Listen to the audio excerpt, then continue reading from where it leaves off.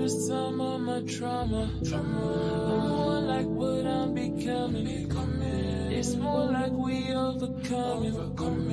Painting a picture so lovely. I'm using all of the colors.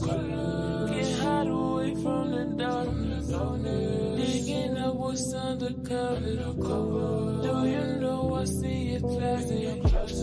All of these struggles, I swear I dispel it. All of this strife, I swear I repel it. All of this poverty, I swear I inherit it. All of this violence, yeah, we repair this. Are we prepared for the rise of an empire? And are we prepared for the fall of a system? Everything we know was a lie.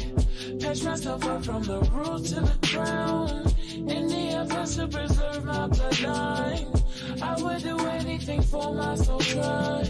Write this shit down on the scribe, inscribing all of the light that I've been manifesting. And now I'm tired of waiting. All this time we wasted, all these sacrifices. Put it down in writing, more than qualified to achieve all I desire. My words the candle, light up the fire. I'm on my way. Nothing can stop me. I'm on my way. Nothing can block me. Open the way so I can rise up. Open the gates so I can prosper.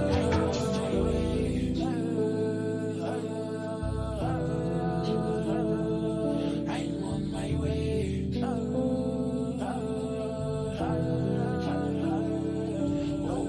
Now I'm tired of waiting. All this time we wasted, all these sacrifices. Put it down in writing. My words the candle, light up the fire.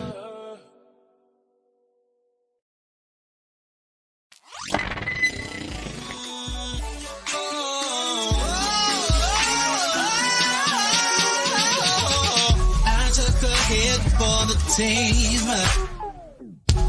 Took a bullet for the dream that we would one day all be free. Free from prejudice, free from sexism, free from bigotry. I die for creativity. Yeah. I die for freedom to be free. I died and left a legacy. Oh, but baby, I still live through technology. Oh, yeah, yeah, yeah. The sun will start shining. What is the pain? And tears the pain. And tears the pain. Just be patient. Your destiny will manifest. Yes, possibilities.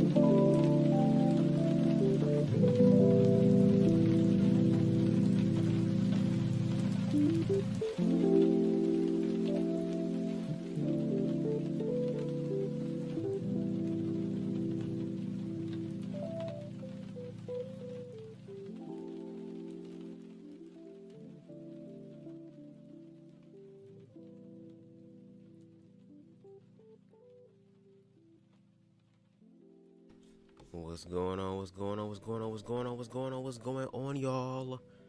I hope everybody is having a wonderful Tuesday afternoon as we transition into the evening.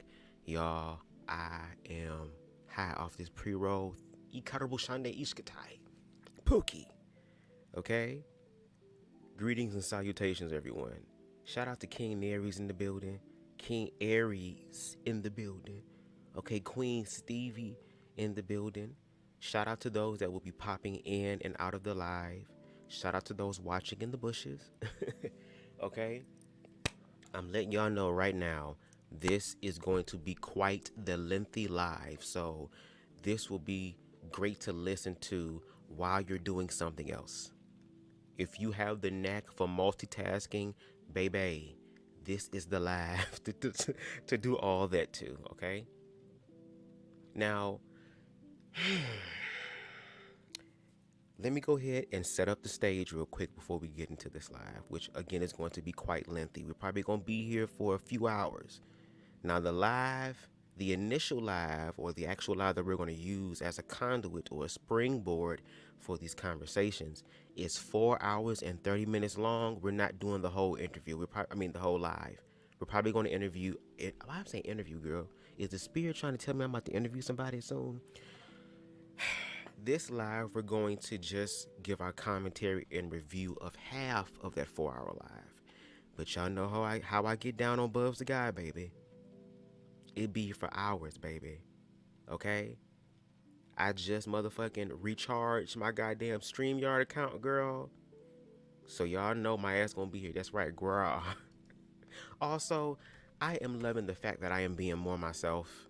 The fact that I feel like I'm actually participating in my community in a more healthier, conscious type of way through the emotions and the energy of love, to where like I have adopted a part of the gay lingo into my actual life, to where I say girl and bitch and stuff like that, because it's a part of our reality. And I feel like that is also one of the ways to help me still be linked in and connected with my community, because we're going to have some difficult conversations in reference to queerness as well. Like, when it comes down to oppression, when it comes down to this shit, it's on all different type of sides, because energetically speaking, spiritually speaking, and again, my opinion is not the opinion of all opinions, but I feel like it does help. Okay, and even if you're willing to critique it or challenge it, I welcome you to that. Just make sure you can. Okay?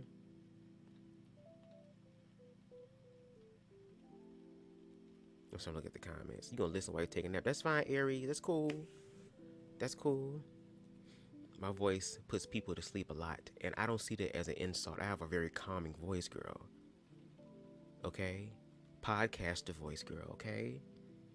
I know opportunities are opening up for me. But anyway, let me move on forward to while we're here. So yesterday I was doing some lawn work, and normally when I do lawn work, I listen to stuff. Like, sometimes it'll be music. Like, for example, I've really been into the Jones Girls music recently, like on repeat. And they're from Detroit. I just love older music, and just the way that they just use their voices. Just, oh my God, it's amazing. So I've been listening to them. But other than that, I would listen to like podcasts or like previous lives. Oh no, you don't. You got a daddy voice. Be quiet. Y'all gonna hear a lot of this old ass chair squeaking and shit, girl. But I was like, you know what? Because again, like, the activism energy in me is rising. It's rising, and I feel like I have to pay it forward for those coming after me. I have to put in my work and do what I need to do to help make sure that the hope and the dream of the slave, or the hope and the dream of the oppressed people, will actually manifest to where we can actually experience freedom collectively. And so many others have died believing it for me. It's imperative for me to do that. That's just me. But anyway, I was like, let me listen to you know, this old live, because that is the live that actually introduced me to Lance Scurv, which was the Homos and Hotep conversation. There's a YouTuber by the name of Conscious TV who is absolutely motherfucking dope. The nigga is the motherfucking GOAT, girl. This nigga is Christ incarnate, girl. Came through, girl, with a feminine sway, bitch, to come teach all nations, girl. Where he was invited on Lance Scurv's platform, and at the beginning of the video, which you're not going to see the video, you're going to hear it, okay? Because I'm trying to be a little bit smarter now, because motherfuckers striking channels and shit, and I got to make sure to do my disclaimer, which I will before we do the video. But he was invited onto Lance Scurv's platform, and this is 5 years ago, mind you. And they were having the conversation in reference to queerness and blackness, and how in the beginning Lance seemed to be very open-minded. He had Paris is Burning playing in the background. He was speaking about one of his experiences with someone who is queer in reference to knowing him or something. So in my head, I'm thinking, okay, you know, this guy has a very big platform. Maybe he's going to use this platform as the actual bridge, like to actually be objective. To be objective. To be objective. And it gave the illusion that that was the case. But then, girl, he let the callers on, and the callers kind of took over the goddamn show. You got motherfuckers named Black Lion and shit. Y'all can't honor trans women and trans men, but you got motherfuckers calling you Black Lion. So you trans animal. So it's easy for your ass to be identified as a trans animal. Girl, it just be a lot of bullshit. But, and unfortunately, Queen Stevie, that's always what it's been like, unfortunately. That's why LGBT people, like queer people, are getting upset, because it's like,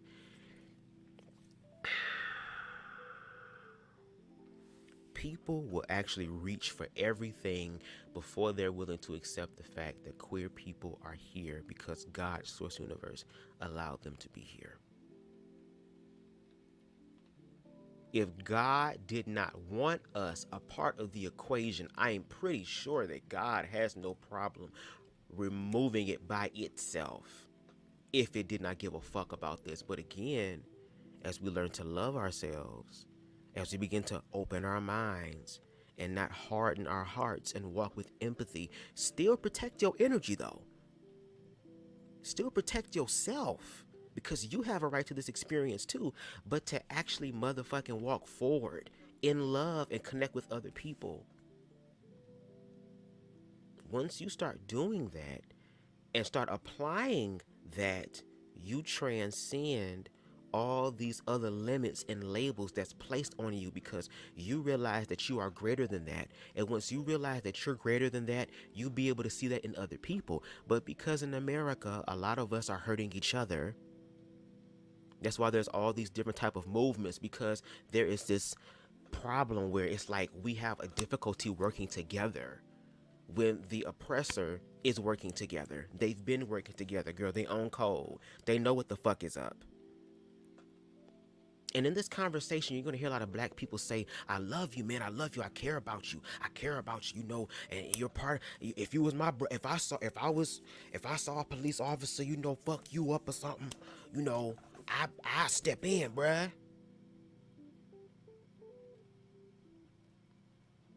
But then, girl, when you look at individuals like, I forgot their name. It was a trans man that was murdered by police a few years ago. When that happened, did none of these niggas who talk about black love and self-love and blackness and all this melanin and goddamn Afro sheen and fucking soul glow and goddamn crooklyn ass energy, girl, did none of them hashtag this trans man's name or stood up or made a live about this trans man? Of course not, girl.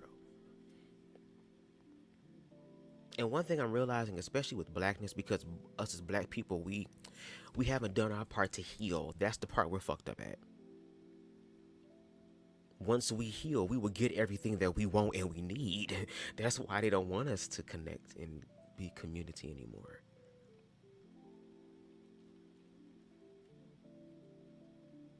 It's going to be a lot of hypocritical energy here. a lot of deflecting here to put it back on LGBT people that they're the problem, when LGBT people for the longest time had to bear the burden of proof.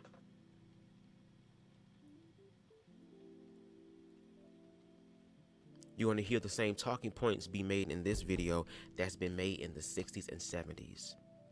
And some of them going to throw some Lowry seasoning salt. Some of them is going to throw some goddamn Zatarans. Some of them is going to nigger rig this shit. Auntie-fee this shit to make it seem like it's good.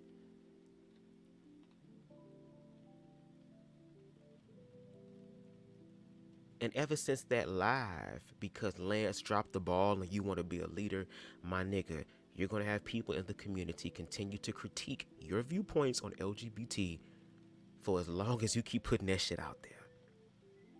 This is not, and I want to be clear on this. Let me be clear from the leprechaun's mouth, girl. So you ain't got to do no mental gymnastics. You ain't got to worry about shit.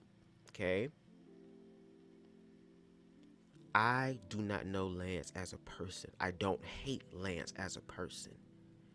I don't even get views off of talking about his ass, but he watched though. And that be the gag, girl. A lot of people don't watch, but the right ones be watching. I know what the fuck I'm talking about, girl. But you gotta realize that there are all type of people within the black community. And what y'all not gonna do is continue to dispel bullshit and try to be covert with the bullshit. Because like I was saying earlier, yes, as black people, we haven't healed. So a lot of times we can project our pain onto other people, including our own.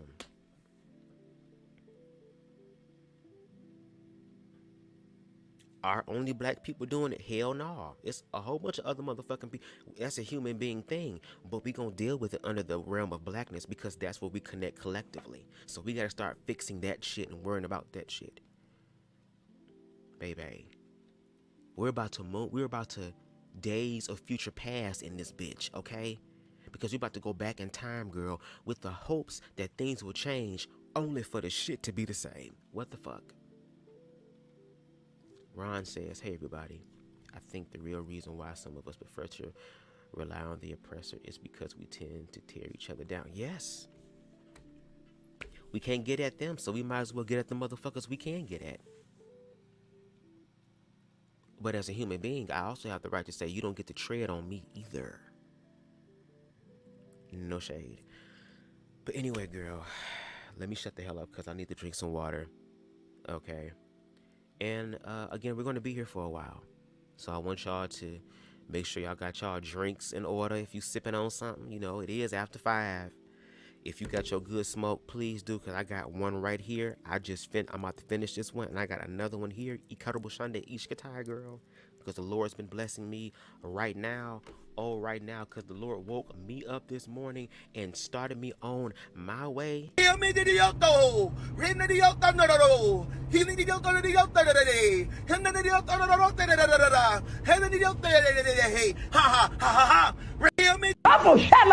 the name of Jesus, you be made whole by the power of God. Hey, hey, hey. Woo! Hey, hey, hey.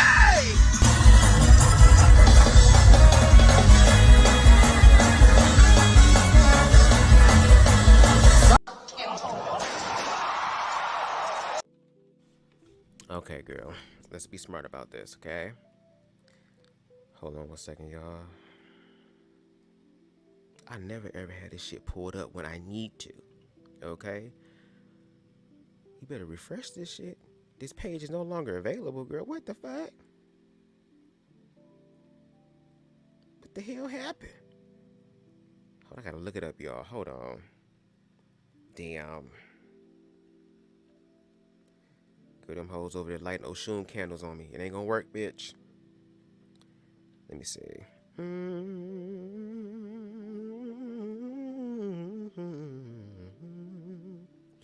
Disclaimer. Copyright Act. Girl, they on some bullshit. They trying to remove this shit. They trying to censor, girl. No. There we go. Yes. Copyright disclaimer under Section 107 of the Copyright Act 1976, allowance is made for fair use, okay? For purposes such as criticism, we definitely going to give that. Comment, news reporting, girl, we gonna have all type of shit. Teaching, yes, hell yeah, because it's funny that heterosexual people can tell queer people, can't even talk, bitch. Andrew trying to jump on, girl. Drink this water. Heterosexual people are trying to teach queer people how to be queer and what queer is, girl.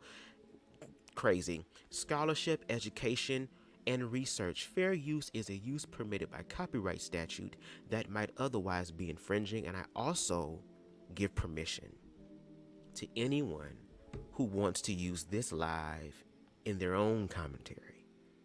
Because, girl, not only do I give it, I can take it. I'm versed when it comes to this type of shit. Now, in other areas, girl, it's just straight up what it is. But in this type of shit, it's verse, okay? Let's get into the video. Welcome to another episode of the Scurv Show. Today, we are going to go places that many people haven't. They're afraid to go. On today's show title, Homos and Hoteps. Can the pro-black community and the LGBT community ever unite?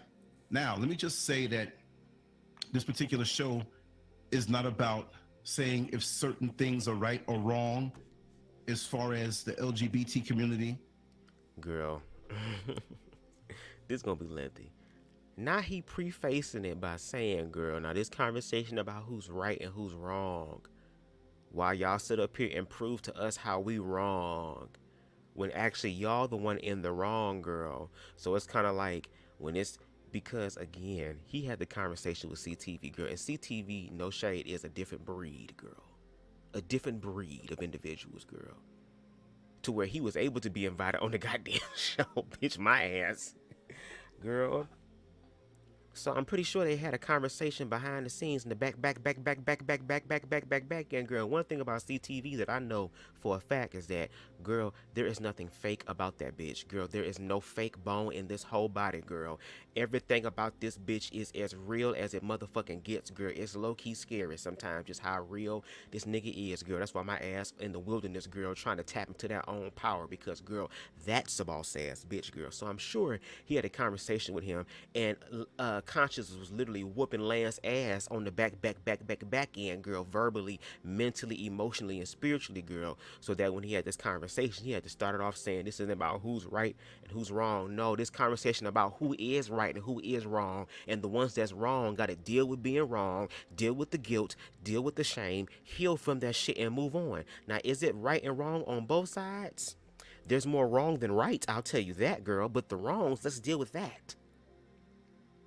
Okay? And I want y'all to sound off in the comment sections and let me know your thoughts and your feelings and your opinions from all sides.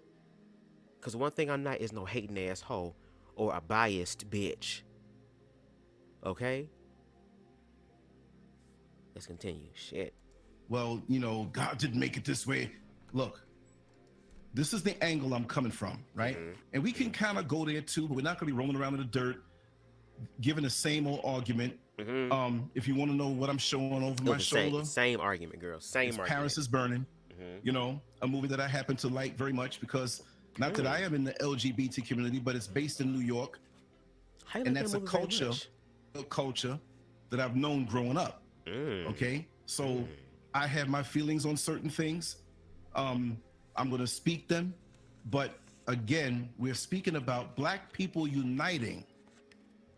Because I feel that too many of us are separated in the first place, right? And I think it's to someone else's advantage that we are not united. Of course. Okay? It doesn't mean that everybody's going to agree immediately, right? But we need to find a way to agree immediately, because we want white people to get it immediately. We want them to motherfucking change immediately. Y'all be killing me. Yeah, this is going to be a long live, y'all. And I'm going to let it all motherfucking out, bitch. Fuck it. Fuck it. Fuck it, girl. Fuck it. We gonna show motherfuckers what playing in faces look like, girl.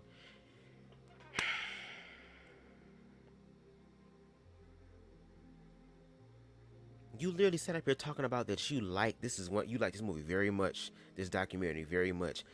Obviously, you must not have been listening to what was going on in the documentary and how those people had to survive and create some sort of subculture within living in a culture that does not care about them.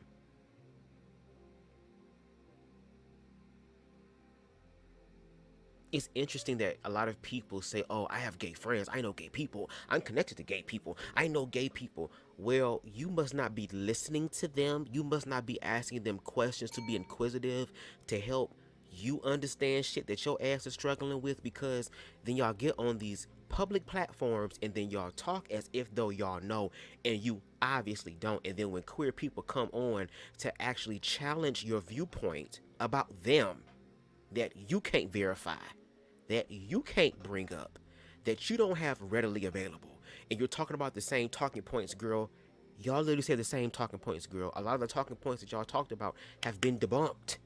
It has been debunked. In the words of B. Slade, girl, why are we having the same discussions? Why are we talking about the same shit? And if you watch the documentary and you have immersed yourself into queerness to where you can have a strong foundational understanding about it, you don't know none of the lingo to show that you do. Like, girl, if this is what allyship or what love looks like, girl, what the fuck does hate look like? God damn, girl. But this is like a sit down between mafia families, like in the old mobster movies, right? This is a sit down. We're not going to come to a conclusion. And then on top of that, you talk about mafias, girl. Where is the black gay mafia? There's a black mafia family, but where is the gay black mafia? Where is the motherfucking GBM? Where is all these hood ass, trap ass, just openly gay ass men that's going around, girl, with iced out Glocks, bitch, and motherfucking stilettos and pumps in the club, girl, on the block, with a motherfucking pink Draco talking about bam, pew, pew, pew, pew, pew. Girl, where are they at? Like, we talking about blackness. That's why it's like, girl, y'all don't even pay attention. Y'all trying to see the white person, what the white person's doing, and the white. And let's deal with that. If homosexuality, if queerness is a poison that is just so it's just so goddamn potent, bitch. Make fentanyl look like motherfucking Pepto-Bismol, girl.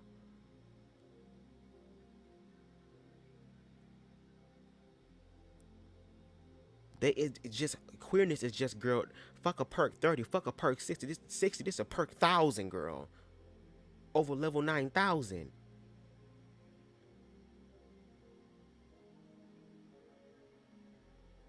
If it's that goddamn potent, girl, to just destroy families and communities, then why are there white queer people? Wouldn't that be the main thing to be to not get high off of your own supply or to drink the poison that you're giving to someone else? So why would they? Y'all be talking about, oh, if everybody become homosexual, then the black race will be erased and all this shit. But if white people been doing it and you saying it's a European thing, then why haven't their numbers died down like y'all said it was gonna do for us? Again, it's the deflecting for me. It's the, oh girl, let's obscure the mirror for me. Because again, as a black person who understands the black struggle, girl, that's why the awareness is important, girl. Because I think people tend to forget that we're also still black. I don't know. I think they believe that because we're queer, our blackness is like, when it comes down to white people, that our blackness is just like, oh, it's overridden. What? I'm still black. It's not gonna stop me from experiencing motherfucking racism, just like a person, like a motherfucking what's that individual name that I would said I would fuck, girl? What's his name, girl? Christian Walker, girl. I can be like that type of motherfucker. Just, oh my God, and yes, and just take on the whole Karen persona. The cops ain't gonna give a fuck.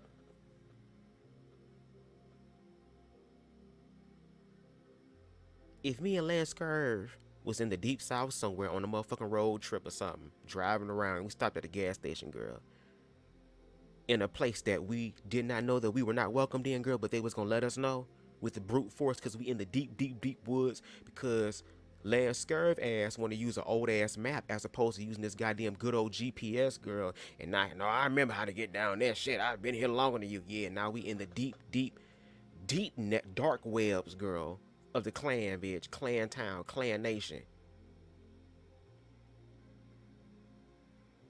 And we stop at a gas station to get gas, girl, and they start looking at us. They're not gonna ask us, okay, which one of y'all is the straight one, and let the gay one go, girl, because you know he can't procreate. No, girl, we both gonna be Christmas ornaments for the 4th of July, girl. They're gonna be lighting all type of fireworks, making all type of goddamn bitter ass lemonade, girl, crunchy ass green bean casseroles, girl, dry ass flavorless ass chicken and shit. I can never go to Flavor Town. Picnicking for your ass as you swing on the tree like a strange fruit. You talking about division? Nigga, y'all dividing us. Y'all pushing us away. Y'all trying to exclude us from that. When in actuality, when it comes down to queerness, quote unquote, winning and getting all these rights, that's white queerness, girl. Again, we are still niggas in the system, girl. And we're even less desirable than our heterosexual peers.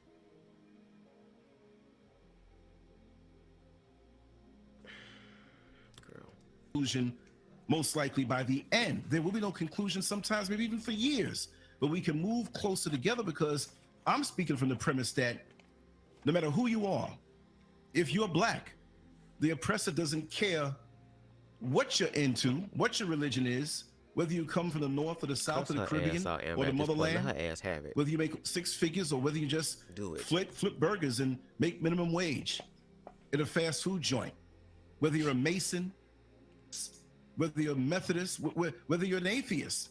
All right, y'all. When your back is turned, I'm gonna just let him rock because he's not really gonna say shit, girl. No shade. It's right? Like we missing nothing. To kill you because of the packaging, the melanin. But again, let me know y'all comments. I'll be back in like a few minutes. Still listen to him because me and Lance we know how to talk, girl. We know how to talk, girl. We don't now. I don't do no filibustering, girl, because everything I say has meaning and purpose, girl, and it's funny. I don't filibuster, bitch. And again, I'm never long-winded hoe. I give educated and nuanced responses, girl. There's a difference. Some people graduated ICDC college, and good for them. No shade. No shade, girl. You did it. But some people can access higher levels of education, girl. No shade. No shade, girl. Not saying you can't. I'm just saying I can. Not saying you cannot. I'm just saying that I can. Okay? So I'll be right back, and y'all listen to Lance try to set up this weak-ass foundation that he is trying to bridge the gap with the LGBT community.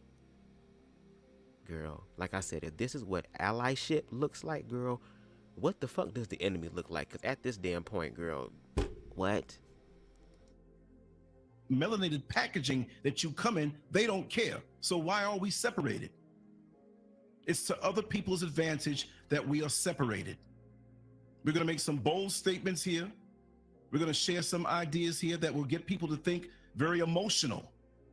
Look, this is a very emotional, sometimes situation. But like that doctor that's operating on a loved one, he has to go in and operate with surgical precision with no emotion. And you're on the side as a loved one freaking out, but that's okay, because that's what you do.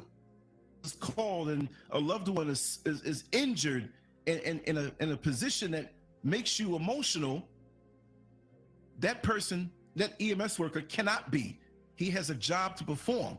So tonight we have a task and a job to perform. It's going to be very entertaining. It's going to be very insightful, and it's going to make you think. And I can't cut my brother and sisters off who may be in the LGBT community. Yes, when I grew up in New York City, I used to say things. I used to think things, not straight up hate, but just sometimes ignorant things. But I went to a high school, the High School of Art and Design on the east side of Manhattan, 57th Street and 2nd Avenue. And guess what was in there predominantly? So it's not like I'm not exposed and don't know, but we as a community have to come together, because if you go up to Flint, Michigan, it didn't say, well, the water's going to be poisoned and messed up just for straight people. Gay people got it. There are people who are gay that we don't know are gay, that are in the LGBT community, that might be a heart specialist that's going to operate on your loved one, that might be the best heart specialist out there. What you going to say? Let them die because they're gay? No, and I'm not. And I do feel that there's also an agenda out here, but not in the way that most people take it. I don't feel that everybody in the LGBT community has a card that it's an agenda. But I think that the oppressor of us all, it's to his advantage to take away black manhood. You show gay men on the screen who are effeminate. Well, show some who are masculine also. Show some who are about the black family also.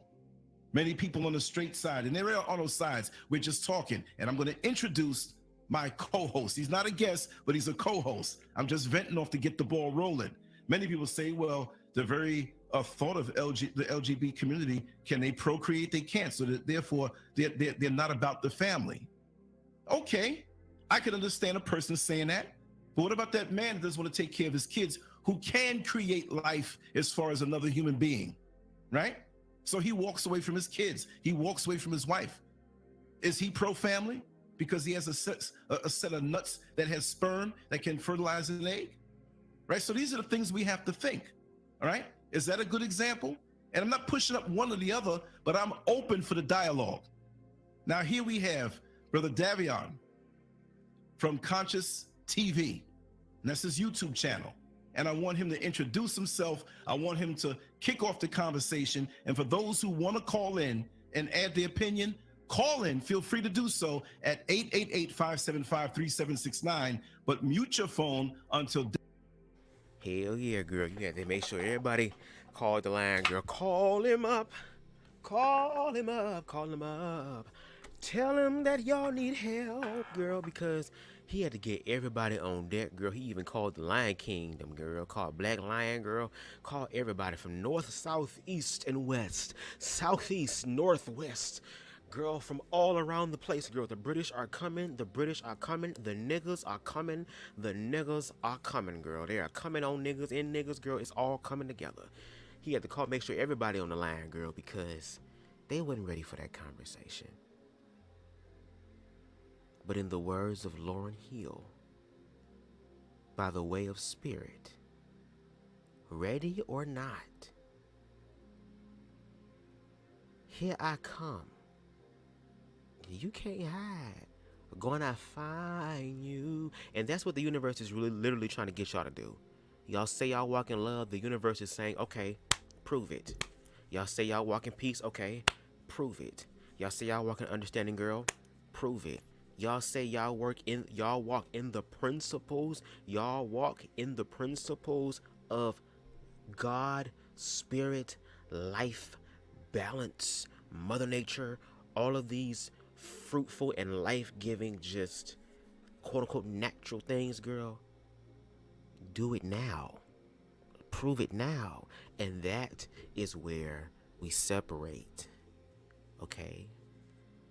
The motherfucking Reggie weed from that good motherfucking Kush.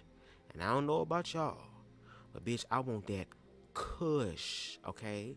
I want that sticky icky ooh wee ooh chi wally wally ooh chi bang bang, okay? Girl, give it to me.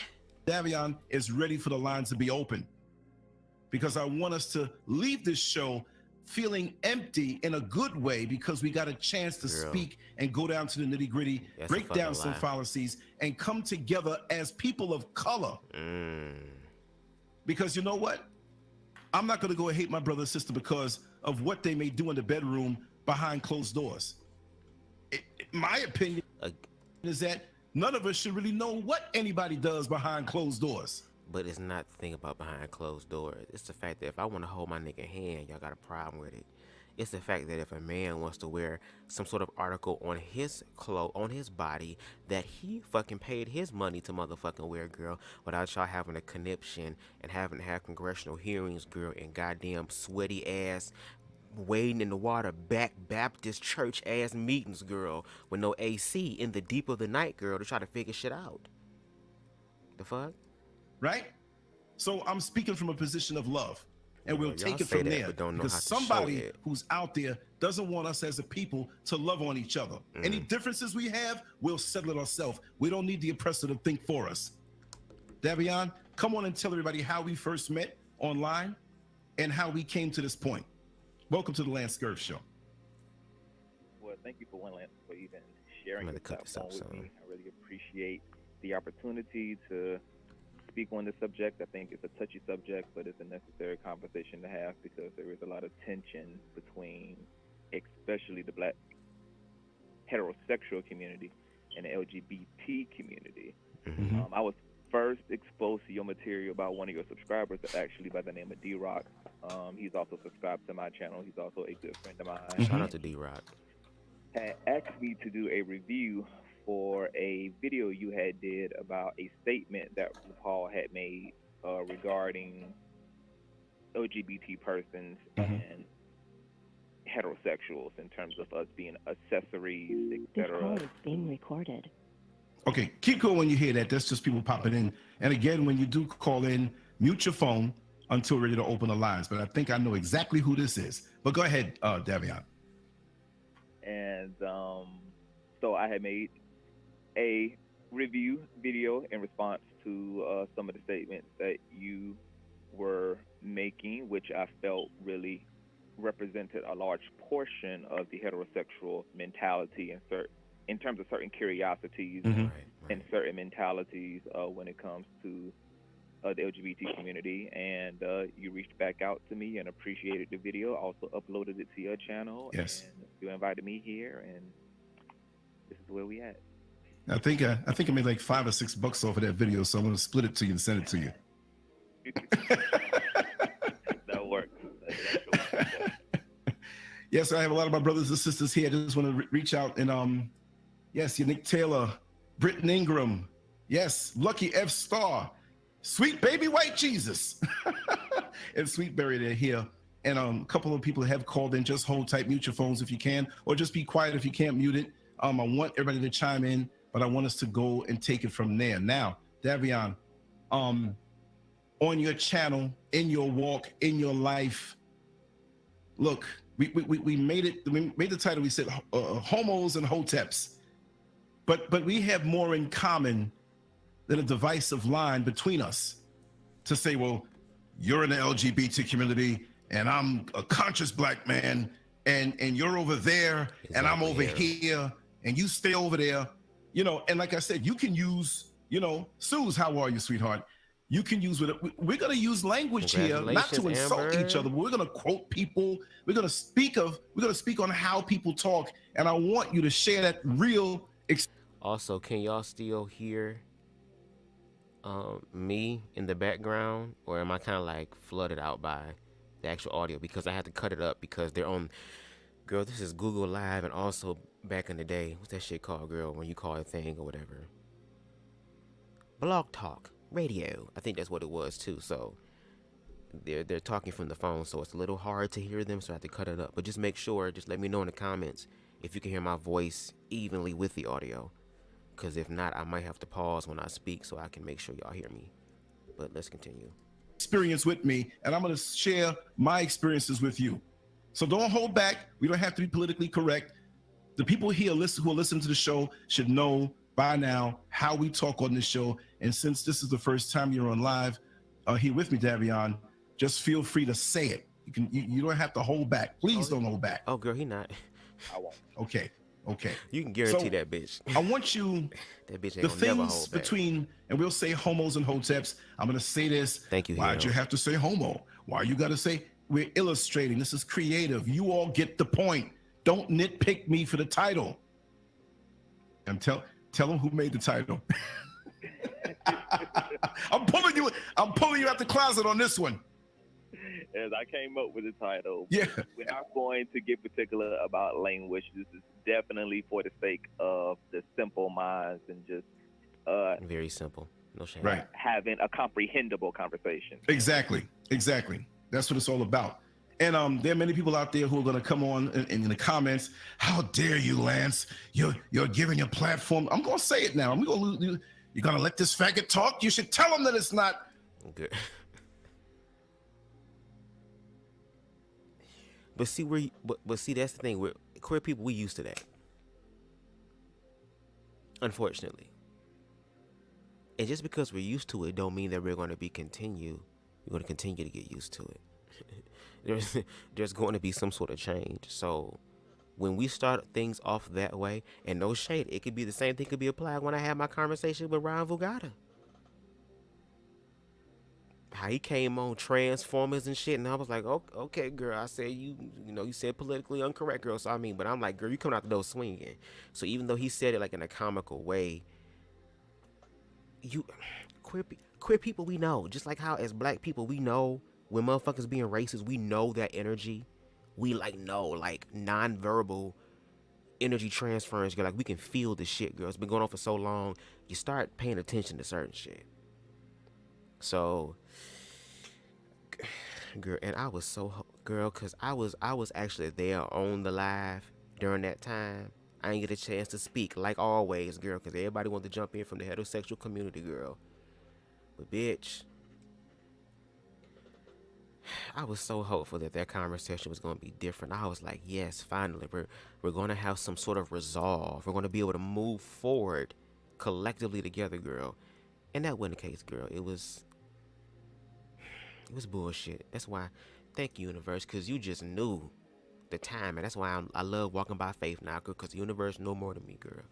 Bitch, and I got these pre-rolls, girl, because I'm going to need it for this one, Lord. I'm going to be here for a while, Jesus. Okay, I'm talking to the black Jesus that smell like shea cocoa butter, bitch. And Cantu butter, bitch.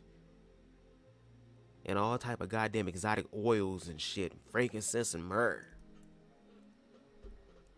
Let's continue.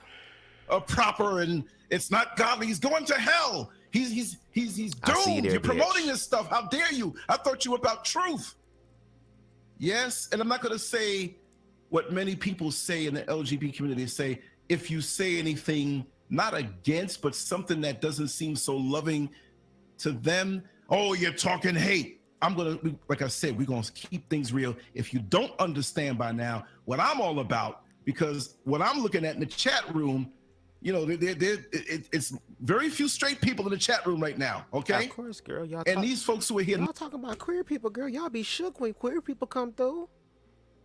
It's like y'all want to have conversations about queerness, but don't know queer people come around, girl. If that's the case, do that shit on your own platform. He got Scurv.com. I'm pretty sure he done said some things about me. Probably went the fuck in, didn't have to give a fuck, girl. Let it all out, girl. Just use the rest of whatever goddamn hair follicles he have on the top of his goddamn head, girl. Exuding that energy, girl, into just saying all that stuff, girl. But it's like, if y'all have the truth, wouldn't you want the homosexuals in the building? Would you want them to come to you? To learn, to understand, to be better, to help them, since y'all are in possession of the truth. And the queers don't even have enough awareness to rightly decide and decipher this shit. But when the time comes for y'all to prove that, y'all fail in application, because in the words of Stevie, y'all are talking out of hate. People fear what they do not understand, and if they don't deal with that fear, they will learn to hate it. And that is exactly what is being done to black queerness. And I'm going to keep it on black because this is an in-house conversation.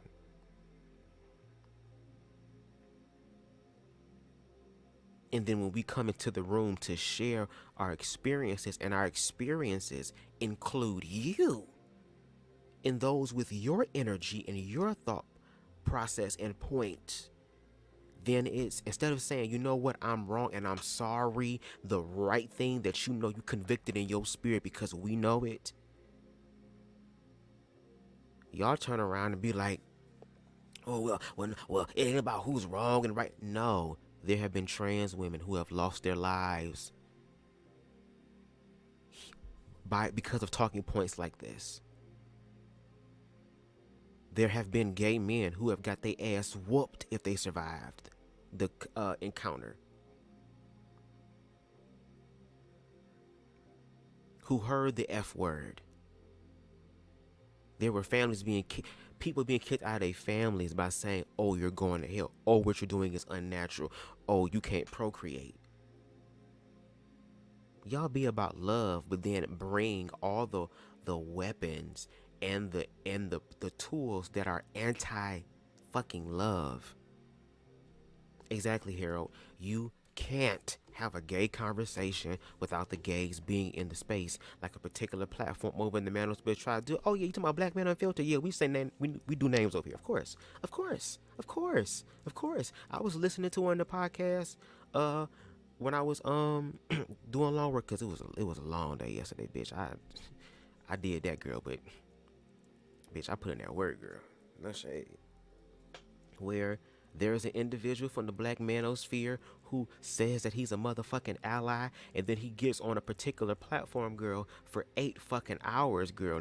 Well, he came on later, but like 6 fucking hours, girl, trying to prove that he's an ally, and is arguing down LGBT people's experiences because they trying to get you to understand that your mindset, the way you think, is problematic. It's problematic, and you see the problematic stuff, and instead of y'all who's supposed to be stoic, who I'm in control of my emotions, I am the master of my destiny, I'm all these things, girl, and fail in application. Do y'all niggas need some Hims pills prescription, girl? Do y'all need to call 1-800-therapist, girl? Because they do therapy by webcam and iPhone and FaceTime now, girl. Do y'all need some help, girl?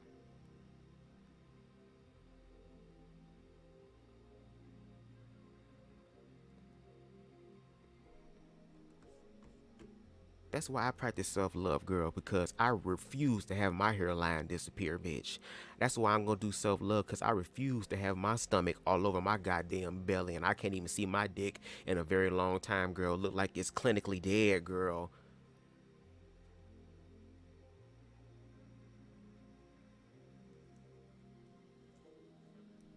Bitch. Know me and they love me, and I love them right back. You understand? So I'm not coming on hating nobody. Bring them motherfuckers and I do dislike that when some will come with that. And you know what where it's coming from lots of times? Where? It's coming from many who are not people of color. They want to shut you down by saying you're speaking hate. Now, there are some who do. I understand that. And you be that sometimes.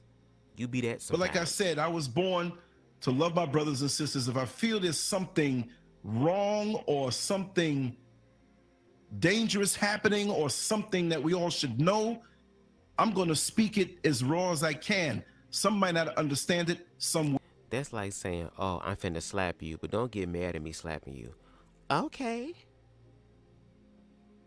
Well, we can play that game as long as you don't get mad that I slap your ass back. Well, when you do that, that's being decisive. That's being, you can't fight fire with fire. You know what I'm saying? 2 wrongs don't make a right, but a negative times a negative equals what? I'm looking at this shit in a mathematical sense. Isn't that part of being masculine? A negative times a negative equals a positive. And even in the scripture, in reference to the Bible, Christ said, do unto others as you want them to do unto you. Why are we lacking in that department?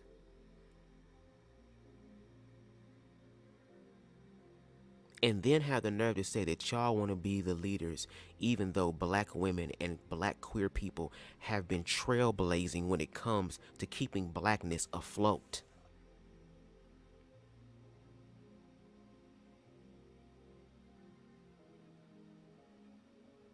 the universe that is above all this shit, Mother Nature, is trying to get her cis male people expressions, some of them, to sit the fuck down and heal. Because once you heal, you will become even more powerful than what you believe you are now.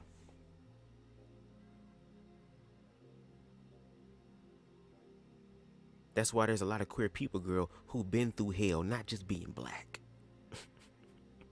but being black and being queer, and fucking made it. T.S. Madison, y'all can see her at the bottom left of the screen.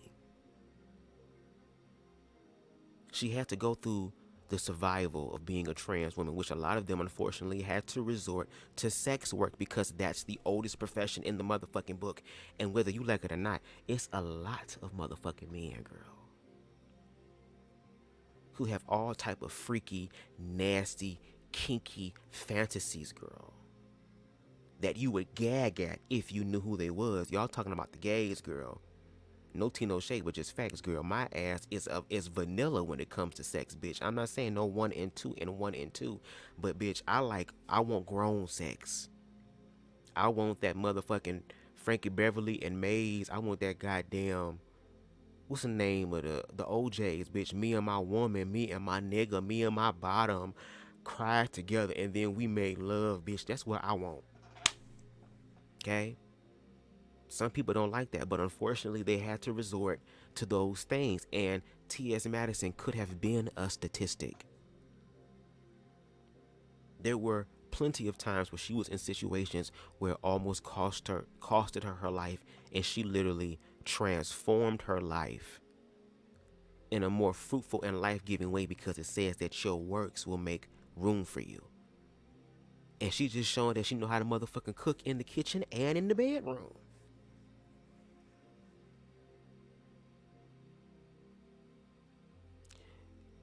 Y'all gonna stop saying that y'all allies and that y'all care and that y'all love, and then y'all don't show it. Because we gonna let you know when you wrong. And you dealing with a motherfucker that's learning to critique himself. Just like Eminem did on 8 Mile, girl. How can you talk about me when I put my shit out there? It don't stop you from you getting your shit exposed. It doesn't delay the process, girl. If anything, it expedited it, girl. Because instead of just dealing with the fact right in your motherfucking face, y'all would rather go the fuck ahead and continue to deflect y'all bullshit. That's why they're afraid to have conversation, because, baby, CTV traumatized Lance Scurv, girl. When a nigga walking with such boss-ass energy, girl, it can be traumatizing. Understand? I understand, girl. Because he walking such a level of truth, girl. And now that my ass has been doing commentary, girl, and I do watch his content. I don't watch all of his content. I watch the content when it comes down to queerness, because I agree with everything else that he's saying about blackness. Like, I want blackness to thrive, girl, but the intersection of queerness has to thrive too. So that's where I'm going to pay attention to your shit at. And he does his rooftop perspectives from time to time, which they are very inspirational. But when I started doing the commentary on him kind of heavy, I was watching it, and he was saying things like, oh, well, some of the things that's being said, it did make me think. But I was like, no, I can't. Hell yeah, girl, because you had a flashback to this particular live, girl. And was like, no, I can't do that again. Let's take it over to the black manosphere with, and I'm going to say names, girl, no shade. Because I'm a leprechaun. That means I don't give a fuck no more, girl. I have the long rainbow and the motherfucking pot of gold and your Lucky Charms. Okay, magically delicious. Over on Black Men Unfiltered, there are 3 individuals over there. We're really 4. We're really 5, but 3 of them are men that I appreciate over there. Mandrell is one. Mr. Bennett, I appreciate him. And there's another individual who is a doctor who came over to the queer side of YouTube and decided to engage in conversations to learn, not to combat, but to learn, to try to understand, to actually be empathetic, and to tap into humanity. And those, especially Mandrell, the men over on Black Men Unfiltered were making fun of Mandrell, dragging Mandrell. Literally was asking Mandrell when they had CTV over on his platform, oh, you guys were going too easy on them. Oh my God, like, oh my God, are you gay, Mandrell? Are you? And it'd be like, girl, do you see how toxic this shit is? But then when you bring the issue of race into it, and we use that same analogy, but then we change it up to make it a little bit more personal, a little bit more relatable, girl. And talk about racism, how during the Underground Railroad, girl, and even to this day, there have been some white people who have used their privilege and put their privilege on the line because they understand that they even sacrifice their label of whiteness and all of the protection that comes with that complexion. Shout out to Paul Mooney, rest in power, King.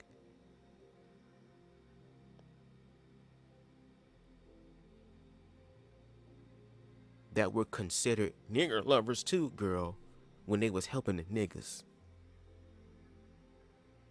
That's why I say, fuck allyship. We need accomplices. Because allyship to me is kind of like riding the fence. You don't mind being an ally in these spaces to prove that these people that you're really doing it, that you care about them. But when you're in the actual spaces that fucking matter, the spaces where we are not allowed or have the privilege to be allowed in. Like when you around your racist ass grandma during Thanksgiving and she starts spouting her bullshit. Or just like you around your motherfucking drunk ass granddaddy or your drunk ass mama, girl, who just decided that she was just sick and tired of niggas, sick and tired of homosexuals, just all these just all that stuff, girl. It comes for you to finally insert yourself at that time to be like, hold up, wait a minute, wait, whoa. Hold on, grandma, mama, meemaw. Hold on, granddad, dad, stepdad, step pepper. Hold on, my pep. What do you mean by that? No, that's not right. That's not right. Let me tell you why it's not right, granddad. Y'all not doing that. And then want to get on and it becomes so cringy when you have people who don't even see how they're hurting people. It'd be like, are you talking about us being mentally ill? Do you need to go talk to the therapist too? Do you need to go to hymns.com too for men? And figure out what's going on in your cerebral cortex? The fuck? Like, okay, good, let me shut up. But talk to me about your life as much as you want to reveal and your walk and some of the points that you want to bring out more so and make people understand where you're coming from. Okay. Go ahead. I'm not gonna cut you off no more. Okay, great. Shut up. Well, I am a 31-year-old Black same gender loving man. I've always known that I was sexually attracted exclusively to other men. That's been with me as far as I can remember. Almost before I even learned language, I could just feel a certain magnetism or attraction to the same sex that wasn't there to the opposite sex. Growing up, I was not around any homosexuals. I was born in 1985, so homosexuality was not rampant the way that it is now in terms of representation. You didn't see lots of homosexuals. There wasn't a lot of homosexuality in the media, in the art, in music, and so it was still very much so a taboo subject. And my parents didn't hang around or associate with any LGBT persons either.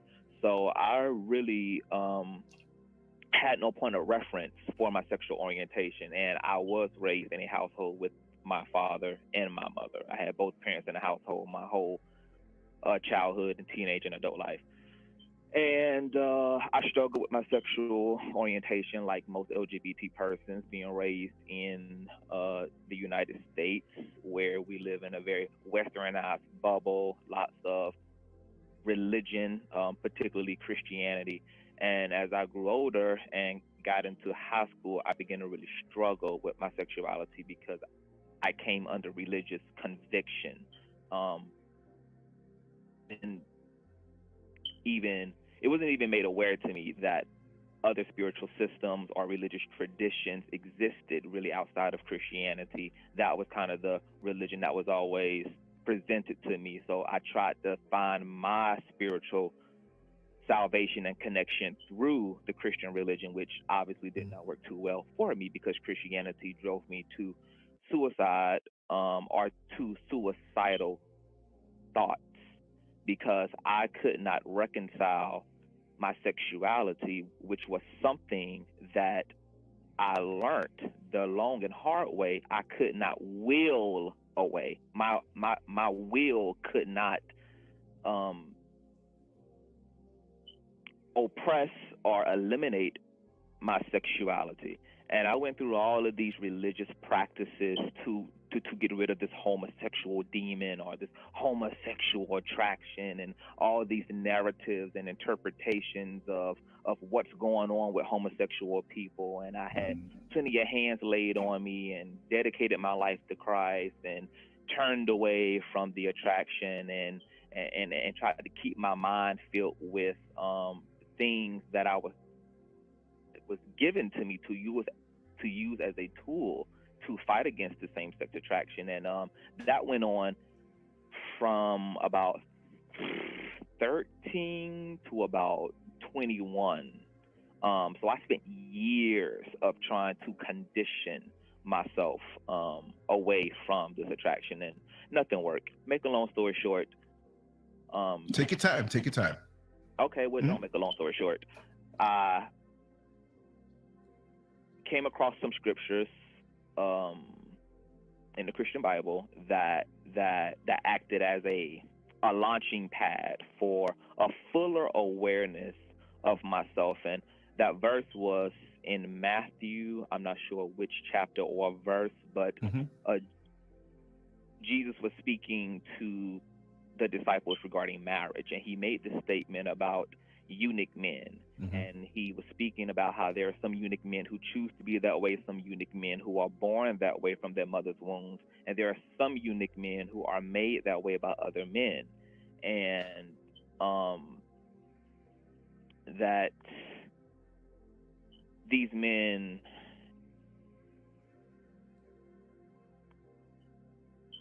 the verse is kind of so vague to me now because I'm so far away from Christianity. Right. No, but to the point, the gist of it, you don't have to go verbatim. Okay. But no, we can, because you know what? When people listen to this in the comment section, they will come up with the exact scripture and probably copy and paste it. Right. And I would suggest that when, that they do that when this is uploaded as a video on YouTube. Got it. So Christ was speaking about these men, and essentially, I learned a lot of things about what eunuch men were and what their relationship was to the community, etc. And then that began to kind of help me understand that there was a wider lens in which I believe God was dealing with humanity and certainly dealing with human sexuality. And then eventually my spirituality grew because I also was having a lot of mystifying experiences growing up that eventually drew me into Buddhism and more kind of ambiguous spiritual practices, and eventually led to a full-on liberation. Oh, we're going to speak on that because I was just going to say that same point after he shares his experience about how he was able to find freedom or a signpost to the freedom. Because all these books are nothing but signposts. They always point back into ourselves. So he took that scripture in a sense that resonated with his spirit and his soul and decided to, again, apply that, which is why he was able to transcend a lot of the labels that are placed on queer people to limit them. And how a lot of us as queer people have been limiting ourselves for so long. But that particular scripture was like like a light bulb kind of blinked on. Blinked on for a few seconds. Like, wow, okay, there's something. So, and how he shares that, and again, how it goes in one and out the other, because now this live is not about learning and understanding. It's about, I'm gonna wait till this homosexual done saying what he gotta say, because, you know, I want to give the illusion that I'm being respectful and being nice. But once he's done, I'm gonna let his ass have it. Okay. Within my sexuality, within my existence, within my state as a man, as a soul, as something that was eternal. And that just took me all the way over the edge. And so now I stand very comfortably and confident in my blackness, in my gayness, in my 5'10-ness, in every inch and fiber in which God has created me to be. I am growing to be comfortable in my skin and learning to be more concerned with my character and my integrity than the way that I experience love and the way that I receive love. Wow. Did you read that? Did you write that down and read it back? I mean, man, you need your own show, man. And that's why that nigga 40 something K strong, bitch, girl. Okay, that's called the spirit, girl. That's what my ass learning to tap into. For real. Like I said, we're going to continue back and forth between us and everybody else who wants a mutual phone. So we're going to let you on in soon. I just want to build this crescendo up so that we have something to really go in on, and then we'll all be talking together. And again, that number is 888-575-3769, the Lance Scurv Show. Clearing call Guest out. is Davion, Put that clearing, whatever it's called out, girl. And Homos and Hoteps with a pro-black a movement. A bitch might dress like a Power Ranger, but I need help. I need help from the gate. Ever unite with the LGBT community. You can say community. Yeah, you know, okay, so, and I'm saying from your side, we're two black men. Right. There is no different sides here. We're two human beings. There's no different sides here. You know, I might like to eat certain foods. You might like to eat certain foods. We might like to eat some of the same foods, right? Yeah. You know? But ain't nobody getting stumped out over the food that they eat, unless it's just a bunch of hungry, big fat bitches, girl, that just want to fight. But ain't nobody, girl, that analogy is so weak. And again, that was not the energy that is going to be showcased on the phone. Because once again, Lance had the ability to kind of just moonwalk his ass into the background and be the goddamn great and powerful eyes, girl, knowing that your bald head ass is behind the fucking curtain, girl, and allow all these goddamn flying monkeys to come about, girl, and try to fuck with the goddamn straw man and the goddamn tin man and goddamn, what's the name with the shoes, girl, and the motherfucking little small ass dog that I don't like, because I can't stand small dogs. And the cowardly lion, bitch. If I were the king of the what you say, Artrell? Yeah. I'd go anywhere and everywhere. I was answering something back in the chat room, and I actually did a video about my experience at the gay ball in '88 when I went with a dear friend of mine who lived across the street from me named Emma Bell, who was in her middle 70s, and she was going to them in a big star, and it was a biological woman, but her facade in the neighborhood was she was an old church lady, but I knew better. I'll tell that story later on. I got a video about that. It is so funny. So it's not like, but look at that, Davion. Here I am on Christopher Street with my father. Christopher Street. Now this is the story he tells all the time about how the origin of LGBTQ queer was introduced to him, girl. It's just, girl, I need to go to Christopher Street, girl. Will my gay powers activate or something when I go there? Because the way he talk about Christopher Street, it'd be like, girl, this is just as gay as it gets, girl. Just nothing but goddamn used Fleet enema bottles, bitch, and condoms and all type of goddamn lube and shit. It smell like sin and penetration when you go over there, girl. Do I need to go there, girl? Is it as bad as you say it is, girl? Is that where all of this stuff is breeding from, girl, when it comes to queer representation, girl, from Christopher Street? What the fuck? Is back in the day in Greenwich Village was like the super gay hub of Greenwich Village. And here I'm at 5 and 6 years old with my father, who had a client because he used to refinish floors. he had a client who there that he would do his floors in a landmark property and had to maintain it a certain way because he was like, you know, top tier with his craft. And so here I am with him like, Daddy, look, that woman has a deep voice. You know, what's going on? You know, Daddy, that man has some big hands, you know? So I was exposed to a lot coming up in New York City. And that's why this movie that's playing here beside me, and this gentleman who you see, or this young lady or gentleman, whatever you call it, he was a brother of one of my buddies who grew up across the street from me. And everybody knows this, so I'm not calling it out in the wrong way. My buddy Robert Rodriguez, his brother Rico, who was showing me tattooing when he moved down, this is his brother right here. So that's my connection to this movie, right? I didn't really know him that well because he was never around in the neighborhood because, you know, that wasn't accepted as much. You know, so he was gone a lot. But right here. So far, it wasn't accepted as much. And this is back in the day. Interesting point you just made there. Yes, a broken clock can be right twice a day. And girl, this is one of them things. Girl.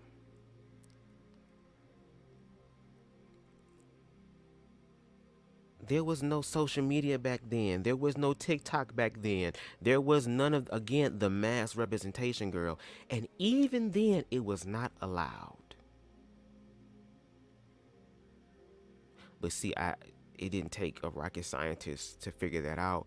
When I do my research, which I wish some of y'all would do, again, in the 60s and the 70s, there was also queer liberation as well, but it didn't mean that people were not homophobic. The fuck? Okay. Yeah, this is him here. So I right? guess it just So that's my disappeared connection now. to Like, that there's movie. no such thing But, as queerness now. I mean, queerphobia now. You know, that being said, oh wow. From your side, like, what are the jacked up things that these Hotep Negroes say? And you don't have to be an ankh wearing, fist pumping, red, black, and green rocking brother, dashiki wearing, you know, Hotep, my brother, to the east type person to be that. You could be conservative, but you're into the whole black empowerment thing. But we titled it this way. What are some of the jacked up things that have been thrown your way because you happen to be gay? Oh, what are some of the jacked up things that they say to you, have done to you, that make you feel isolated? You are a black man, right? And I mean, yes, you feel the things I feel on that level, right? But why do these guys and females, some of them, and I understand they have their beliefs and I have my beliefs, right? But why are they coming at you for that one slice of who you are? And like, what are the things that they would say to you? You know, because I know that many people identify with what you're saying, right? What are the jacked up things that they would say to you or make you feel like you're not part of the black community because you happen to be gay? And I really want to get away from, ultimately, and I'm just sticking this in, that whole LGBT thing. I don't see no alphabet on your head. I see a brother. Again, no, y'all don't. Y'all see a gay brother. You see a lesbian brother. You see a trans brother, sister. You see these things. What are you talking about?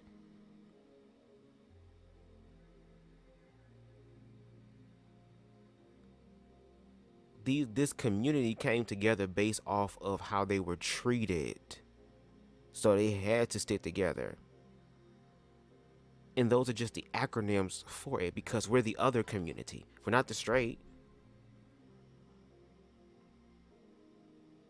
And y'all label us by our sexuality anyway. That's the premise of why y'all have a problem and an issue. Why y'all feel like we need to stay away from kids. Why you feel like we need to go back into it's behind closed door. Y'all are fixated and have been indoctrinated to believe something about LGBTQ people.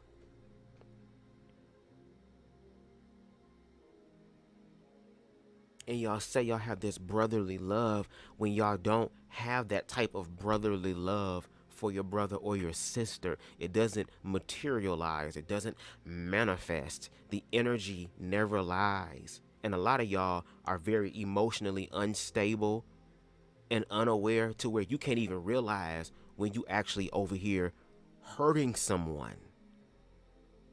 But you automatically have that emotional awareness when racism kicks in, though. Then all of a sudden you get it. And if white people can understand black people and use their privilege to help black people, what's stopping you from having that same exact awareness? Is it because as a black community, we're just tired? We've been through so much shit to where we don't know what to do? Because we're literally destroying blackness within itself. We're literally trying to self-implode. You talking about, oh, well, you're doing what the oppressed... Exactly, and you're playing into it as well because you are all under this idea that there is something completely unnatural about LGBT, even though the universe has allowed us to naturally exist. And that y'all would literally reach, y'all would steal my goddamn ladder, and I'm the leprechaun. Y'all would literally get the ladder and reach for shit that's not even there, before y'all even attempt to acknowledge what is objectively true in your face. Again, with Black Men Unfiltered, there's an individual girl who literally sat on a platform for 6 hours trying to tell LGBT people, oh, I hear what you're saying, but something's still wrong with you. I hear what you're saying, but you've been influenced in that way. I mean, I hear what you're saying, and like I say this in love, like it's all really in love, but there's always a but. Ain't no but, girl. Love on them. Try to understand them. Again, you got 2 ears and 1 mouth, so shut the fuck up and listen. Especially when y'all the ones that's ignorant as fuck when it comes to understanding LGBT. Because if we're gonna play this little hostro game, girl, about, oh, we're heterosexual people and we can sit up here and literally control the narrative of queerness, okay then, well, don't get mad when a white person do that, girl. Oh, you niggers are just mad, girl. You don't know what's going on. You be ready to fight. You be ready to burn shit down. You be ready to punch or slap a bitch in the face, girl. But all of a sudden, when it comes down to giving that energy to your own brother and y'all both understand the goddamn struggle, why would you try to make your brother or your sister struggle even fucking more when we all in this bitch struggling? This is the most ignorant, self-defeatist type of mindset that a lot of us have. And it's not even a mindset that we even verified in our own lives.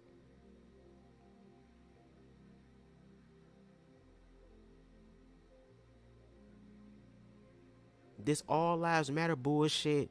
See, even when y'all say all lives matter, it's a lie. Because if it's all lives, okay, well, let's pay attention to the black lives because they need help right now.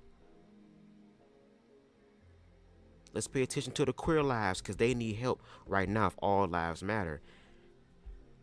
Okay, girl. But when the universe, all lives matter your ass, girl.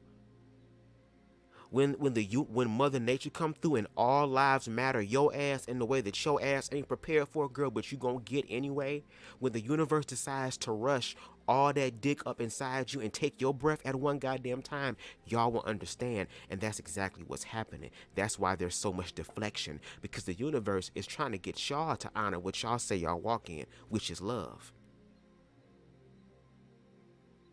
And what does that actually look like, though? Like, that's the thing, girl. A lot of queer people had to learn how to love themselves in order to fucking make it.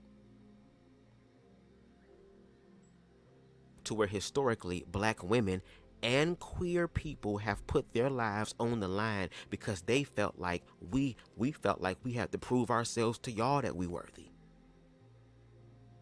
Just for us to get shitted on by y'all. And you wonder why a lot of people say that a lot of cis hetero black men are the white men of the black community. Because the energy is the same and the energy don't discriminate, girl. That energy flows through all of humanity regardless of these fucked out ass labels that we put on ourselves and that we believe about other people.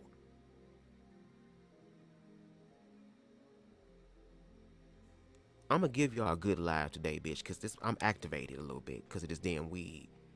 Because this shit was back in 2017, girl. 5 years ago.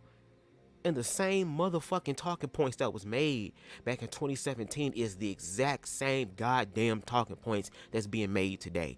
Girl, there has been no evolution. There has been no sort of upgrade. There has been nothing of the sort that has been factual and that has been objective, girl. It is nothing but fear, fear, fear, for fear, fear, fear, for fear, fear, fear, girl.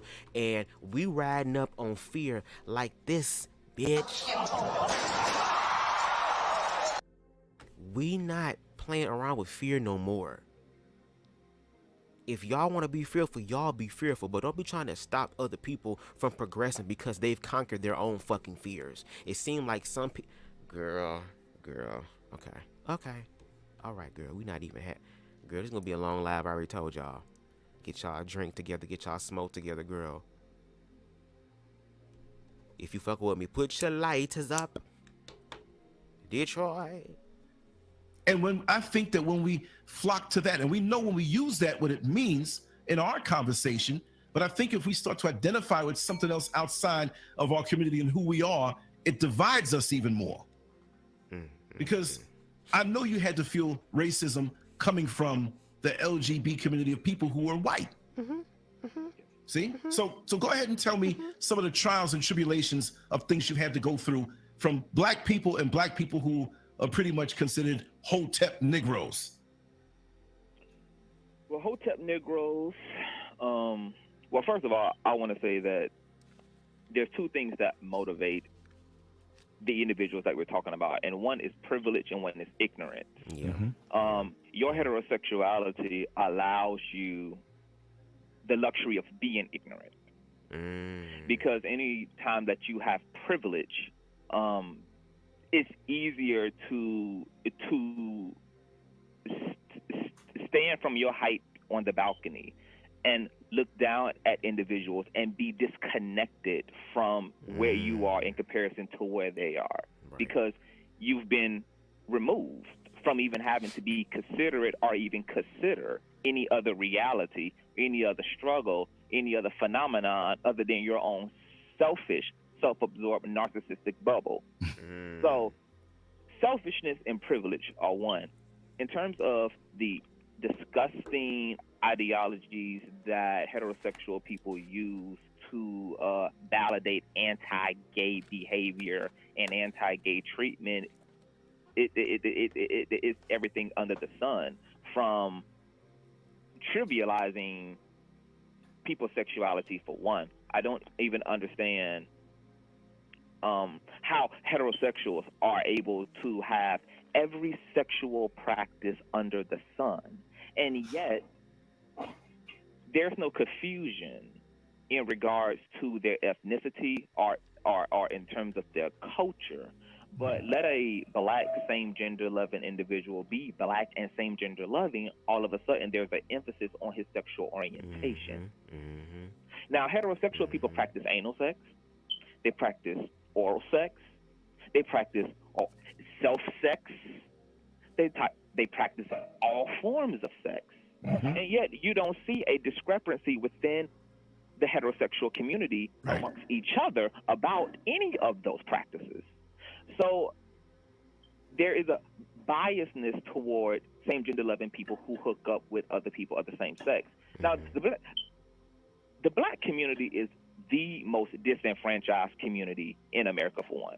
So we're dealing with lots of deep-rooted ignorances about lots of things that black people just don't have the awareness and don't have the comprehension skills yet to even entertain on a mature level. But this is why it's important for us to have these type of conversations so that we can begin to expand that awareness. And you see lots of compartmentalized behavior when it comes to sexuality amongst the black community, for one, because I remember growing up in high school, gay girls always got away with being gay, but gay boys never did. For some reason, heterosexuals are a bit less threatened and intimidated when a woman identifies as lesbian or same-gender loving than when a man identifies. Because that means they can get up in that. And according to a lot of motherfuckers, what's better than having one, too? I get to be in between that. I get to have a fantasy of having two bitches. Do you know how that stokes and strokes a man's ego?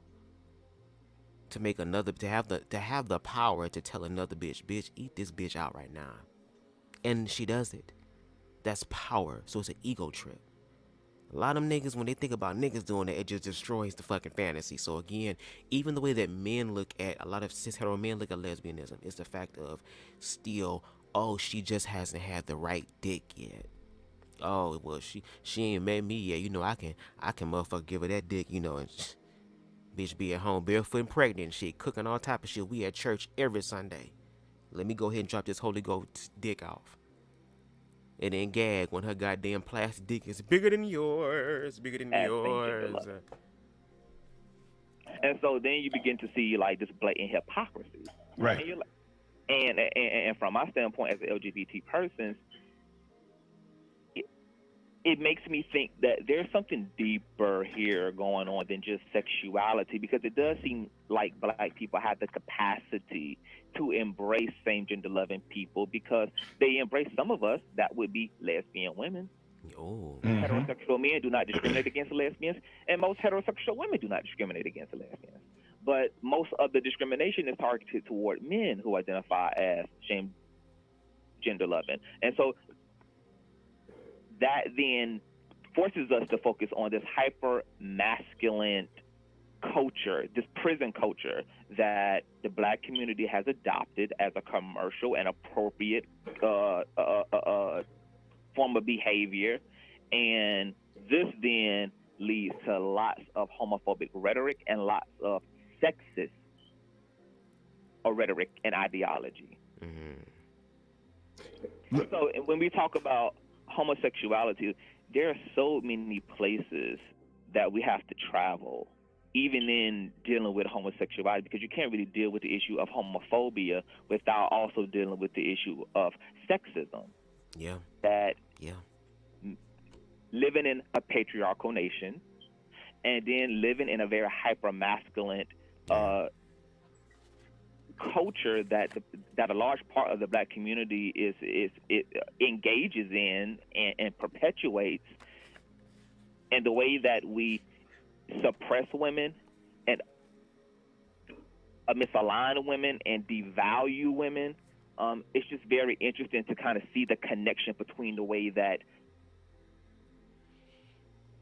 women and we perceive homosexuals.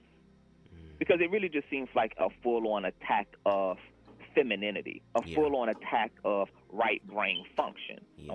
And right brain function is associated with the feminine. Men are typically left-brained, which is masculine in function. Mm-hmm. And women are typically right-brained in terms of femininity. This is why women tend to be more artistic, more intuitive, more virtuous, more receptive and softer, and men tend to be more analytical. Men tend to be more scientific and logical and kind of see things in straight lines, while women are right brain function and people see things in curves, which makes for a more expanded worldview and makes for a wider ranging capacity to be of a higher consciousness. Right.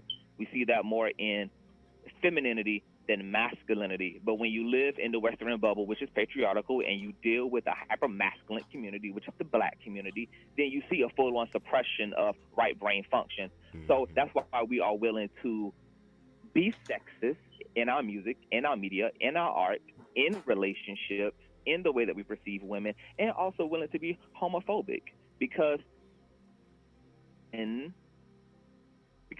the reason why the black community don't discriminate against lesbians is because those are women being masculine, and masculinity is valued over effeminate traits and feminine behavior in the black community. Mm-hmm. So you put a man acting flamboyant or having submissive traits like being same-sex attracted, playing the receptive sexual position in same-sex relationships, and then you get this full-on hate, because this is not really a hate toward homosexuals. This is really a hate for women. I never heard it that way before, but you're breaking it down. And this is what I love about you when we talked before, and you broke things down so effortlessly, and so, you know, on the intellectual level, I'm just so glad that we can dialogue this way. Now I ain't gonna hold you. When that part of the live came through, I was starting to get excited because I'm like, okay, yes, like, okay, we're willing to, okay, listen now. We're willing to comprehend now. We're willing to be like, okay, well, let's have this conversation and really talk about this. But then the ball was dropped, like it always is whenever we have this conversation. And you hear a lot of black people talking about this impending war that is happening and that black people need to wake up before we are destroyed and stuff. But yet we're not trying to build the morale within blackness and do what we need to do to actually manifest that. Y'all think that because when death and destruction hit, that's when we're going to be on cold. Fuck all of that. I want to be on cold now and also make sure that I'm on cold when the time comes as well. That builds a stronger rapport. You begin to build community and family. Now, maybe we have to bond through collective trauma because that's how a lot of us, we just survive. So maybe the survival instinct needs to kick in order for us to really align. But I think we need to learn how to heal so we can evolve that and actually learn how to live. Not just survive, but live too, because we deserve that.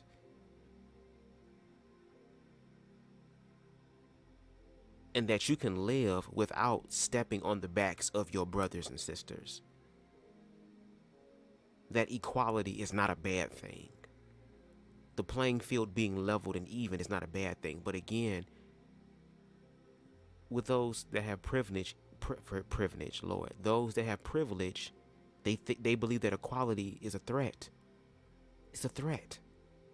That's why these conversations are necessary, girl. But we're going to see whether the live continues being more open-minded and receptive, or if it's going to be a lot of not a healthy divine masculine, but a very unhealthy and extreme toxic hyper masculinity.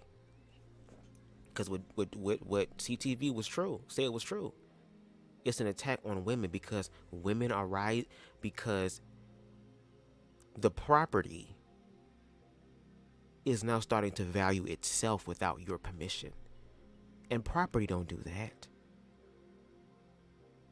A lot of men would prefer for women to shut the hell up, cook and clean, give me that pussy whenever I want it. Bitch, if I want a sandwich, you better motherfucking have that sandwich, girl. They want a goddamn she's your queen to be.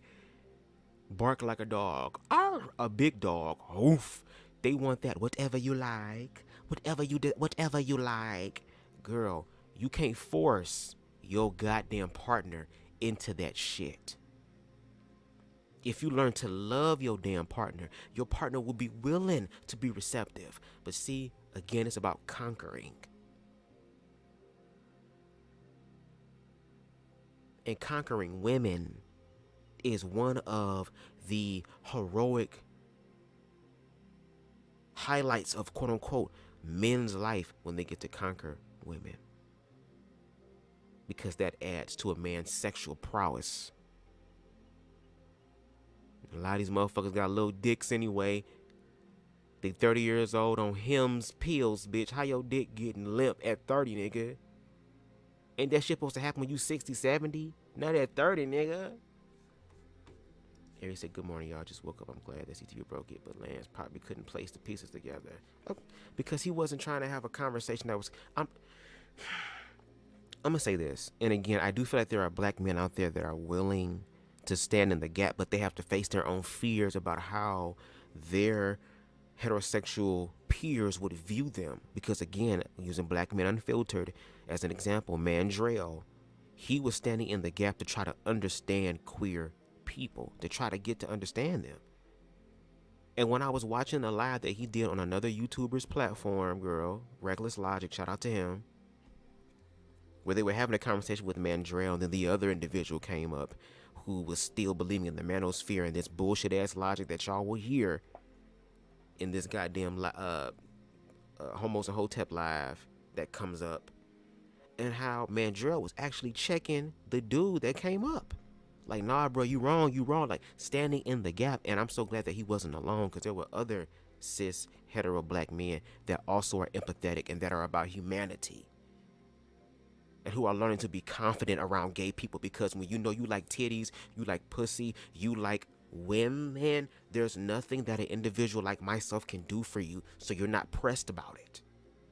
And a lot of times, no tea, no shade, but just facts, it be some of the most unattractive ass niggas that be talking about, oh, I don't want the gays looking at me. Bitch, who said we was looking at you anyway, girl? What made you think that you was just so motherfucking fine, girl? Your privilege has gotten to your head, girl. It may have looked like I was looking at you. I was looking past you at another motherfucker. Do not flatter your damn self. What's up, Paul? But let's continue.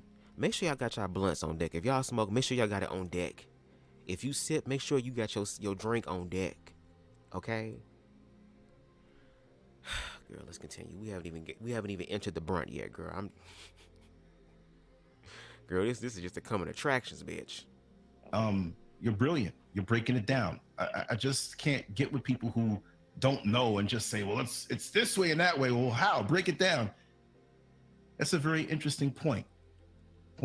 So how would you think with many who are lesbian, our sisters in the black community, that may not be butch, who may not be more masculine, who are extremely feminine, acting to the point where you just can't tell? Now, you know, people might jump me for saying that, like, you can't tell unless a person, and correct me if I'm wrong, if you have a gentleman who, yeah, I'm ready for the correction, you know, might be what we call flaming, or not flaming, but just overtly effeminate in his actions, away from what the general population would deem to be what's acceptable. Because I know, and I gotta say some not curse words, and I'm gonna spice it up a little bit, I know a lot of effeminate acting straight brothers who are getting plenty of pussy. Of course. You know what I mean? My bro Chris and they're not gay, but they're not selling into the whole hyper thing. Me personally, I'm a straight man, but I'm artistic, I'm creative, I'm sensitive, I'm secure in who I am. People say there's masculine and feminine energy. Well, that applies to me, I guess. It doesn't mean that I'm something other than what I am as a straight man, but I'm not hung up on that, because it's a free-flowing thing in my creativity. This is what, down through the years, that particular aspect of my personality has always appealed to those who gay or lesbian, bisexual, transgendered. They see that side of me, and it's not sexual. My sexuality is what it is, but in my heart, on a creative level, you're not trapped in your body.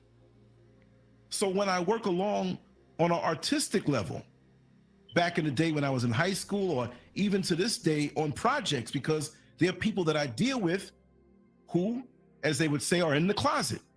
There are people who call the show. There are people who call the show fiery about other issues in the black community and beyond, that have said before, well, Lance, you know, this is something because of my circumstances, and I respect that they say, well, listen, I don't want to really put that out there. And they're hyper masculine, but that's the way they are anyway, being with who they are, right? They're not trying to act hyper masculine because gay men are always effeminate or catering to that softer side, that female energy. I know some roughnecks, and many who have gone to prison, which of course you all know that I've worked in prisons and jails. A lot of the gay guys that are in there, you don't want to F with, because they will F you up and masculine anything and turn around and do what they do. That part. So that has broken a lot for me as far as these false expectations. You don't know who's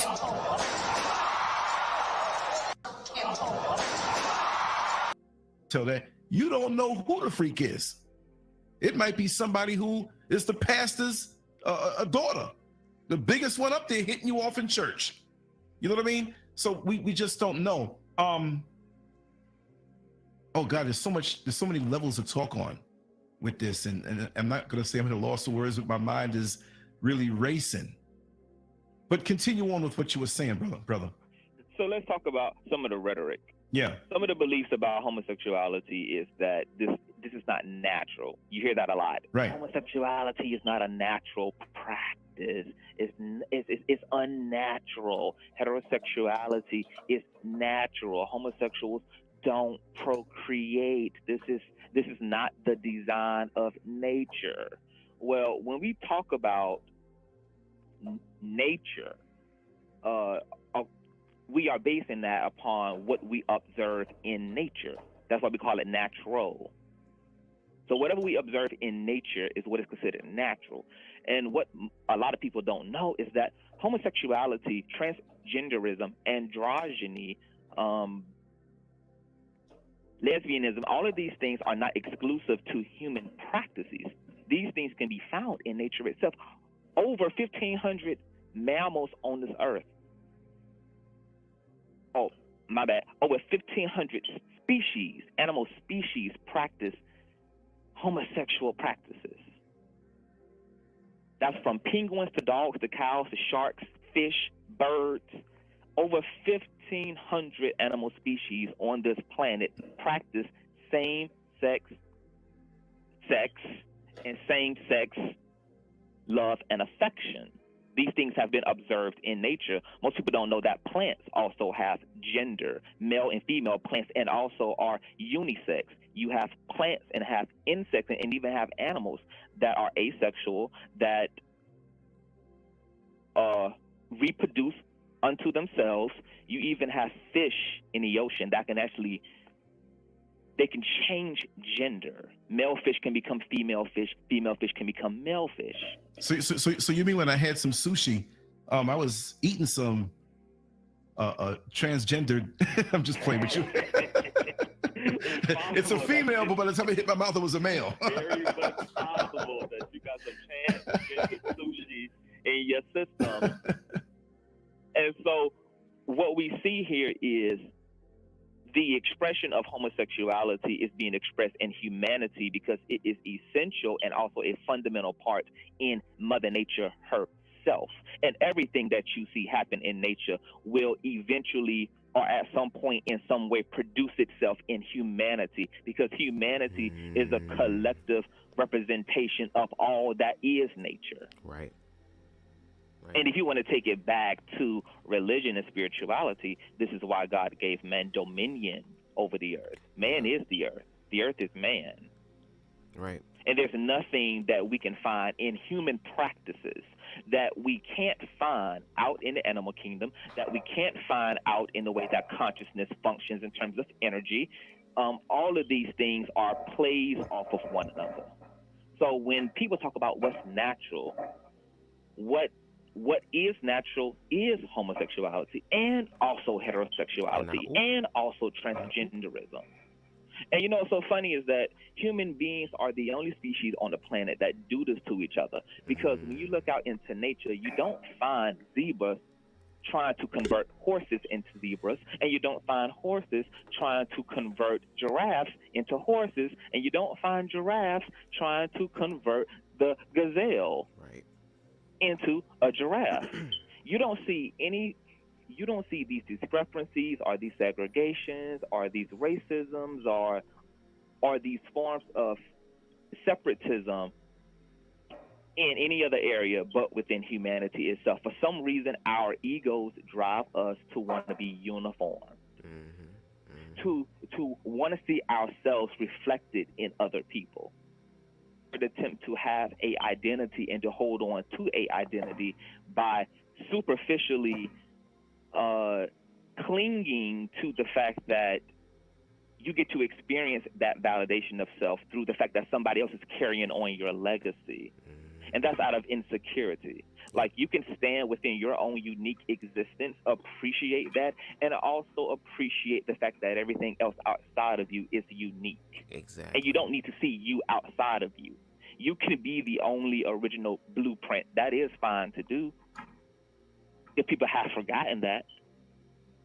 But for some reason, we exist in this reality where we go on these religious crusades and the Christians have to convert the Muslims, and the Muslims have to convert the Christians, and the Buddhists have to do this and to do that. Instead of just standing in a place of appreciation, standing in a place where you are present within your own authenticity, within your own truth, and being able to show respect to other people who are given truths that they're not in control with to begin with. Because nobody has asked to be black, and nobody has asked to be gay, nobody has asked to be man, nobody has asked to be woman. These things simply are. And to suggest that people should try to take a conscious effort to suppress things that come natural to them is a direct insult, and it's also a attempt at impossibility. Impossibility. So my question to heterosexual people is, what is it that heterosexual people think homosexuals can really do about their attraction to one another? Because writing the scriptures didn't work, and holding up the facts will go to hell signs haven't worked, and building religious systems that oppress certain sexual practices has not worked. So exactly what is convincing heterosexuals that homosexuals have something to do with the way that they are? Because to imply that they have something to do with their own sexuality implies that heterosexuals also have everything to do with their sexuality. That you yourself, Lance Scurv, chose your sexual attraction. That you made a conscious choice to be straight. Good point. And if you are saying to me that I can unchoose my sexual orientation, then you also are saying that you can unchoose yours. Hell yeah. And let's be about it. I'm down for it. How about this? We'll do a weekend. You go dive in some ass to get your ass dived into, and I go dive in some pussy. I'll try that. I'll do that. Okay? Now, it might have to be a stud or something. No shade. Because I'm going to find loopholes, bitch. Even for the gay niggas, I ain't going to fuck you. I'll fuck you through your thighs. You still clapping a nigga. That's fine. And then after we've done that, let's come back on the third day and rise up, okay? And we can all go talk to your him's therapist together, girl, to literally compare notes, girl. Who knows? Maybe there is something about pussy that I don't know, that I need to figure out, that might make my ass bisexual, girl. I don't know. Is it? And if that's the case, again, to Conscious TV's point, then it's the same thing for you, niggas. So go get you some ass. Go get you some head from. And no shade. My friend Ed, girl, I hate to say that. But girl, I have had conversations with a few gay people who say, girl, they know some niggas who say they straight. Yep, straight into a hole, bitch. Straight into a mouth. Straight into an ass. Because again, men are, unfortunately, this whole hyper masculine part of men is teaching men to be conquerors. Even during the times of war, individuals would literally sexually abuse their captives, not because they weren't in love with them, they care about them, and they slow stroking a motherfucker with their consent. We're talking about individuals being pressed to do shit against their will.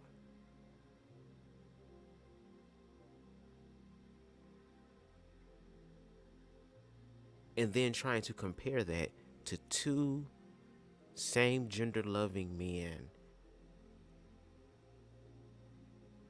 What? It'd be so. And then y'all say we're hypersexual. We're hypersexual. We're hypersexual. Hypersexuality is a human being issue. But why y'all so focused on our hypersexual but not y'all's? And again, we the ones that grew up in the world where heterosexuality is still where it is now. The majority.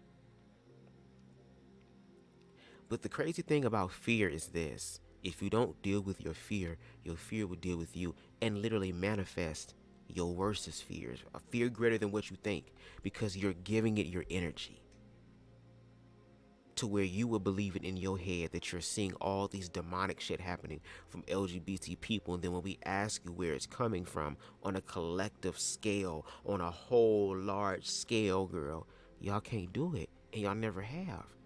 And y'all don't really need y'all don't even really want the evidence, girl, because we already know what a lot of y'all want to do. And that's the part that's scary.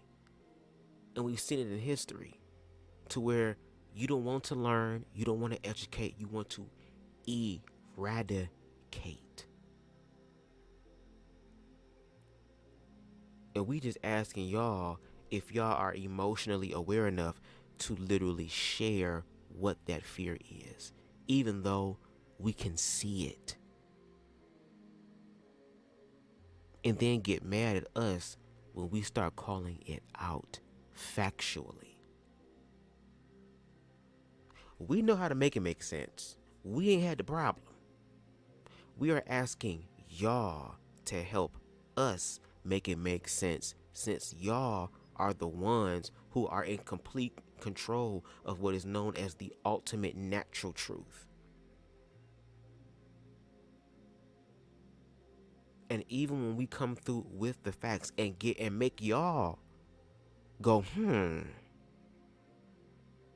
and give y'all a motherfucking curveball that you wasn't expecting, girl. Instead of going down that road and actually picking the brain to even see and then challenge yourself and to say, I never thought of it that way. Wow, that's a good point. Like, to actually be real and be intellectually and emotionally honest. That's how you build the rapport. That's how you bridge the gap. Because yes, Lance Scurv is ignorant as fuck when it comes to LGBTQ. Black men unfiltered, the barbershop talk is very ignorant when it comes down to the conversations pertaining black queer people.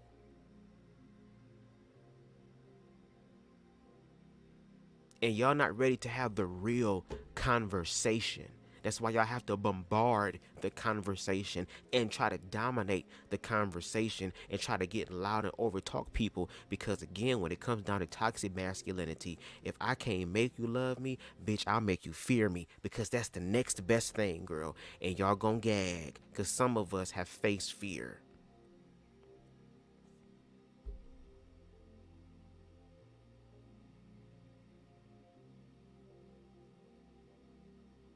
And maybe it's going to have to take, and I hope it don't, that it don't have to get to that point. But this bullshit, this ignorant shit going to stop today. Oh, that's my opinion. Okay, well, guess what, bitch? Your opinion is a fucked out ass opinion. Now what, bitch? Now. And I thank God for my ancestors coming forth and doing the peace thing, girl. That's some real shit, girl. But now it's going to start getting to a point of self-defense in a motherfucking minute with such an animosity. Because there are bills being put in place right now that's going to give a lot of other people the permission to project their bullshit onto another group of people, because it's going to be sanctioned by the law.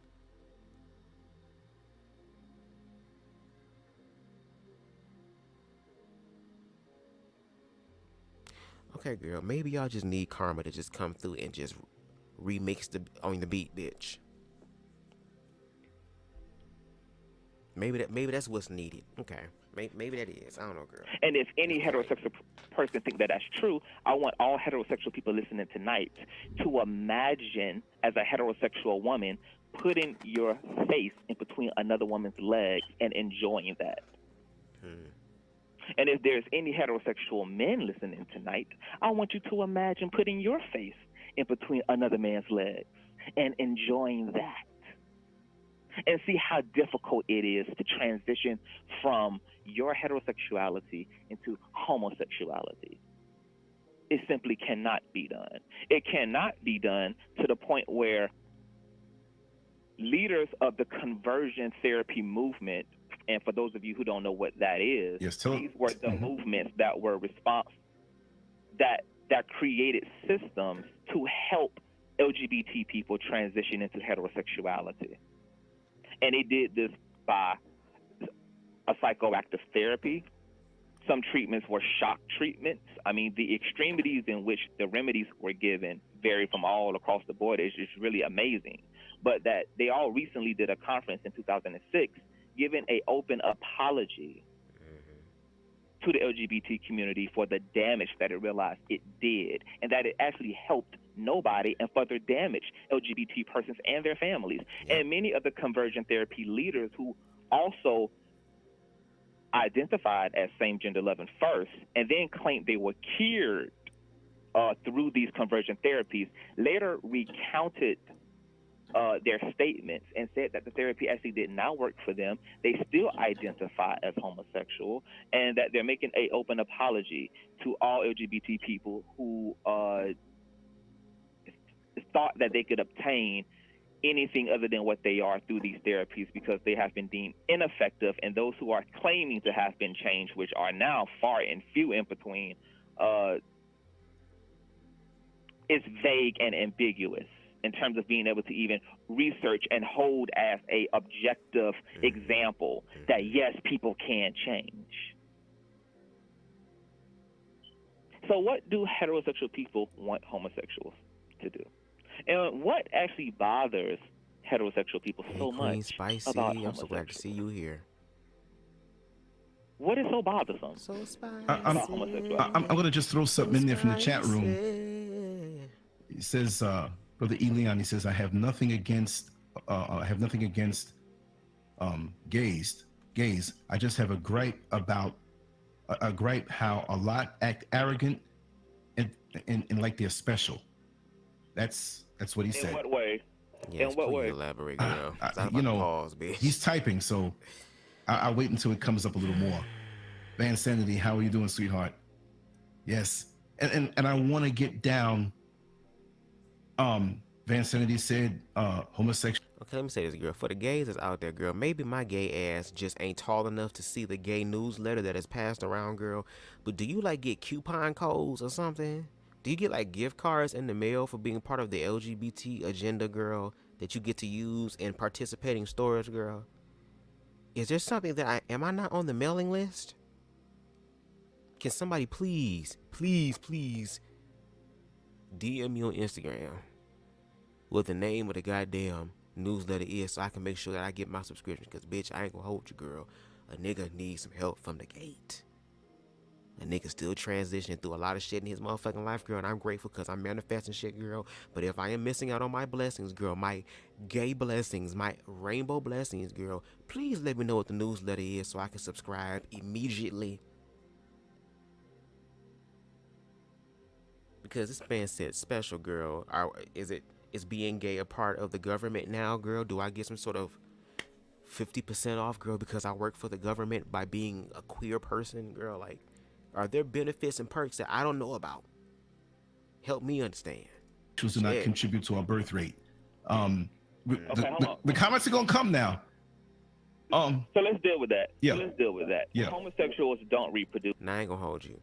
If Lance would have done this whole thing to like towards the for the majority of the live, it would have been successful because, to be honest, it should have been a conversation between Lance and CTV for that entire time.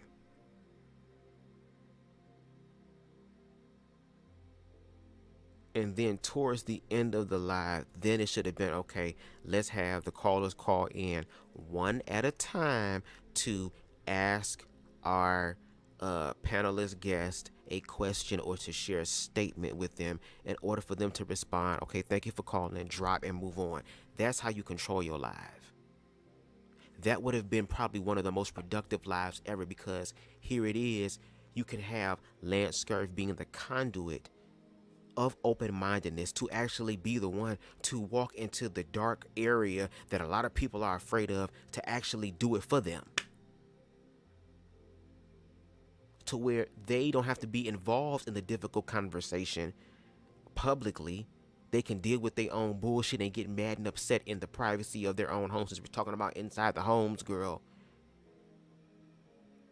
but to be able to have a conversation that would not be derailed because of some bullshit, because, oh, this person up here talking as if though they know, they're trying to speak with these soliloquies and trying to be all type of, you know,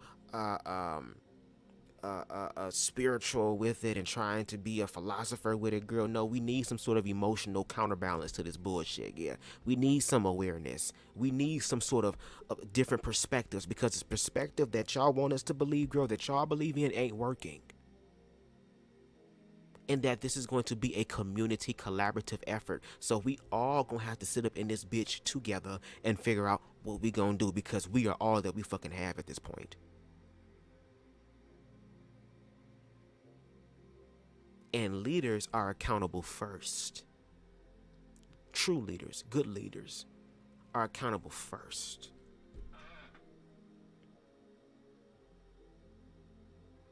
Are y'all ready to be accountable first? Because that's one of the prerequisites when you're trying to hold the crown, sir.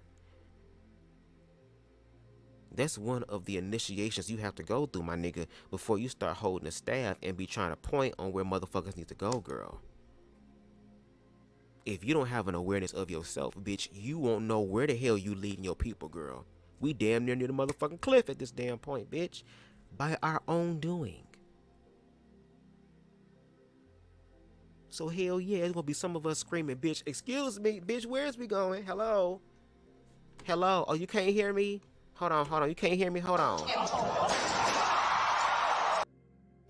Hello? Can you hear me now? First of all, I'm gonna need everybody out the motherfucking dressing room, please. Thank you. Now, excuse me, where the fuck we going? Girl, I'm not trying to go to Bella Noche's, girl. We can't go there no more, girl. We found some other place. Some people actually found another place. But let's also not act like every heterosexual who is fucking tonight has the intention of creating a baby when they have sex. Ooh, come on. There are many heterosexual people who are married right now who every time they lay down with their wife and their husband are using contraception, have no intention of having or procreating, or are simply enjoying the act of sex. And it means so much to because you have sex for multiple reasons. You can have sex to reproduce. You can have sex to experience intimacy between you and your partner. Sex is used as a bonding tool as well.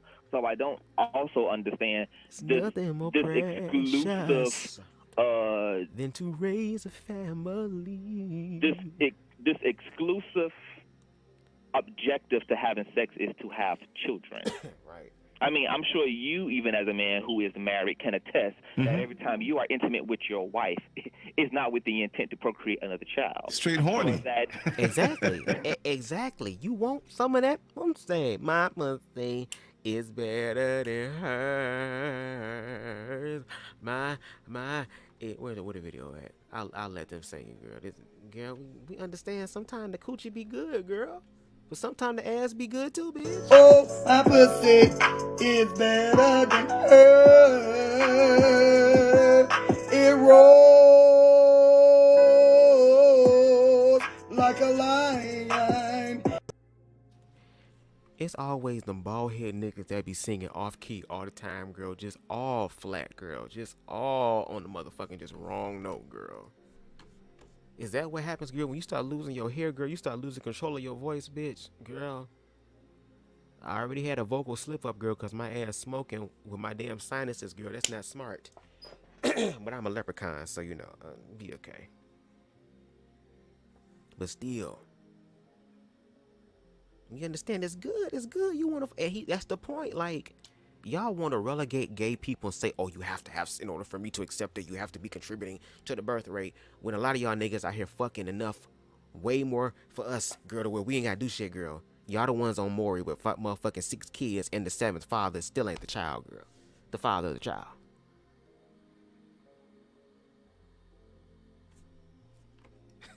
Like a lion. The fuck? Girl, I'm telling myself, there's probably so much sex I could be having that I'm not having by choice. because I understand, girl, that this leprechaun energy, everybody can't handle this, girl. No shade. The Lord made me short for a reason, girl. He had to balance my blessings out, girl. Motherfuckers will be like, girl, this ain't fair. So I had to be short, girl. Okay? But bitch, like I said, I'm trying to have some grown sex, bitch. I'm ready to have some sex my age, girl.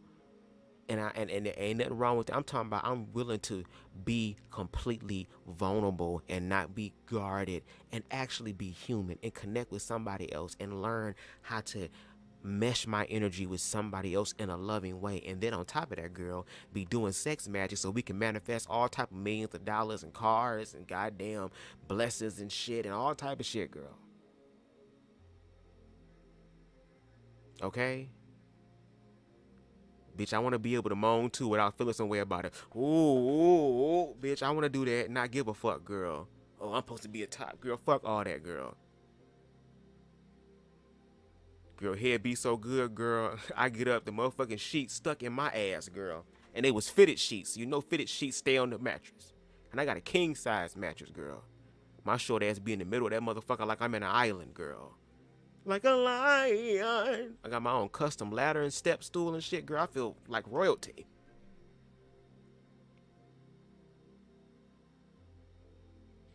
Exactly, Style. You worry about homosexuals and where they put their goddamn dick. Tell this nigga to stop putting his dick in women now. Girl, you...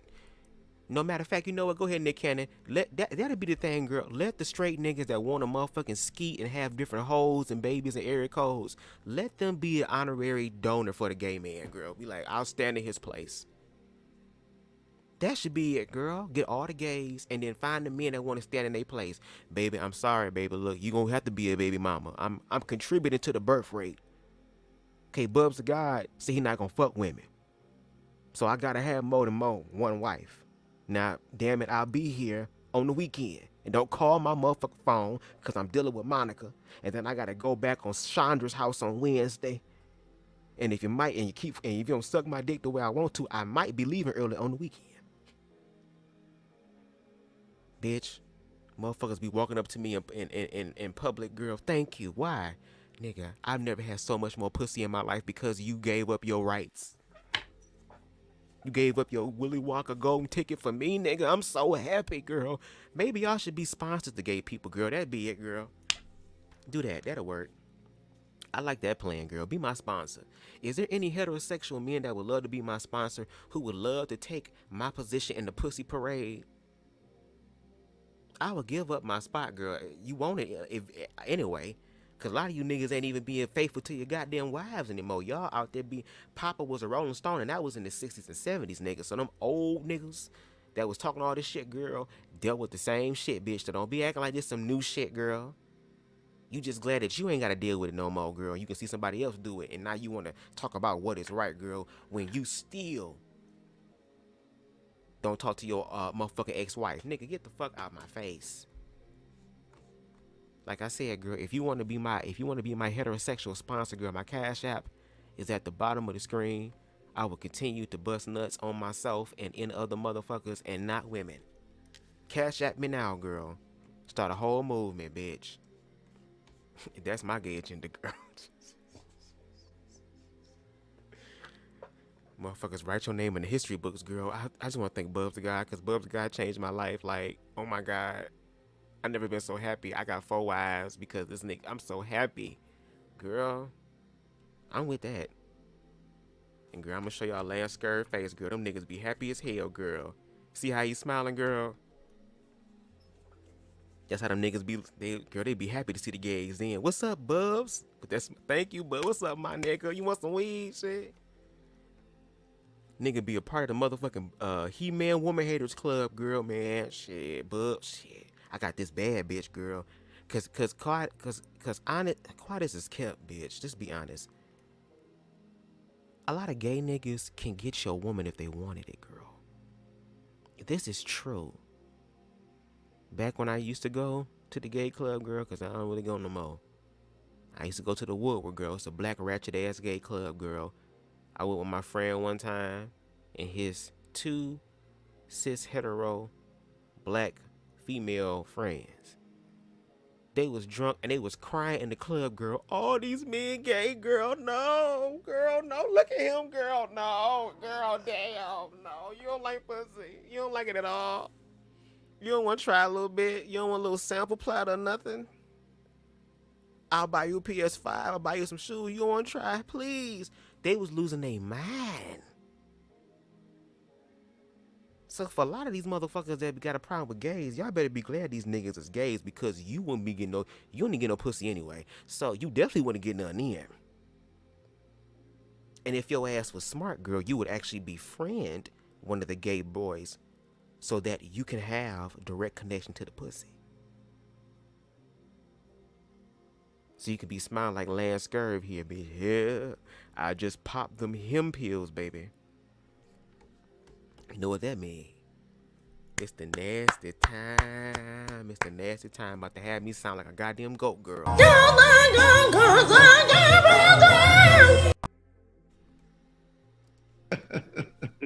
You're horny. It's like, I want to, what felt good, Bing. You know what I mean? Girl, this is going to be a long Look, ass live. I'm open-minded. I'm real. I just tell like it is. You know what I mean? Tonight. You're right. I mean, it's not like, well, tonight we're going to procreate. Plus, 54 years old, man. I'm not trying to, Hope you ain't shooting dust. I don't want to be 80 years old at a high school graduation. Shit, I will. Who's that, your grandfather? No, that's my daddy. Who's that, your great-grandfather? Okay, you gonna have a whole bunch of descendants, nigga. But go ahead, brother. So you keep in mind that sex is not used exclusively for reproduction, but along with that, keep in mind that homosexuals only make up 2 to 3% of the entire population. So that means that if all homosexuals didn't create, the majority is represented in heterosexuality. Right. Homosexuals only represent 3% of the population. So we have more than enough heterosexuals to keep the population balanced. Homosexuals make up so less of the population that it wouldn't even be required for them to reproduce, because it wouldn't put a dent in anything anyway, because they're only 3%. So whether they reproduce or don't reproduce is here nor there. But homosexuals are also taking the liberty of adopting the kids that heterosexuals throw away who need a home. They're taking the liberty of adopting children that heterosexuals don't want to take care of, don't want to give a loving home to, and who throw into the foster care system, which is a booming industry. Very much so. So homosexuals are playing their part in this little balance and circle of life here. So nobody should fear that homosexuals will somehow bring population, to some dramatic reduction. That would never happen. They only make up 3%. Heterosexuals are the ruling party in the entire world. The population would be just fine, as it always has been. All right. Let's wow. I think we're coming full steam where we can start to add in certain folks who wanted to speak. I believe that this number that's here is my brother Lucky Star. Is it? And if it is, can you chime in with us? But no, the floor still belongs to Davion, but I want to start to mix in different ingredients into the soup to amp this up a little more. Open up the line. Okay, he said it. He said, open up the lines. And I saw the hand on the hip when you did it, when you said that. I'm not making fun of you. You know what I mean? I'm just being real here. Let's see now. Clean. Thank you. Come on. Lucky Star, you there? Okay. All right. So what I heard here was this perversion. But let me just. Now, do you see how we go, girl? We didn't share humanity. We didn't have context and nuance to, once again, you say you want to have conversation about similarities. We got to break this shit down, girl. And no tea, no shade, but all facts. My motherfucking ancestors had their goddamn fingers cut off, their goddamn eyeballs taken out, girl, and their tongues slit the fuck out for trying to attempt to learn, to read, and to understand the system that they're in. Because once you understand the system that you're in, then you can more confidently and intellectually navigate it as well. So hell yeah, a lot of us are going to be able to really look at the bigger fucking picture, not just a small aspect of it. And here it is, this goddamn backwoods country, Mississippi, goddamn beef jerky eating, motherfucking snuff chewing, spitting, baby, let me fuck the motherfucking sex box VCR next, bitch, because my mom's my cousin, who's my auntie, sister, brother, nephew, girl, gets on the phone and starts talking about now there is a perversion. How is it perversion? How? Because it made you think? And if the perverted one can make you think, shouldn't that say something about how strong your mind is? If that's the case. Because if you're actually walking in truth, girl, you wouldn't be, you get what I'm saying? But again, there was fact there that even Lance Scurv, who himself has said that Christopher Street is the origin of the homosexual inception and gay agenda in his life through his viewpoint that has eradicated the world. And meanwhile, he was left speechless and decided to add other people in to kind of once again spice it up. Not to actually bridge the gap, but to, you know, let's get the show juking. This is like Bigo after 40. Girl, come through. Say, Jake, I want to see if Lucky Star's here and can talk. Can you hear me? Okay, yeah, no, you can talk too, Jack. I just want to make sure that he was on, because we're on the flow.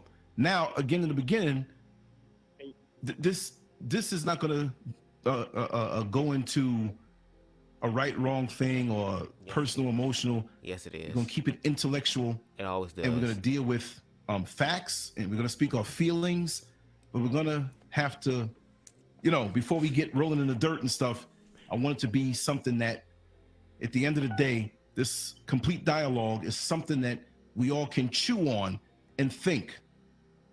Because my goal of the show, and I just want to say it one more time in the middle of the show, my goal was, as Black people, we need to be unified, and we'll iron out the differences later on, because all we have is us.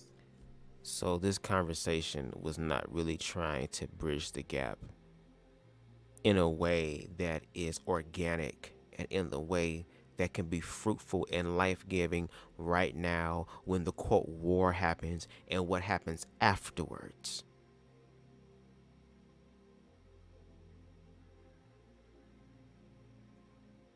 We need to iron out this shit now.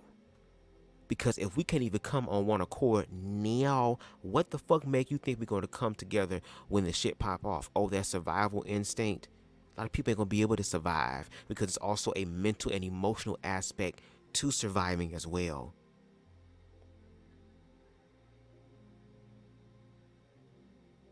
You got motherfuckers depressed and all type of shit now. There's not even a fucking war that has manifested into the bloody streets like everyone's saying that it's going to be, and I hope it doesn't. But when that happens, people are going to literally lose their fucking minds. And we can actually change that before that even has to fucking manifest. But then when we have these conversations that really challenges us, then all of a sudden it's a problem and it's an issue. And to heterosexual people who might be in opposition to what I'm saying, they never bring up anything that has evolved. It is the exact same rhetoric that's being said. You're beating the hell out of a dead horse because there is no logic there. There is no emotional or spiritual awareness there. There is this demonizing of something that you do not fucking know. And then when it comes across, you don't even take the time to actually internalize and comprehend what is being said. You are listening to respond. And that is unfortunately where we're at. And you expect queer people of color to want to stand and solidify with you, and you're talking about division? What the fuck? Y'all are the main contributors to the fucking division. And then we come through to try to bring some sort of reconciliation when y'all are looking for fucking victory.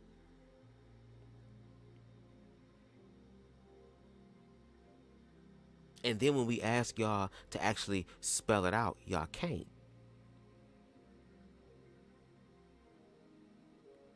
But it's okay, because there are individuals waking up to the bullshit.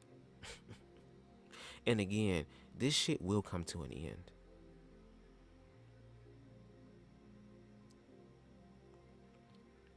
It will come to an end. Karma is coming through for everybody. And maybe that's the way we're only going to realize that we're human, is if we all get fucked at the same time, girl. But I'm going to let y'all know, as we get fucked at the same time, I'm going to be on this motherfucker cussing y'all out. And I might want to give y'all 2 pieces, because at this motherfucker point, girl, it is what it is. We're seeing who the real true leaders are and who the fucking fake Pharisees and Sadducees in righteous clothing look like. Because now when it comes down to love and comprehending, that's going to have to be something that is applied. And that's why the feminine aspect is important, because it is emotion, emotion, emotion, energy in motion. It is probably, girl, shall I say it, one of the more benefiting sides of humanity. Because even if we look in nature, the female insects are always bigger than the male. And let's not talk about the praying mantis, bitch, who treat these niggas like niggas, girl. Okay. In many instances. All right, okay, so all right. I don't want to fall for the trick of separation, even though I may not understand completely. And I touch and agree with that. Those in the LGBT community on how they feel. I have to say, Davion broke it down excellently.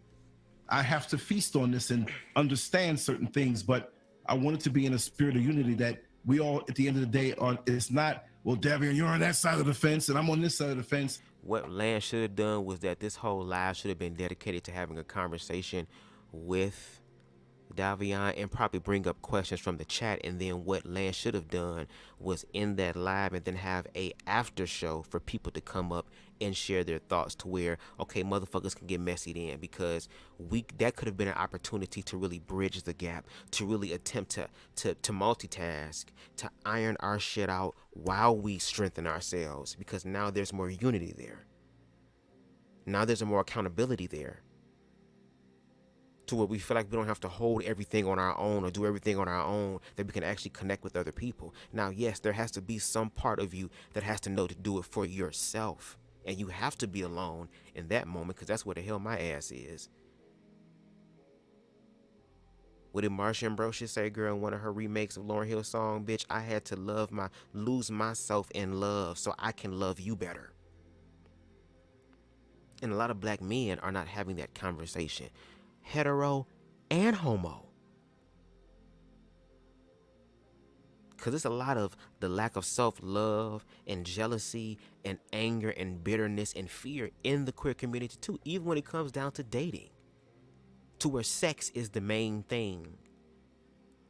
And we use sex in a very ignorant way. It still feels good, but it's ignorant, as opposed to using it in the more beautiful, healthy way of exchanging energy and healing energy and being able to cover somebody. That's why I don't have sex with everybody, but when I do have sex, bitch, not only when I'm slow stroking, bitch, and we doing our thing, bitch, in my mind, I'm covering you with love. I'm praying that good things happen to you. And I'm using my energy to touch and agree with your motherfucking ass, literally and figuratively. So that, girl, when we done doing our thing, bitch, you wake up with some of your heart feeling a lot better, girl, your mind feeling better, girl.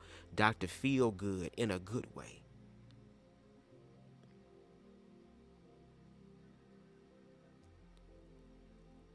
But truth, objective truth is coming, girl. That's why self-love is important, so that you can be able to see it. I know I'm not going to miss it, girl. No shade, because at the end of the day, I know for me, that's the main objective. To study the show Thyself Approved. So I got the main goal already accomplished.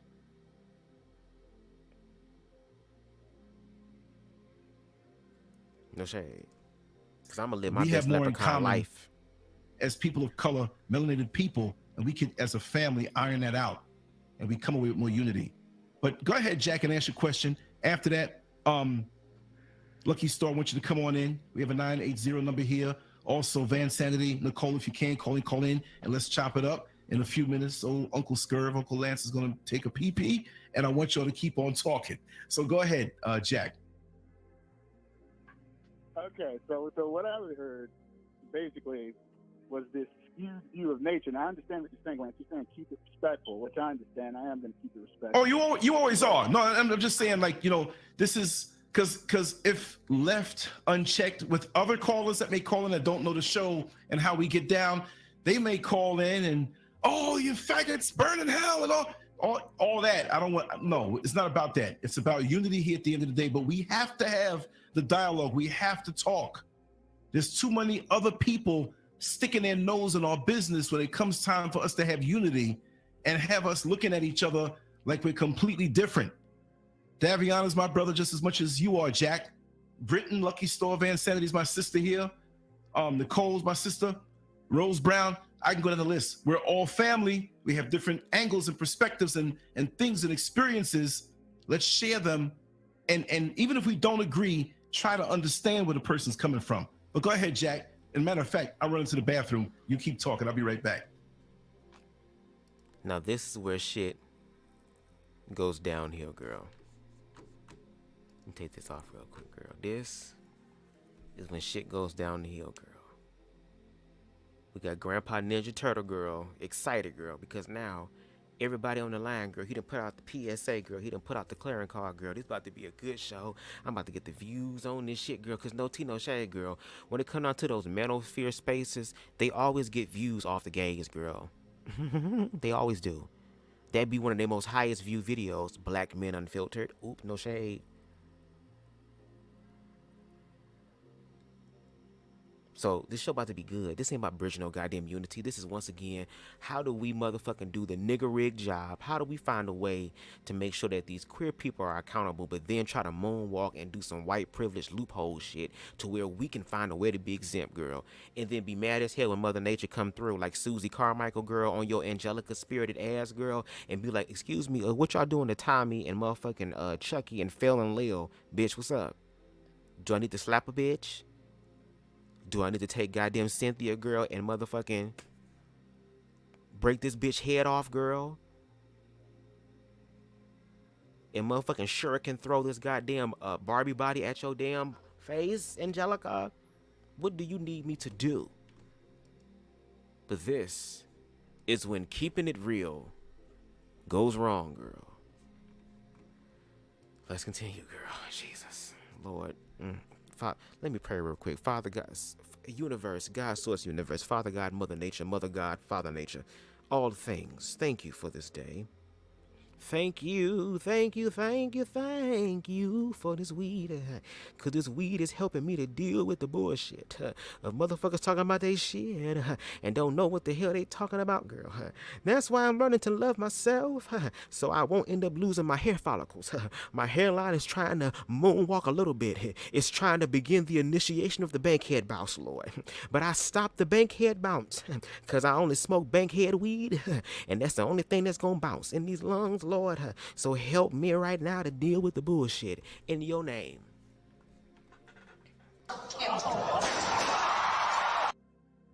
Amen. A Graham. Let's get it. Okay, so what I heard was a skewed view of nature when you said there's homosexuality in nature.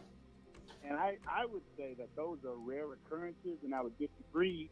And I would say that homosexuality in nature comes from unnatural conditions, low populations, famine, things like that, chaos.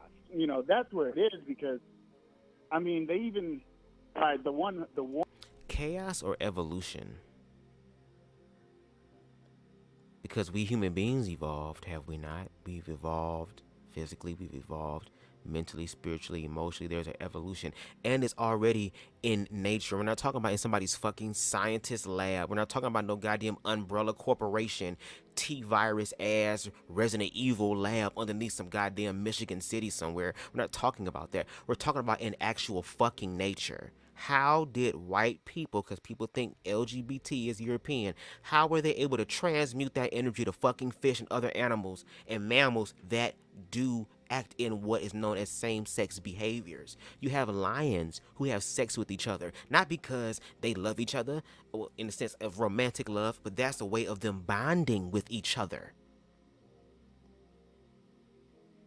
Like, Mother Nature has no problem doing her shit, because she was doing her shit before your goddamn dry throat ass like mine, girl, came across this fucking live. And it's gonna do after we motherfucking leave this bitch, because there's nothing new under the goddamn sun, girl.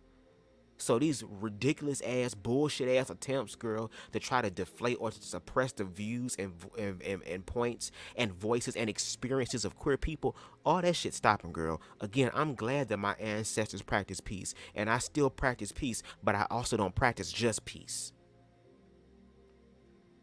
Because I also understand that peace is made of steel, and that's the peace that passes all goddamn understanding too. No shade. Harold said, it's him dropping the F-bomb with willy-nilly, all willy-nilly in the presence of a gay man for me. Why is that even still a part of your vocabulary 6 years later? No, but you know what? That's what I want. I want people to be honest. Like, stop this political bullshit. Like, just be honest. Like, I want people to be brutally honest. Like, I don't like you fags.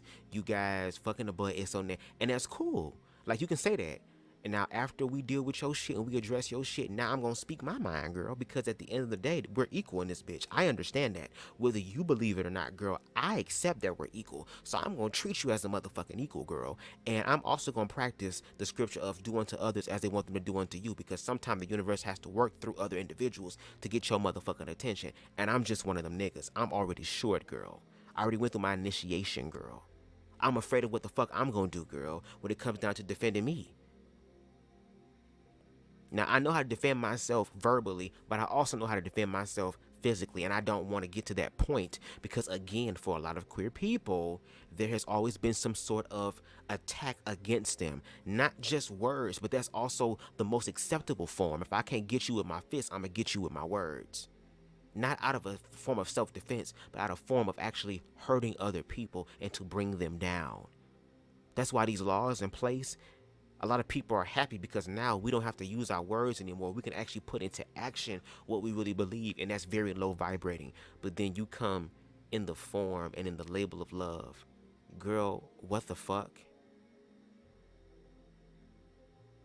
What type of goddamn moose trying to act like it's a goddamn Aflac duck trying to do, girl, to get me to believe? What? Okay, girl. Okay. Let the motherfucking games begin, bitch. Let the bullshit ass, fucked out ass, circle of hate, crab in the barrel bullshit fucking begin. One instance of homosexuality in nature that I know of, which is basically two birds, was where one bird slammed into a window, died on the ground, and then the other bird came up behind it and started having sex with the corpse. Of course, this was the first recorded necrophilia from a European scientist, but I would say homosexuality is very rare, and the animal kingdom would die out if it was so natural and true, because they wouldn't be able to reproduce. Now, all throughout that speech, he said, what are heterosexual people worried about from homosexuals, and what do they think homosexuals are going to do for them? Well, two things, okay? First of all, homosexuality usually, from all the homosexuals I know, it usually arises from child molestation or sexual abuse of some sort. Here we go. Here we go. And I knew a homosexual guy. He's a good guy. Love the guy. But now, girl, no shade. During this time, girl, again, I was part of the live, and I was on the other line. Because one line was on the phone, and the other line, me and CTV was talking behind the scenes, girl. And the way this nigga was dragging these bitches behind the scenes, girl.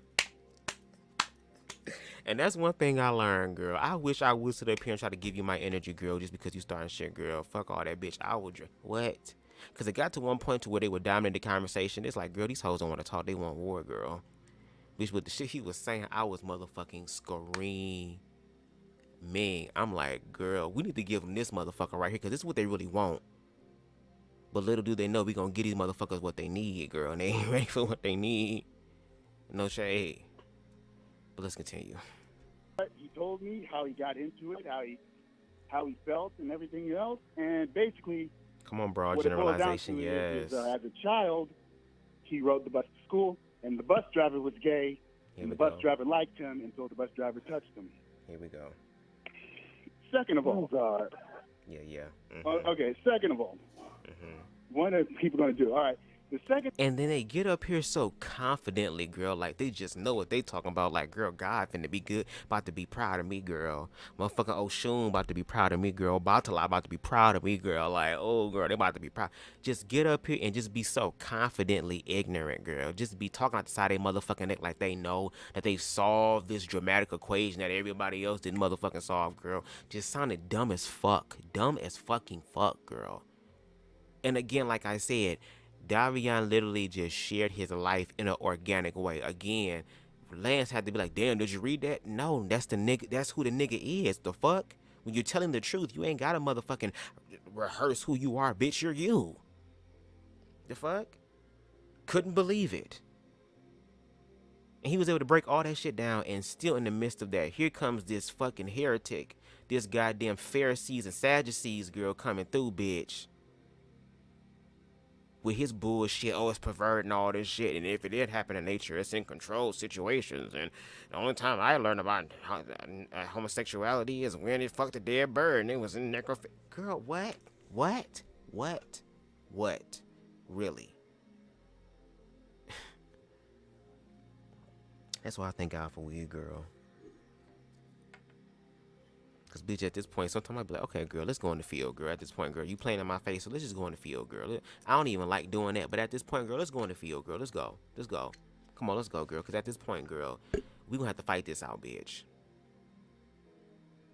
The thing heterosexuals are really worried about with homosexuals is that homosexuals, generally speaking, they have to be very overt about it with their sexuality. Here we go. They have to force their lifestyle on other people. Here we go. And make it known and try to force people to accept their lifestyle when really they could just live their life in privacy. Go back quiet. to the closet, girl. Silence. It's not like heterosexual people are out there in the streets throwing parades, having entire organizations trying to change the rules of school boards, having this and having that. When homosexuals are threatening people to the point of where people are afraid of losing their job. Like even the person who was typing in the chat room, he had to preface that by saying, I have nothing against homosexuals because homosexuals have been so hostile towards the general population that they will make people lose their jobs. And then when we do our fucking that'd be the thing, like, girl, hello, that's what LGBT people have been going through for the longest fucking time. What are you talking about? Oh, but now you know what is. But now you're being treated like a queer person, so now you're starting to feel the effects of it, girl, and you don't like that. You don't like how it feels that you have to like censor yourself and you have to go in the girl. Hello, girl, we trying to have a conversation to break the fucking closet door open to where there is no fucking closet. Y'all want to push us in the fucking closet, girl, so that now you can come fuck with us in the dark. Whether you want to fight us, whether some of you niggas just want to fuck us, whatever the case may be, you want to still have some sort of control and power, and you can have that control in the dark with y'all insecure asses, bitch. But then have a fucking problem when the queer people come in public, girl, and challenge you hoes and you feel some type of way. Girl, what the fuck? Just dumb shit, dumb. And I don't even like talking like this. I do not like talking like this at all. But goddamn it, I'm just being honest. Some of this shit is dumb. You sound so dumb. It is very dumb. When you get up here and you talk about shit that you don't know. Okay, so once again, if we're gonna play the game, let's play the game. I guess Donald Trump can say all type of shit about niggas. I guess white people can say whatever they want to say about niggas, and it be valid, and it be their opinion, and that can matter too. Well, I'm just saying, if we're gonna play this game, let's play the game, girl. But see, a lot of you niggas want to be Thanos. Y'all want to collect all the stones, bitch, and snap your finger to where half of the fucking population is gone, girl. But meanwhile, your ass gets to sit in the motherfucking sunset. No, bitch. If you really believe in this shit, ho, put your motherfucking life in the line too, bitch. Make yourself a part of the probability, bitch. Make yourself equal, ho, if you're going to be just with the power. And a lot of you niggas not. A lot of you niggas not. And we calling you niggas to the mat. They hate gay, but love to capitalize off of gay. Exactly, girl. That whole goddamn what's the term called, girl? Capitalistic ass power view, girl. Again, the white men of the black community, girl.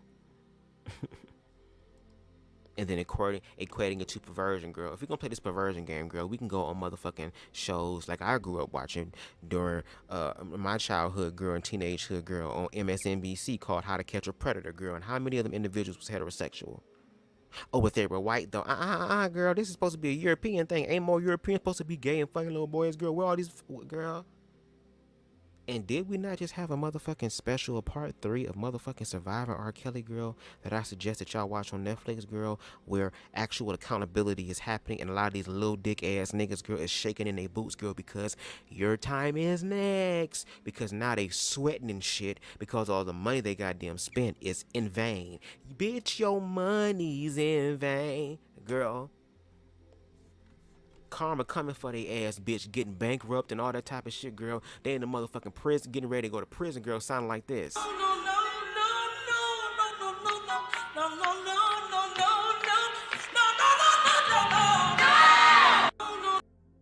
It's over with, girl. Like, truth is coming.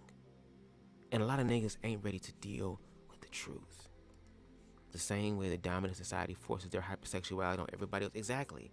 Gay men, stop wearing tight shit. Why you doing that gay shit? When it come to trans women, why are you a dude with a wig on? Why are you doing this? And look at how they're being responded to when it comes to quote unquote reprimanding or correcting the problem. There's something extreme such as violence. And we literally have proof to substantiate what we're saying. We understand that y'all don't want us around. See on the dot. See,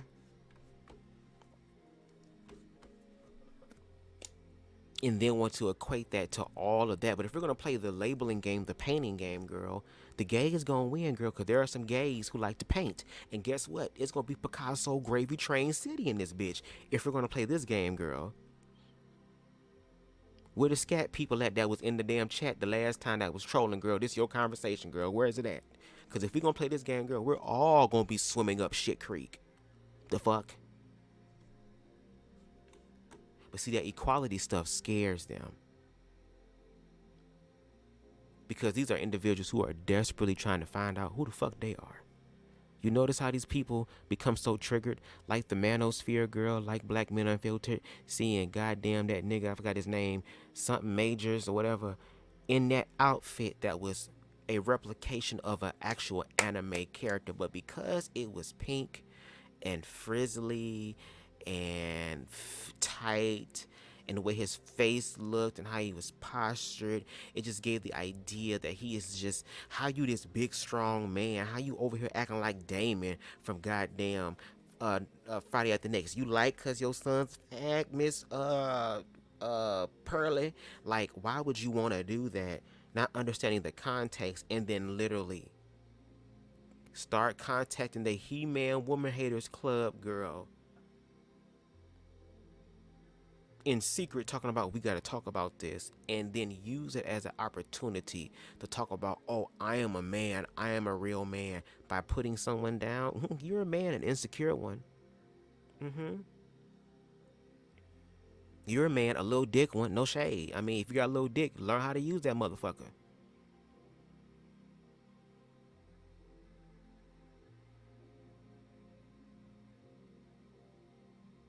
And again, I think us as queer people, we have to start honoring and celebrating those who actually walk in, fuck allyship, being accomplices.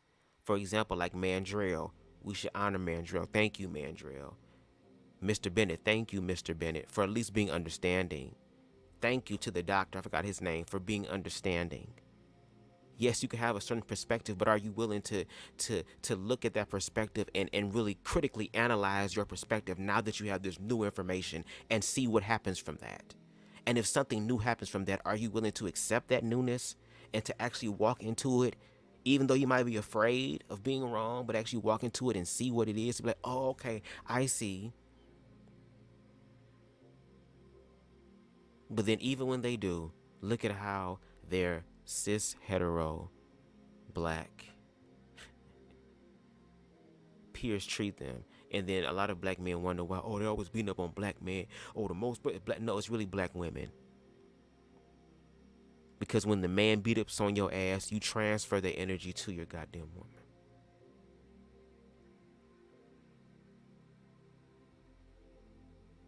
But that's okay because the feminine energy really has always been the strongest. That's why it's one of the most important ones. And that's why a lot of women have very high pain tolerance, girl, because they bring life into this world. Let men get pregnant, girl. It will be, girl, Roe versus Wade, girl. That whole goddamn law that protects women and shit, that shit would be reinforced with iron, fire, and brimstone, girl, if men can get pregnant, girl. Don't touch me, girl. If a whole episode of The Cosby happened to these niggas, girl, they wouldn't get pregnant again. No, bitch, I'm a virgin. I'm a nun. No. Hell no.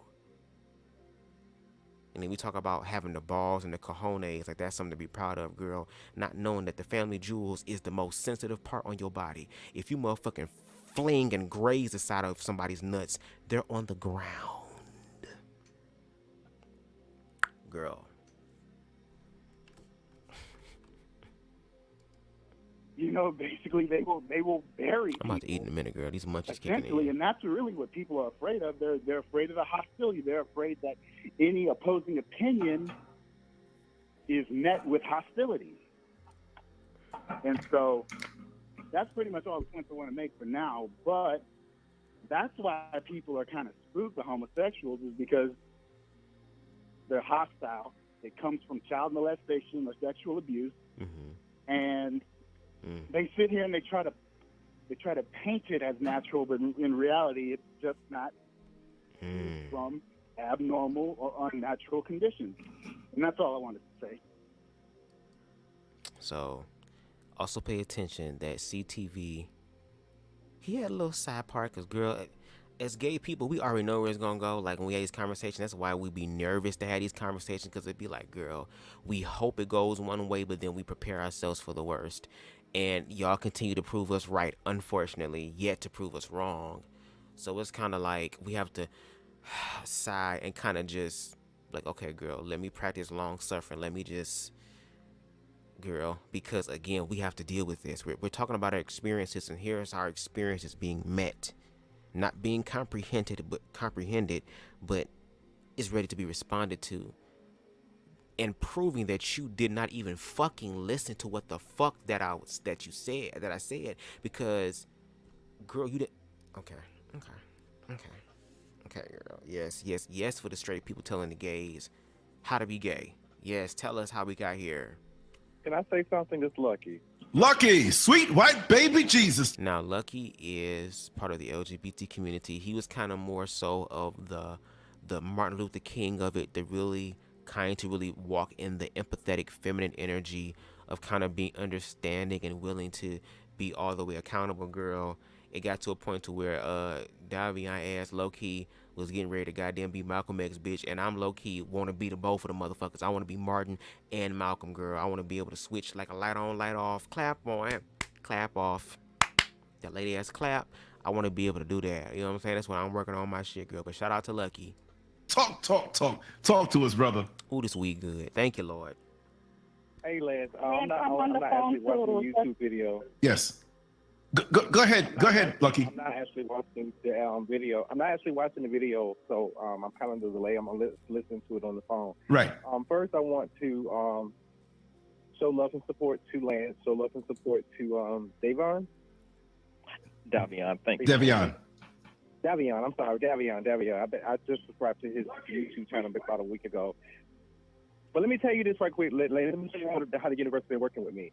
I saw your video initially about Davion. I subscribed to Davion's YouTube channel, completely forgot about you guys doing a show together. I woke up this morning, last night. I woke up last night with like excruciating pain. I had a really bad toothache on both sides of my mouth. So I woke up and the first notification I got on my phone was to show tonight. So it's just going to show how the universe is working with me. Sweet baby Jesus is on my side tonight. Tell me how far back we go, Lucky. Unique Taylor in the chat room, because she's always been supportive of me. So I want to get a quick shout out to Unique Taylor. Yes. But I wanted to address the previous caller. I don't know what's his name. Jack. His name is Jack. I'm sorry. Yes. Jack. I did not know. I forgot that I unmuted my phone, so I was reacting to what he was saying, so I didn't mean to come off as being disrespectful. Oh, no, it's cool. It's cool. It was just that I get so frustrated when I try to have these conversations with people who may not know much about homosexuals, and it's always that same language, just like when white people do it towards us. Or, you know, oh, I have a black friend, and, you know, my black friend told me this. Now, I want you to notice, again, once we start using parallels to kind of help bring understanding, a lot of people get triggered by that. Because, again, that objective parallel comparison really hits home to where it's like, wow, I understand empathetically what it means to be a black person in America, and I know what that feels like, especially as an African American. So you understand that energy. But now, instead of you being on the receiving end of it, you're on the side of giving it. And when that awareness is called out, instead of saying, you know what, let me check myself, let me make sure that I'm good, or at least let me bring up statistics and facts to help me understand or help you understand what's going on. But it's like when you have that parallel, a lot of people feel that that's a queer person's way of trying to deflect from the conversation. It's not. It's to help bring context and nuance so you can understand here that the energy that is being given to black queer people from other black cis hetero people a lot of the times is homophobic, queer phobic, and we're trying to educate you so that we can collectively work together to remove the phobic part, to remove the phobia part. There is a fear there. Y'all are thinking about, oh, because I'm not objectively calling you the F word, not because I'm objectively putting my hands on you, or I'm objectively discriminating against you openly. No, I'll use these loopholes. I'll use religion as a shield to be able to talk about you, even though I don't practice any motherfucking thing in that goddamn book anyway in my own life, girl, which is why my ass be in church struggling for 15, 20 years, and God still ain't do it yet, bitch. You get what I'm saying? Just a lot of shit. As opposed to saying, you know what, you're right. I see your point. Like, be intellectually and emotionally honest. And a lot of black men have been told for the longest time to not be in their emotions and their feelings because they've always had to survive. Now we're getting into a point to where we can also survive, but also learn to live as well and to get intact with that. And we've done that before in the 60s and 70s when everybody was trying to liberate together. It was black liberation, queer liberation, women's liberation.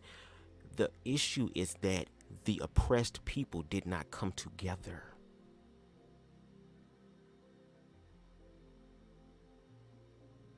Because I don't give a fuck how strong a system may be. It's the people that make the system. And the system is very reliant on us playing our ignorant ass parts.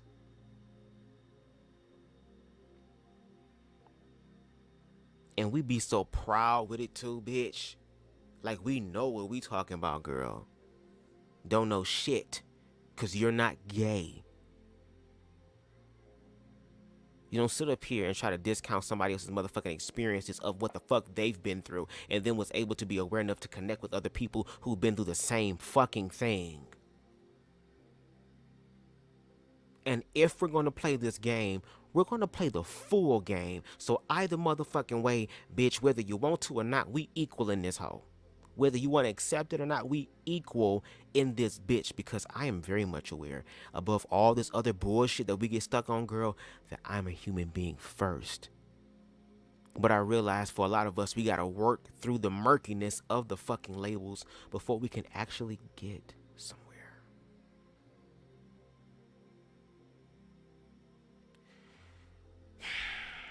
my black friend told me that, or I have that one gay friend, or that one transgender friend, and was their experience. But what people have to realize is that even in the homosexual, gay, whatever you want to call it, we all have our own individual experience.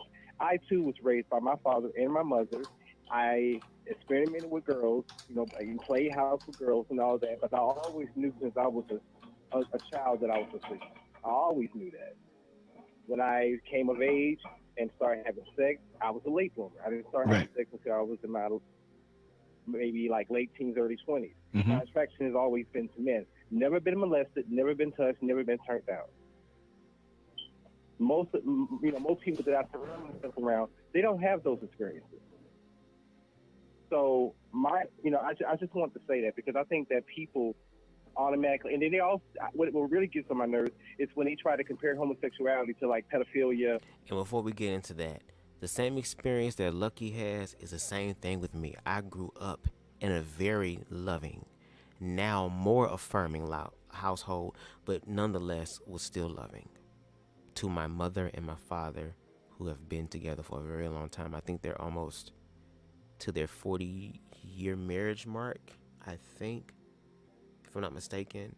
But they've been together for a very long time. I grew up seeing my parents hug and kiss each other, slow dance with each other. I remember going to my grandma's house in Indiana, and we'd be driving for 3.5 hours and then playing all type of romantic ass music and then flirting with each other and laughing with each other, dressing like each other, this color coordinated. You got to be coordinated. All that type of shit. Grew up in the 90s again. Didn't see any representation of homosexuality on the screen that was explicit that people say they see nowadays. None of that. Was never touched, sexually abused. There's no locked memory in my mind that needs to be unlocked. I have very good memory. I can remember a lot of things that happened to me in my childhood to this day. So none of those things happen. And I'm still gay. So he's sharing that. So I want to see if y'all will still hear what the response to that is going to be, because there has to be something else. There's never the exception or the acceptings. I'm sorry. There really is no accepting the reality that it is that this gay shit is natural. It's natural.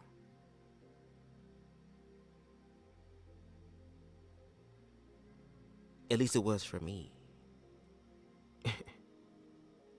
No shade. And again, motherfuckers knew that I was gay before I knew I was gay.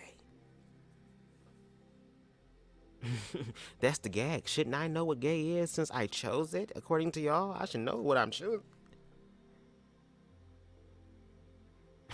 Baby, what? Girl. Or something that, or some sort of disorder that is, abnormal, like, nephrophilia. Anything like that. They try to make it into like a disorder. You get what I'm saying? Similar to what they say about transgenderism. With gender dysphoria, they're trying to make it like it's something wrong with us. My thing is with religion, if you believe in Christianity, Muslim, whatever, that's your business, that's your thing. What I believe is that there is a higher power that's bigger than all of that. The same Bible that you guys hold on to and try to preach against homosexuality is the same Bible that was against justify women not having rights. It's the same Bible that justifies black people not having rights and being stuck into slavery, even to now, because we're not free. Right. So just because we're not picking cotton in the fields doesn't mean that we're free. If you go to prison, the minute you get a record, you are a slave to the government. Always remember that. So, but I do want to. And here it is. You have this queer person also talking about other black issues in the community to show that, hey, I care about blackness too.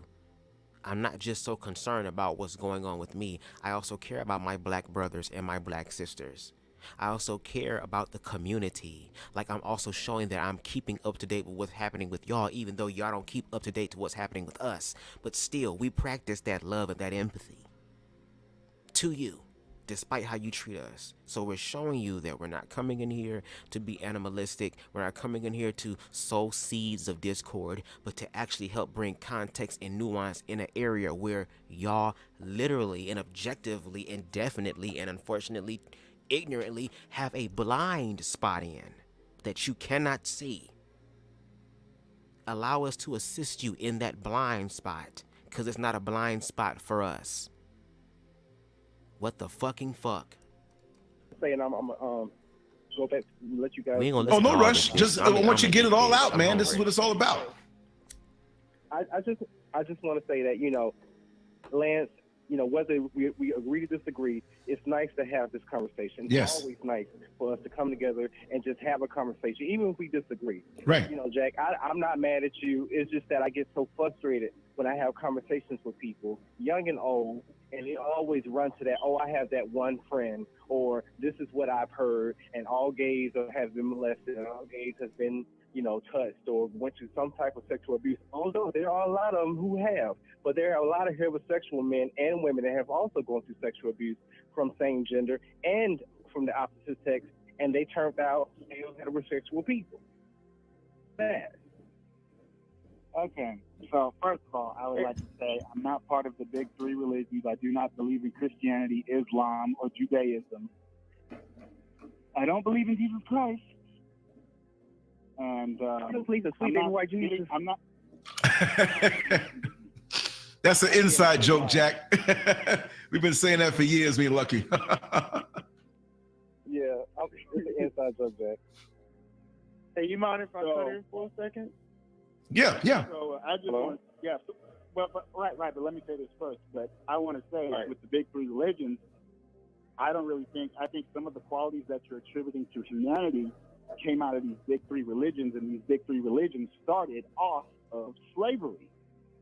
They were ways of indoctrinating and imprisoning the mind of Africans who had their own belief system. But, you know, so the children don't grow up and get the idea to fight back. But even in those books, again, which the Bible is not even a complete book, they took a lot of shit out. A lot of these books have things that are missing that help people to self-actualize, and it also shows the diversity of God to be set to say that no matter where you are on the planet, there is always a way for us to come back together singularly as one under the umbrella of humanity. And when we talk about an umbrella, it has a lot of extensions, it has a lot of subsections, it has a lot of intersections that are going all throughout it. Just like arteries in the body, there's a lot of things that are going out that still contribute to the whole. It's the way it's been interpreted. It's being interpreted by fear-based individuals instead of self-loving, mystical people who can also understand the supernatural aspect of it. The way that it's been used has been destructive. And again, to Lucky's point, yes, he was speaking again generally. And we can objectively verify that being the majority when it comes to Christianity. Not all, because there are some intersections of Christianity that do care about humanity and still connect to Christianity so it can save those people or those other sheeps that are lost and trying to find their way to something that connects them to God that maybe the other shepherd didn't understand and wasn't aware of over these sheep. That the universe can still put you where you need to be. But again, it's about humanity. And again, if Mother Nature allowed this to happen, that transcends all the religions, girl. Because despite all the religions, girl, it don't stop us from dying, girl. It don't stop us from dealing with hardships, girl. It don't stop us from being exempt from the human experience. If anything, it teaches us how to include the human experience and love ourselves in the midst of the fucking human experience so we can love other human beings. Girl, the fuck? You give them a religion that teaches them to be docile, that teaches them that, violence is bad. And I think a lot of the destructive behavior you're attributing to humanity is really from colonialism and Catholic Church crusades with their immense cruelty and inhumane behavior. So that's all I want to say. Okay, Van Sanity. Yeah, Van Sanity wanted to say something. Oh, okay. And if you're on the phone and your line is open, mute your computer or your tablet. There's a little echo coming through. Or even if you're not speaking, just mute your phone, but you can always jump in because we're open now. Davion, the floor is still yours too. As people speak, I want you to respond also. But go ahead, Van. Do you hear the echo now?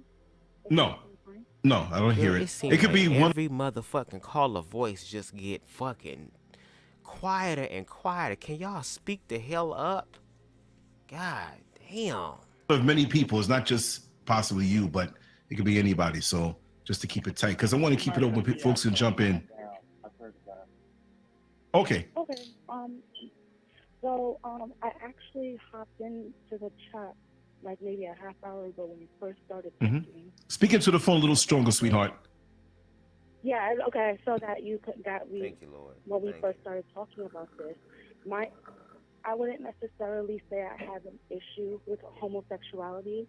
My thing is, a lot of the homosexual people that I speak to are black homosexuals are not black first. And that's my issue. We could worry about gay rights and all that first, because at the end of the day, underneath the system, we're all black first. So why are y'all struggling with us trying to deal with that? Like, we have to iron out our shit. Just because we black does not mean that it automatically just overrides all the bullshit that we dealing with. No. When we have the opportunity to deal with our shit now before all the shit starts falling down on us, that would be the wiser thing to do. That would be the smarter thing to do. Y'all want to be lazy and trying to do your part of accountability, girl, and then expect us to show up in full force when we're all decided that we're black. We've been trying to help y'all motherfuckers understand that for the longest time, because whenever LGBT or queer is inserted into the conversation, into the space, into the narrative, girl, automatically there is some sort of underlying like phantom ass fear that you just can't quite put your finger on, that you're trying to reach around in the dark, trying to grab and hope that you grab something of substance when you're grabbing at nothing at cobwebs. Like, if you're expecting queer people to actually operate in what the last man said as far as people being in religion and being docile, I'm telling you that we're not. We're not. That's why we're speaking up. Because you don't get to project your bullshit onto us and then tell us what y'all problem is and can't even really identify what the problem is, and you having a biased, ignorant ass viewpoint. But then when you talk to individuals like myself, individuals like CTV, Reckless Logic, individuals like Hope Giselle, T.S. Madison, individuals like Joseph Williams, a misunderstood social worker, start talking to other individuals who are also rising in their awareness when it comes to queerness and activism, y'all completely disregard what they're saying because what they're saying involves your ass. That you also still continue to subscribe to the ignorant ass fear-based ideology, girl. And then when we ask you to show us the fear, y'all don't. That's how we know it's fear-based, girl.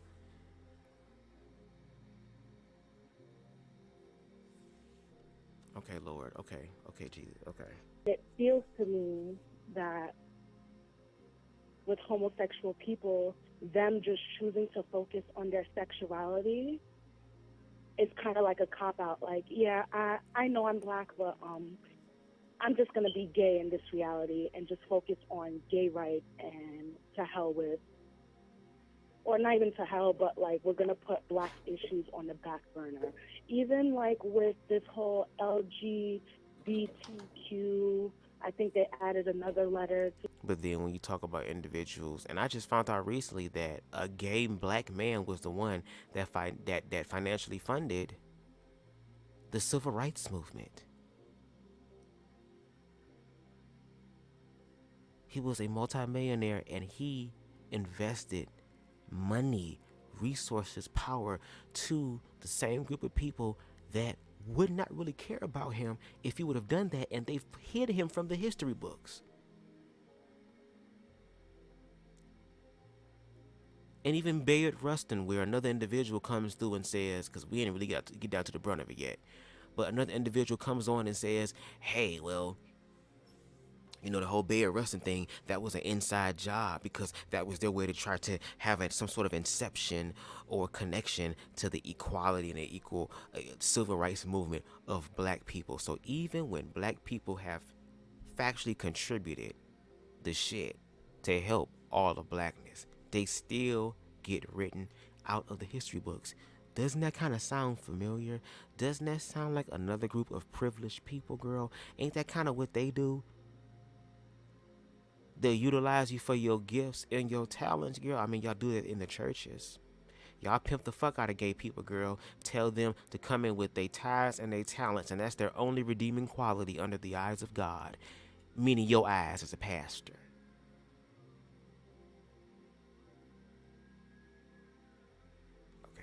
Okay. I'm not sure, but like the gay people that I speak to who identify with these movements, they don't really have I guess black agenda, and I feel like this is really important. Are you talking to white gays, girl? What black gays you talking to? Yeah, I don't believe necessarily. Because you on the phone with two of them now, girl. Oh yeah, every time heterosexual people have sex with each other, it's not for procreation. Okay, yeah, that's true. But at the end of the day, I feel like gay people, gay, transsexual, black people, however you identify, you do have a responsibility to your community to come back and help us all build. Because at the end of the day, regardless of your sexual orientation, we are black first.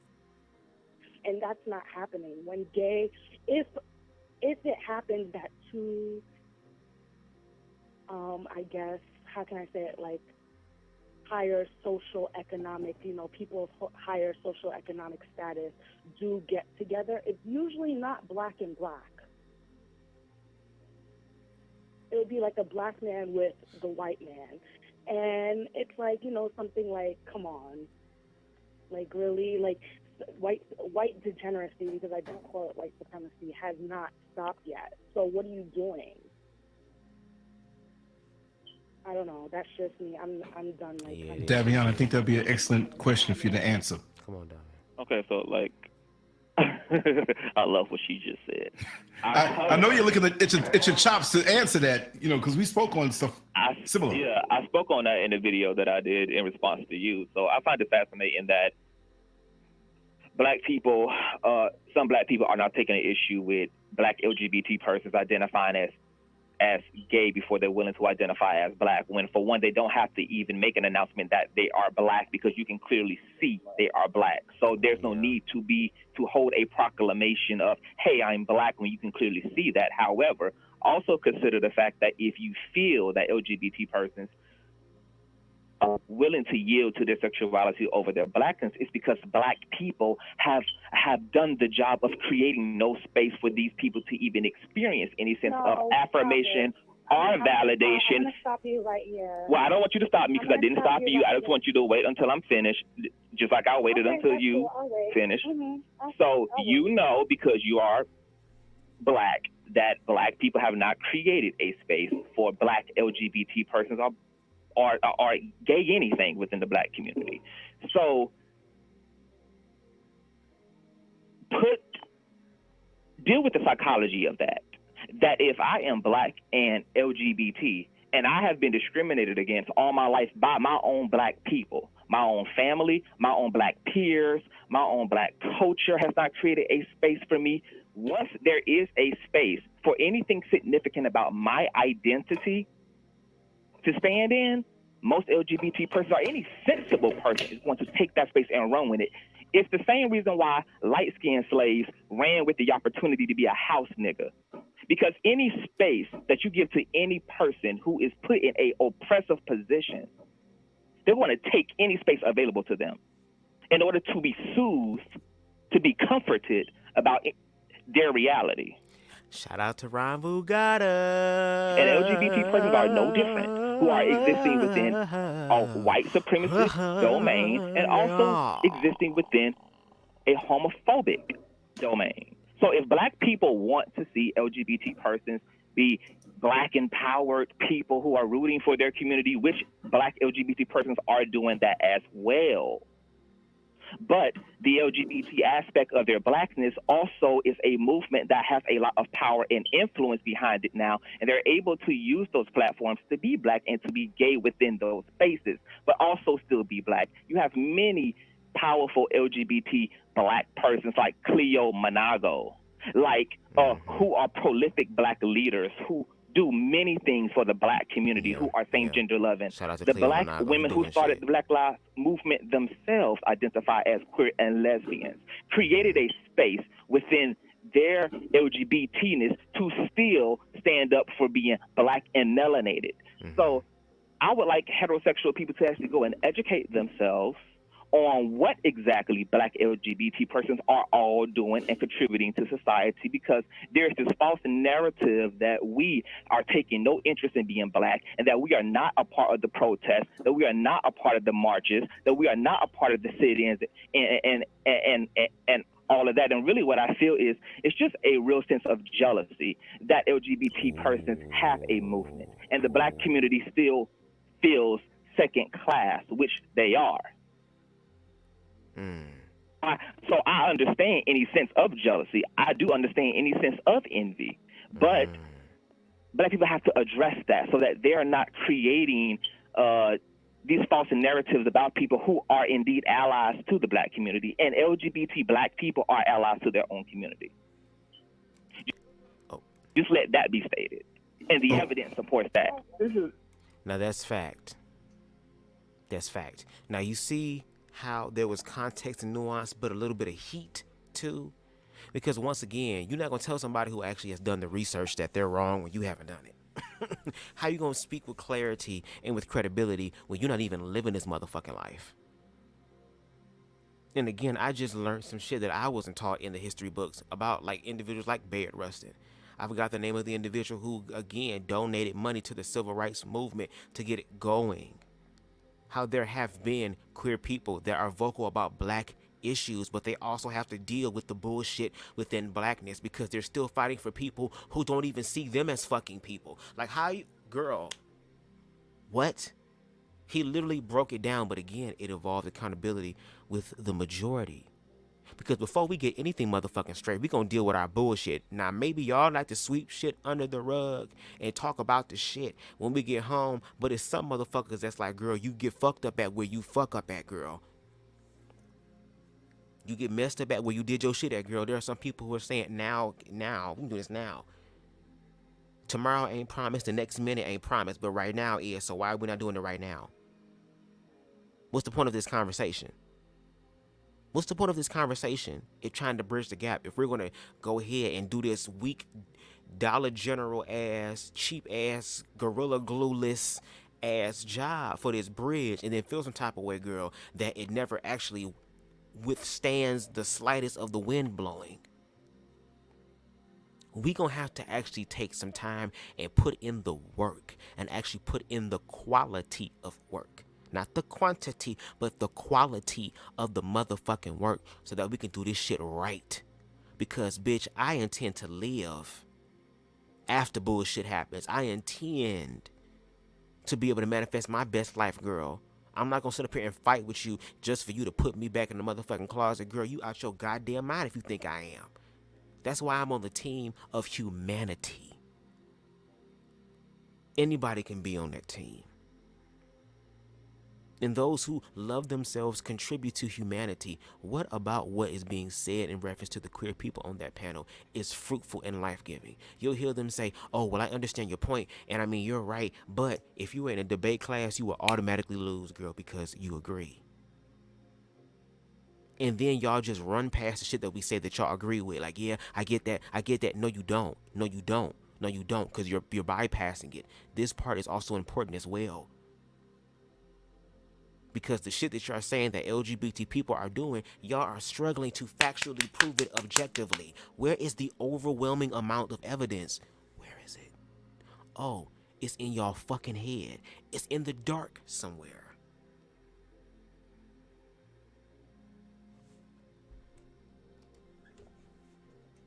This is Pirate. You mind if I step in for a second? Mr. Pirate Brain, come on in, man.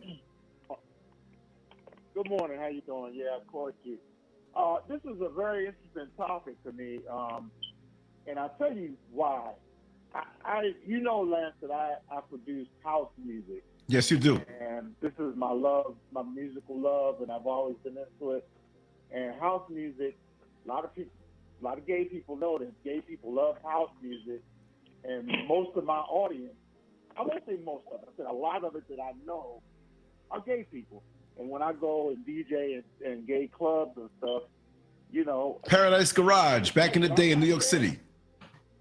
Yeah, exactly. I've been fortunate enough to have gone there. Yeah, me too. And oh, okay, cool. Several times. But there's a lot of, you know, yeah. So I know a lot of gay people. I don't want to be one of those people that say, yeah, I got gay friends. It's not about me announcing my connection to the gay community, but I respect the gay community, and I can feel the pain that they go through with all the troubles that they have. But at the same time, there's certain things that go on in the gay community, and this goes on the heterosexual community too. Like in Atlanta, for example, there's a lot of gay men on the down low. They're gay, and then they're coming back and having sex with their women, and they're doing this bareback and spreading AIDS like crazy. Yeah, that's not good. AIDS is just blowing Why up. do you think they're on the down low, though? Why do you think they're on the down low in the first place? I respect that, and I understand why. No, why do you? No, you don't, nigga. Then you would acknowledge that. Like, why? Oh, the reason why is because the world, again, does not want gay people to exist. So go do it in the closet, and motherfuckers will do all type of shit in the dark. Hello? That's what they're gonna do. But if we have more loving, affirming people, I promise you those DL numbers will start to dwindle because now they feel safe to be themselves. So it's kind of like, girl, y'all don't want to accept the gays out the closet. Y'all don't want to accept the gays in the closet. I'm trying to get y'all to just honestly admit that y'all don't want gay a part of the equation. And if that's the case, I'm sorry, but not sorry to tell you that, girl. The universe said that we here, bitch. No shade. Just like back in the day when you went to go hang out with your friends and your mom told you to bring your little brother, bitch. Guess what? Mama said. And as much as y'all talk about masculinity and shit, a lot of y'all motherfuckers would never challenge y'all mamas, bitch, knowing that your mama would slap all the remaining taste buds and hair follicles out y'all motherfucking face and mouth, girl, and head, shoulders, knees, and toes, bitch. Y'all know that. Miss me with the bullshit. Why do you think that these men that are having sex with men and having sex with women, they're afraid. They're afraid to come out. Why do you think? Why are they afraid? Why are they afraid? But here, let me get my point across, okay? Girl, quick, because you knew if you would have answered that question, there was a hole in your logic. Like, that's the part that be like cringy to me. Like, you be on the cusp of the truth and you just completely divert off the shit because you, girl. And then had a nerve to tell me that I'm wrong. And again, I forgot who point it was. I mean, here it is, Hero's point. Y'all don't mind profiting off the gays. Because here it is, you doing house music, and it's very beneficial for you. And even gospel people, because there's a lot of gospel artists that came out when the money was getting low, girl. They made themselves a real good, quick motherfucking house music, gospel music, whatever the shit called, girl. And the gays bought the shit. Because the gays always buying shit. And then talk about that. But see, do you see how he just bypassed it? Oh, no, well, you know, well, I mean, I hear what you're saying. Let me get my point across. Okay, what is your point? Okay. Let me get my point across. Okay, what is the point? The reason why is because of fear, and the fear is for different reasons. And it could be down to the basic fear of them losing their life for someone killing them because they are gay. Let's just go straight to the point. But at the same time, I think you have to be as courageous in your gayness as I am in my blackness. I'm very pro-black, and I don't have a problem with it. And I say some things. Some people call me racist, and I tell them straight out, I can't be racist.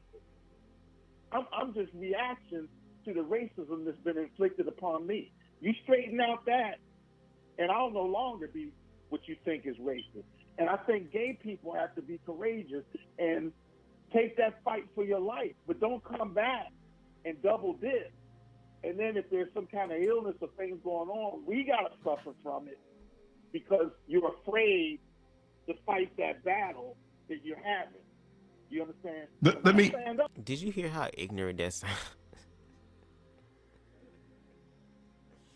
But I gotta remind myself, these are older people, and some of these older people were around when the inception of AIDS came out, and before they called it AIDS, they called it GRIDS, GRIDS, gay related immune deficiency syndrome or something like that. That's what it was called, so they thought it was exclusively gay. It's not, baby. HIV and AIDS knows no bounds, no labels.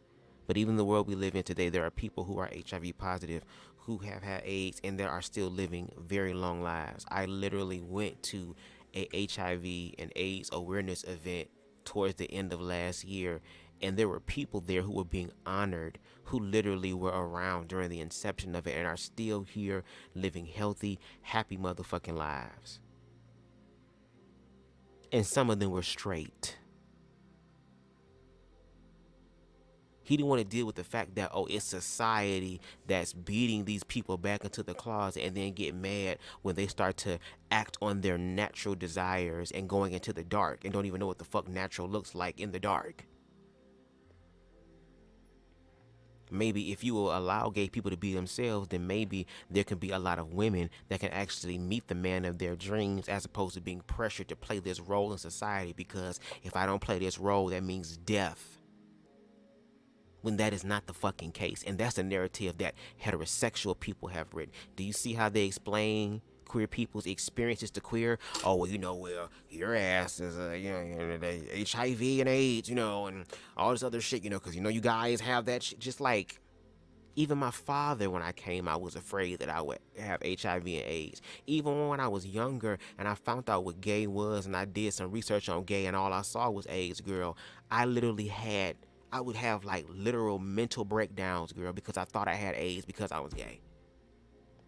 That song Lean On Me by Kirk Franklin, girl, every time that song came on, bitch, I had to cover my ears because I thought that Kirk Franklin was singing about my ass because of what gay was before I even knew what gay was and how the world viewed it. On a young ass motherfucking child. Are you kidding me? And then you feel some type of way when we try to educate children, other queer children, so they don't have to go through the same shit that my ass went through, and then feel some type of way when them motherfuckers feel fed up, girl, and walk into a school, bitch.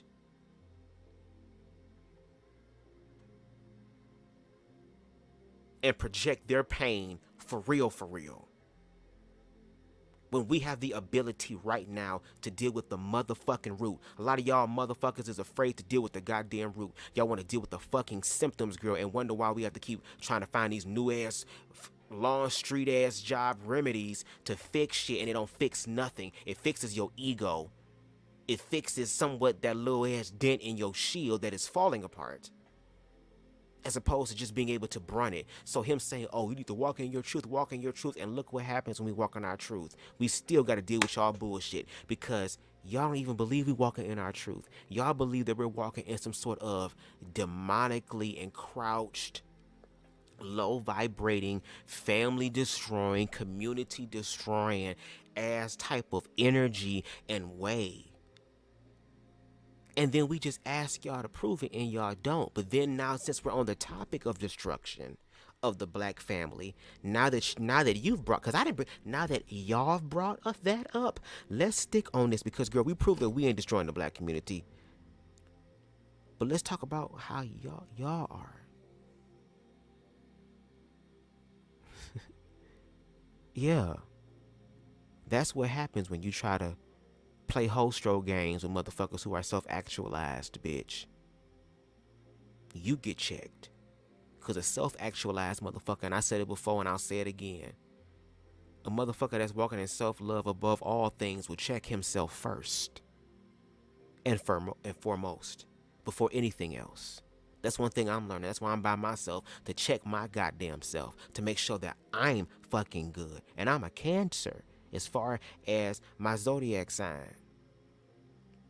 So I have to be aware of my emotions, and it's not good for me to speak out of my emotions alone, which is why I don't allow myself to get all the way upset, even though the passion that I'm speaking with is very colorful, because I mean, I'm a leprechaun and I'm gay, so the rainbow is all around my motherfucking ass. But at the same time, I haven't went on level 9,000 yet. I haven't went the fuck off. Like, I know I can, but I don't. And on top of that, girl, I say that for a rainy day when a bitch need to be crazy. Because the world we're living in, you need to be slightly delusional, just a little bit. Just a little bit, girl.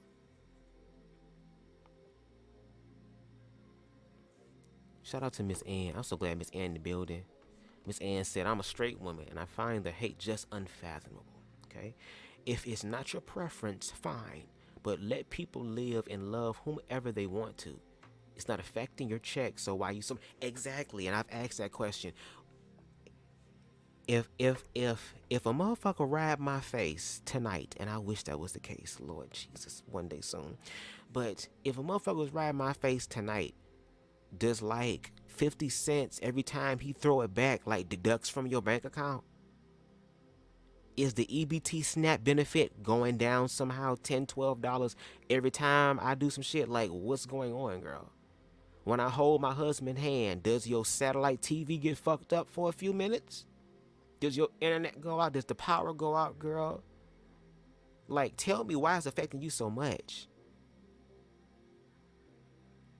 But see, if we had these conversations, baby, it'd be something else. Because let's talk about, once again, the niggas who are straight, who like to suck a little dick every now and then, girl. Let's talk about it. Now, I'm attracted to feminine men. I like feminine men. And I'm already short, so I kind of petite dudes, because, bitch, I want to be able to somehow manifest and live out some sort of a tall fantasy, girl. I'm not really attracted to masculine ass men that can change. I'm just saying. I never had that happen.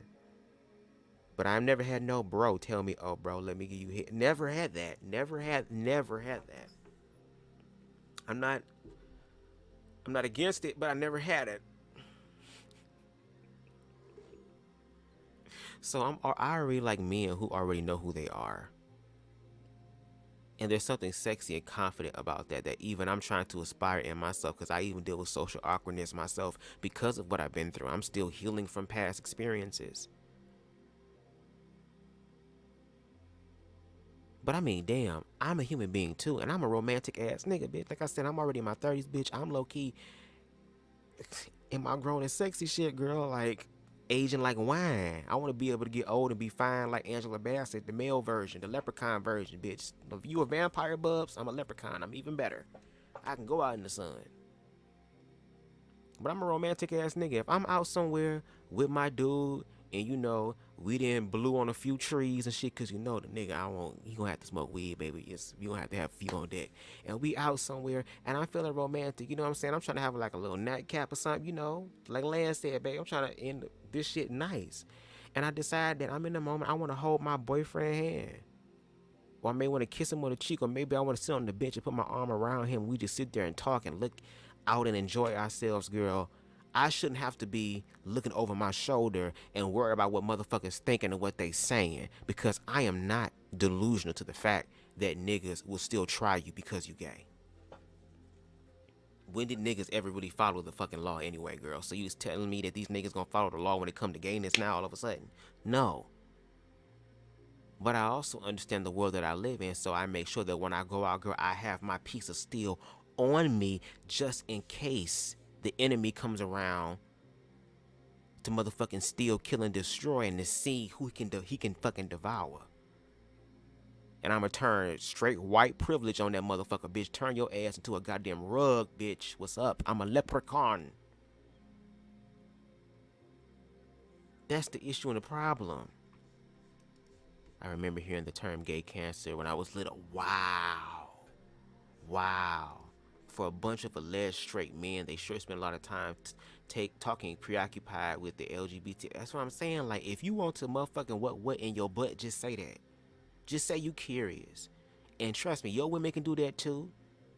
Especially if you married, it said the marriage bed can't be defiled, bitch. Maybe you need your woman to motherfucking stimulate your prostate, and that can happen without penetration too. There are ways to stimulate that P spot, nigga. It could be done with your woman giving you head, bitch, and she done. There are ways around it for a lot of you niggas who are exit only. Even you motherfuckers is covered. But to be able to explore first of all, being vulnerable with your damn partner. Even me, growing up, being in the gay community and learning about the top and all this stuff, this fucking fixated notion, I can't moan, I gotta act this way. Fuck all that. When it come time for me to get my motherfucking get down, bitch, there gonna be some times where I want you to take control of me, bitch. It's a song by this group called In Phase called Spend the Night. I love that song. And the song is basically just saying, yes, I'm used to taking control, but then can you control me too? I want you to choke me while you ride me or something. Throw my ass down. Grab the back of my damn neck. Okay? Do something to me. Because I'm willing to be vulnerable with you because I love you. And there isn't any vulnerability. So again, the toxic masculinity and patriarchy continues to affect all expressions of life, especially for black men, whether it's hetero or homo. You literally have heterosexual men that literally try to see LGBT people or black gay men, especially feminine black gay men, as an opportunity to correct them and to get a check plus on their goddamn hyper-masculine card, bitch. Fuck that. Especially when a lot of these same niggas be talking shit in the daytime, but hit your ass up on jacked and shit with a faceless profile talking about unlock. Bitch, kiss my ass. Spicy said, I know, right? It's suspect as hell. Sir, why are you so concerned and this doesn't impact you? My baby boy is a Cancer too. I have an Aquarius and a Cancer. Help me hold it go. Oh Lord. Oh Lord, you in a whirlwind. Ooh Lord, Spice, that's a combo. I'm a Cancer too with my Aquarius, so it's a high chance to arouse for a check. And that's how it should be, okay? I'm just saying, I'm a fan of her. You better come on, Miss Ann. Come on, Miss Ann. Nah, like I said, for me, my nigga gonna have to smoke weed, baby. We gonna have to motherfucking do a ritual or something. Cause I'm trying to do sex magic and manifest all type of shit, baby. You want this motherfucking multi-million-dollar deal? You trying to get this Grammy? Okay then, bitch, smoke this motherfucking weed, girl. Let's meditate, girl. Let's do some shit, girl. And let's get it in, bitch. Let's edge this shit out, girl. 2 hours. We can do it. We'll take, girl. I'll go from 5'2" to 3'8", girl. I'm donating all type of kneecap, bone, and shit. Okay, hold on. I want to speak. Okay, I wanted to just say one thing in there when you're done real quick, and Davia, you jump in. Go ahead, Pirate. I'll leave it at that. No, I just want to say that, like what Davion said when he said, well, why do you think they're afraid to come out? I kind of think with a lot of these guys who are on the down low, it's not even about being afraid to come out. They're not about a movement. They're not about proclaiming and saying, hey, this is who I am. They just want the goods, and that's it. Maybe not all of them, but a lot of them. And a lot of them, I feel, are sinking to the pressure of, well, I'm going to keep up this facade of living a hetero life, and I'm going to sneak off and do what I want to do. And what I don't dig about that is that they're hurting innocent victims. Victims, if you take those letters, HIV, hurting, and that doesn't always mean that, but they're hurting innocent victims. You're living a lie now. And I can't dialogue with somebody who does that. And of course I'd have to doing what I do. I have a problem with that. Y'all have a problem with that, but y'all not dealing with the actual motherfucking problem. Because even if these individuals were courageous enough to say, oh, I'm bisexual, with them being a man and the fact that they have had sexual experiences or want to have sexual experiences with the same sex, a lot of women are going to feel insecure about being with that man because they was ready for Mary, Susan, Barbara, and Jane. But all the time it was Bill who was sleeping with my man, bitch. We was at a party. No. There has to be something done on both parts, and heterosexual people have a lot of fucking work to do when it comes to educating themselves on queerness, especially since this is an expression that God, source, universe, mother nature has allowed for it to be on its back before we even fucking got to this point. I'm struggling on why we keep going around in circles, no Luther in this bitch.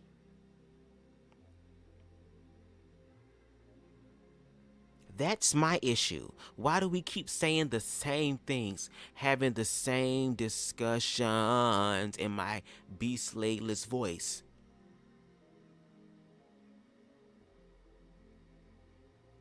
At this point, we need a shock to the system, girl.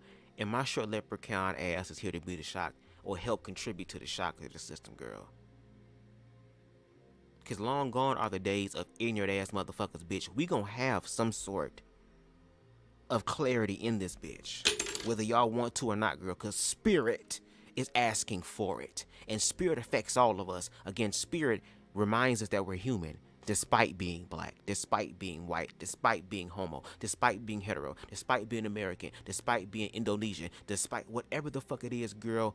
We all are being reminded that we all on planet Earth together, bitch.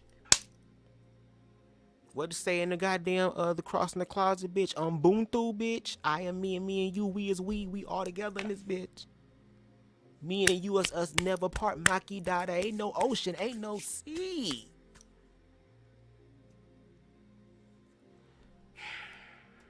Girl, I'm so glad I got these pre-rolls. Thank you, Lord. And I'm about to make that motherfucking air fryer chicken, bitch. Oh, I'm about to turn it to Amber Lynn in this whole girl.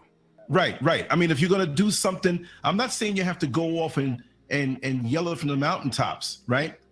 But be real. Don't risk. Don't go bareback in some club or some alleyway or some bathroom like downtown here in Orlando. Maybe it's an advertisement I'm about to say, but I'm just telling it for what it is.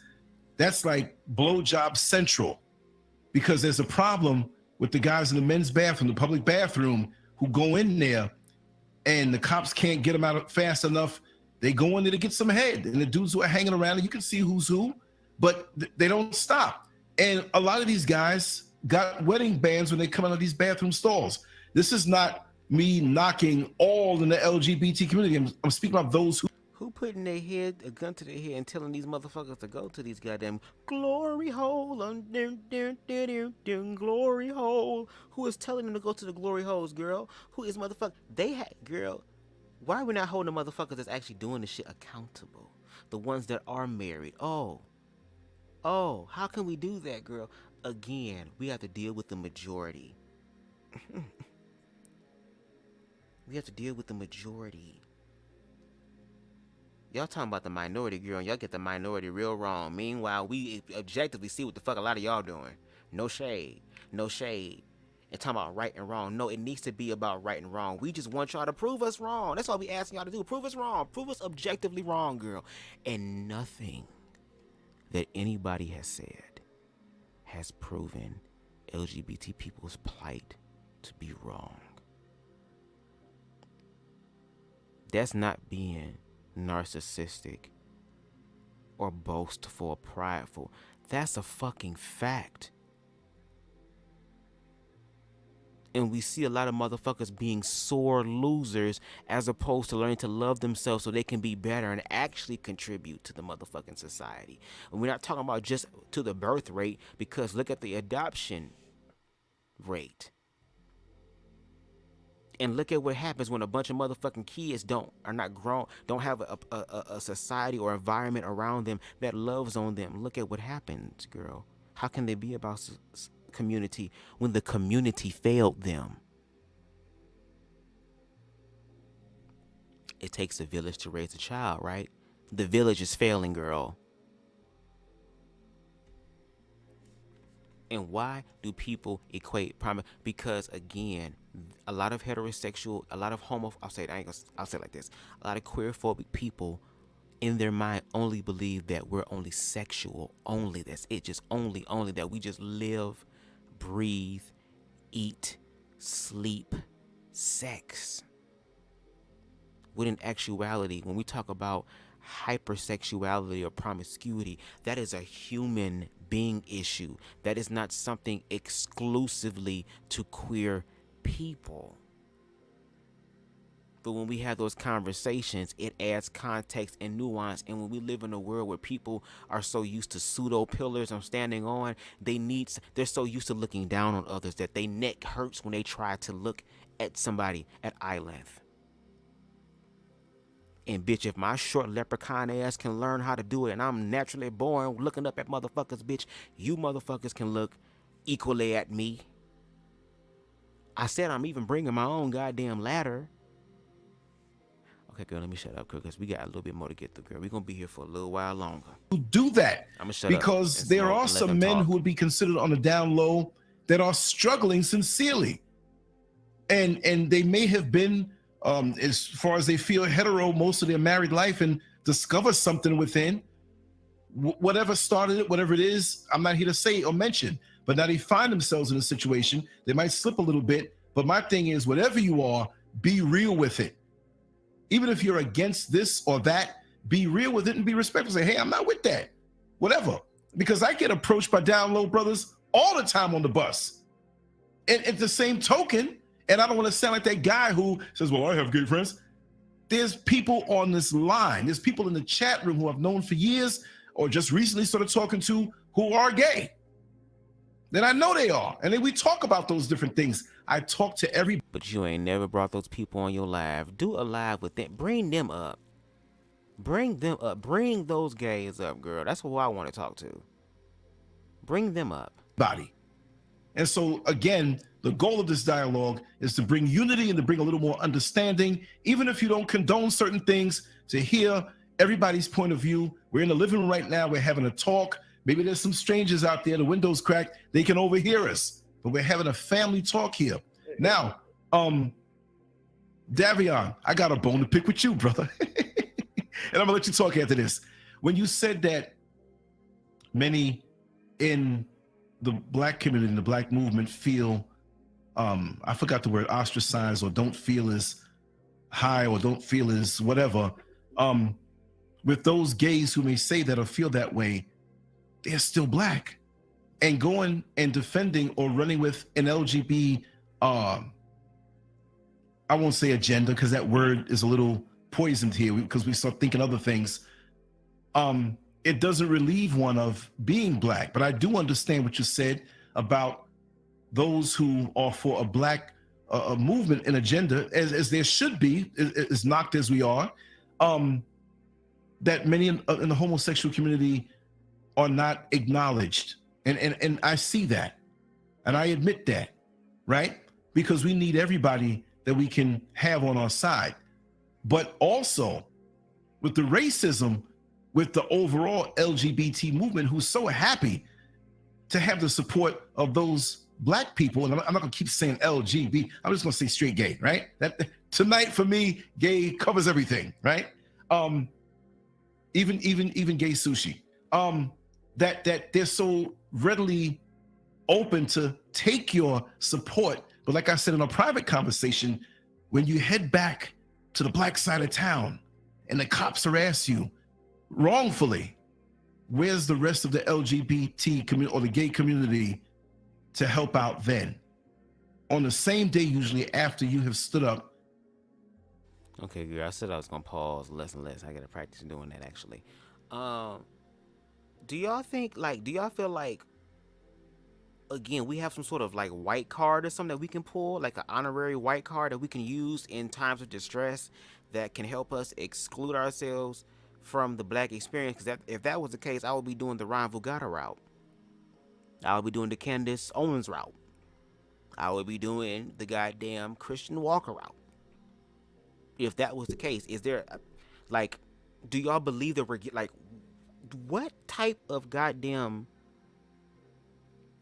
privilege do you think that we get because we are LGBT? The reason why that's why we have to also say LGBT people of color, because there is still an intersection, because being part of LGBT does not mean that this is the place where racism stops. There's still racism in the LGBT community. That's why we say LGBT community of color. For example, here in Detroit, well, here in Michigan, there are 3 different prides. There's a pride in Ferndale, which is like predominantly white. It's in a white area. Then you have Motor City Pride, which is the more inclusive one, where all groups of the rainbow come together. And then you have Hotter Than July, which is the nigga pride event. So there are still intersections within that. And you would know that if you would allow us to come into the conversation and allow us to also have a contextual and nuanced conversation as well. And y'all have no problem having a conversation and talking to the other gay people, but all of a sudden now you have a problem talking with us? Is it because the gay people are on some Flame Monroe shit, some Pick Misha shit, girl, and they want to be included? They're on that grifter shit, and it's willing to tell you whatever they want to tell you to make sure that your viewpoint of them changes and is more favorable in your eyes? And if so, I want you to bring those people like Lance, actually do a live with the gay people you know, and bring them on and have them talk to us. That would be a dope-ass live, and that would bring in a lot of views. That's probably something revolutionary. Because I've never seen any of these Hotep Black Manospheres conversations bring up other gay panelists who subscribe to what they believe and have a conversation with us. That would be a sickening live. But see, if those people were about trying to actually get the truth out, that would have been done, but they don't want to. They don't want to. They don't want to. But we gonna do it whether you want to or not. No shade. Aries says Christopher Street is one of the safest streets that I know in NYC. A lot of people go there to dine out, have fun at piers, and be themselves. Gay spaces are packed with straight people all the time. Miss Ann says valid point. And honestly, I prefer going to gay bars because the music is popping. Ain't no ninjas in my mix, and the drinks be straight. Hey, baby. And let's talk about it. That's one of the safest spaces a heterosexual woman can be in. Because she can be herself, she ain't gotta worry about, and that would be the opportune time. Wouldn't the opportune time for these women to be sexually abused by niggas in wigs? Wouldn't that be when they would go inside the gay club, girl? So Miss Ann, since you have been inside of gay bars before, have you ever been sexually abused by a trans person who just comes in with this goddamn trench coat with nothing underneath and just flashed you and was trying to, you know, take advantage of your ladylike essence in the bathroom while the other gays sat around and watched and chanted in some time of Gregorian demonic chant, girl, to bring forth the Antichrist, girl? Could you let us know in the comments, Miss Ann? Because according to Lance Scurv and everybody else, girl, the gays is just, they criminals, they perverts, they just waiting for your ass. And them strengths, girl, I'm trying to say strengths are strong. Them drinks do be strong. They be strong as hell. I be babysitting them drinks. I'm like, damn, bitch, I can drive from here to Indiana off of just one damn glass. So it's hard for me to believe him because for me, he admires us, but is struggling to understand what its reality and what is that he was taught. And that is the thing. Like, that's why this information is jarring for a lot of people. Because once again, as you're going to see, a lot of people are going to jump on the line and they're going to try to assert their dominance. Oh, no, fuck that. This queer ain't finna come on the phone and say all that shit. We finna set the line here. Hold on. Let's get some real men in the comments. Let's get some real authority. Let's do this fake bullshit, stoic shit that we say we do, girl, but we struggle to do, girl. Just do it. Because, once again, Lance Scurv's reality and perspective about LGBT is being challenged because he is just going off what it is that he has experienced himself. But now he's having a different experience, and now he has to try to figure out how to place that in his mind. I wish he would have kept up with that. There were a lot of people who were saying, no.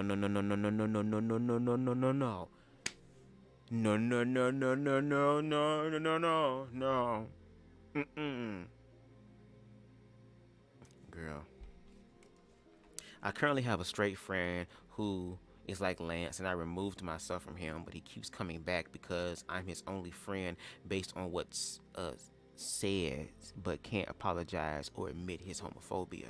He came back to NYC to visit, but he is part of the red pill community. He called me a beta male for the way that I am and said to me I'm bi because I need a father in my life.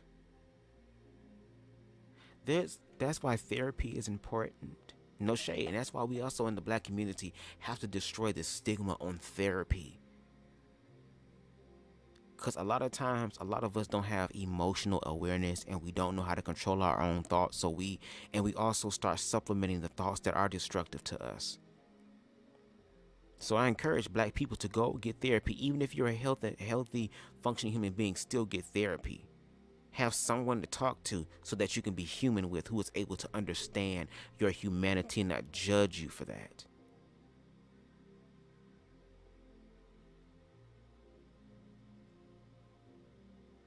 But then again, I'm the beta male, but you keep coming back to me, the beta male. Why is that? Why is that? Shouldn't I be the one coming back to you? I'm the beta. Beta means weak, right? Beta means last, right? Don't it? Hold on, let's ask Siri. Define beta.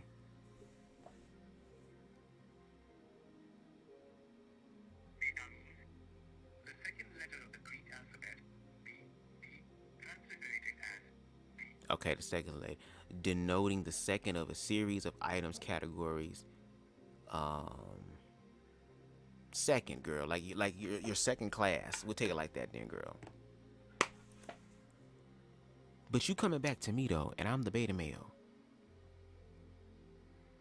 Wow.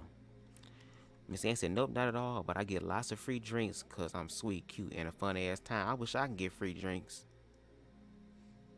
Okay, I just be getting stared at. Who is that little fine ass leprechaun over there? Is he old enough to get in the club? I bet that short boy got a big. Let me stop. I'm glad you cut him off. Those red pill guys are weirdos. It's a lot of hurt, a lot of pain, and then they end up adopting the vernacular and the verbiage of high vibrating energy, like awareness and manifestation and accountability and narcissism. It'd be like, girl, it'd be so cringy to see these people talk about themselves. I'd be like, girl, do y'all take the time to actually look and see? Okay, girl, let's continue, girl, because girl, it's already been 4 hours. For rights of gays. You see what I mean? So from that side, that's what makes me wonder. You need a space. We haven't given it to you. But then when you get accepted, it's to be used almost as a tool. So therefore, you're left alone. And one thing I want to say, and I want you to speak on also in your answer to that, is the high rate of suicides that are in the gay community. And I'm a straight man talking about that. Worked in the prisons, grew up in the streets of New York City, not in the streets, but grew up there. And many of the gay brothers and sisters that I know, mainly the men, suicide, man. They killed themselves, or they did an activity that the drugs, whatever. Now I'm saying everybody's on drugs, but, or even the reckless behavior, because it's like, I'm not accepted here. I'm not accepted there. I'll just go out and do whatever I want to do. And then many on the straight side will say, man, them faggots are reckless. Y'all are killing the world. But then look how many babies are being born from unprotected sex on the hetero side. But go ahead, Davion. So what am I speaking to? Lance, I just want to say something right quick. Yeah. You just answered the question that I wanted to. I was the one that asked the gentleman, why do you think the DL men are on the down low? And you just answered what I was asking. All right. Basically that, it is out of fear, but it's also out of, self-hate. Like, well, it doesn't matter anyway. I got to keep up this facade and live this life on the end. It's like I have these sexual desires. Me lucky charms, Miss Ann. Me lucky charms. Like, damn if I don't, damn if I do. You get what I'm saying? Right. Right. And I also want to say that mental illness is very high in the Black gay community. Mental illness is very, very high. Mm-hmm. Mm-hmm. And trans community. Right. And who wants to see your family member go through something like that, regardless as to what they do in the bedroom or how they feel? And across the board, we're starting out, even if you're not gay, even when you're just straight up straight. Look, I'm gonna tell you something. I have my days. I have my days where I'm stressed, and I don't mean stressed in a normal sense, but where you're a little worn out. If I didn't have Mrs. Scurv here distressing me, the wonderful atmosphere, the music that she plays, the food that she makes, me and the ones here who care for me, who vibe with me all the time. Oh, look at the guy on the screen right there. That's my buddy. That is my buddy Byron. Oh my God. You saw the guy that did the double bicep? The muscle man? Wait a second. That's a man who, from I first met Byron, not to get to the subject, but I'm going to freeze the screen when I see him. Back in 1981. Before there was the LGBT and all these different labels, who were they recognizing themselves as? If you were gay and you were black, you were recognizing yourself as a black person. Right. All of a sudden, now we have all these labels and all these alphabets and numbers and stuff, and now it's separating the people. Exactly.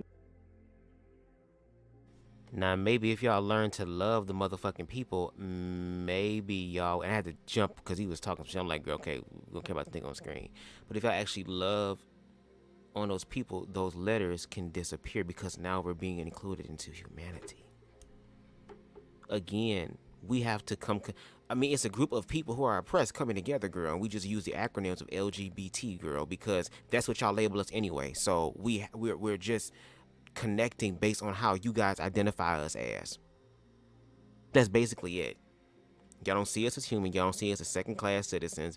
And it's like, once again, I don't understand how people can be like, oh, you're cool and stuff and woo-de-woo-de-woo, but there's just something about you that I just, but you can't prove it. And if that's the case, that's again something on your side. So don't try to motherfucker project your shit onto me because your ass don't understand why you don't fuck with it. Spicy, what's crazy to me, this traditional men or alpha males want to give advice about getting girls in long-lasting relationships, and this man don't get a single woman. Like, what the hell yeah? And they gotta go overseas and be passport bros and them hoes over there putting goddamn voodoo and hoodoo on your ass. Girl, the universe trying to get your ass to sit down, girl. No matter where you go, you can make your bed in heaven or hell. Bitch, the universe will find your ass there. So instead of your ass trying to go somewhere else to try to find some love and try to get your groove back, bitch, your ass gonna be grooving to the goddamn bayou, bitch, with Papa Shango and all the motherfuckers, girl, fucking with them. And I wanted to get to that point too. You're right. You're right. I know, Davian, I know. I wanted to. The thing is this. Personally, when Davian's supposed to be talking, you do whatever you want to do on your time, in your space. Whatever it is you want to do, that's your option. That's your prerogative. Nobody pays your bills. Nobody pays your rent. Nobody puts food on. That's up to you. Right. My thing is, when I go to the library and I take my kids to the library and I'm reading them a book, I don't need to be reading them a book about John and John or Jane and Jane because I have my own priorities and I have my own teaching, you see. So I don't need to see these things in the... Why do y'all... How weak are y'all as parents to feel that you reading your child a book about same-sex stuff is going to influence them to be same-gender loving? If that's the motherfucking case and children are so impressionable, then why is it that my ass is not heterosexual when I grew up in a heterosexual environment? I have no reason to lie. Wouldn't my ass be heterosexual? So again, those books are here to educate your children because the adults are the ones that are struggling. The adults are the ones that are scared. It's to help educate children that guess what? There are going to be different people in the world. But to not discriminate or hate them, to judge them on the content of their character and not off of a fixated notion. And then we also have to remind them that if we're going to play these whole stroll games, girl, your ass is going to be included too. So if we're going to play this game, I just want everybody to be included. That's all I'm saying. Inclusion on both ends, girl. Whether you want to do this shit or you don't want to do this shit. Regardless, it's going to be equal in this bitch. I need people to understand that. Whether you want to or not, it's going to happen. Okay, I said I was going to be quiet. Books in the schools and the libraries coming out to my kids. I don't need for them to be on... Well, they don't even watch TV anyway. But I'm saying I don't need for them to be watching these PBS cartoons or whatever, and all this stuff is sneaking into the cartoons, you know, to try to sway them into a different lifestyle. I don't need for their teachers to be in school and asking them about these situations when the parents are not part of that whole movement. You see, you do what you want to do, whenever you want to do it, however you want to do it, But when you bring it into my face and my kids and things like that, then it's a whole different ballgame. Because, listen, yeah, we know a lot of people. I know personal family members, you know, who do their own thing, and you know, I relate to them on a daily basis, you know, and I accept it for what it is. But this is part of an agenda to further separate us as a people, so that rather than we identify ourselves as one humanity, now we are gay, we're LGBT, you know, we're trisexual, all kind of different things going on. It makes no sense. It really doesn't. That divides us up even more so. It divides us even more so. When you go back to the ancient times, when it started first talking about, you know, pedophilia and different things, you're going back to Greece and Rome, and where, you know, young boys was being fantasized on by the older men, and this situation. This was, you know, this is going back. So now we come up to today, all this thing that was going on, it's in the DNA. So obviously what was going on for thousands of years now is in the DNA. So we have no control over that. You're going to be what you're going to be because it's in your DNA. You can't change that. And the black movement is a movement about life, equality, and equal rights. The gay movement is just about who the hell you want to screw, and that's it. You see? I can jump up and say... Did you hear that? Did y'all hear what he just said? He literally said that the gay agenda is an agenda on who it is that you screw.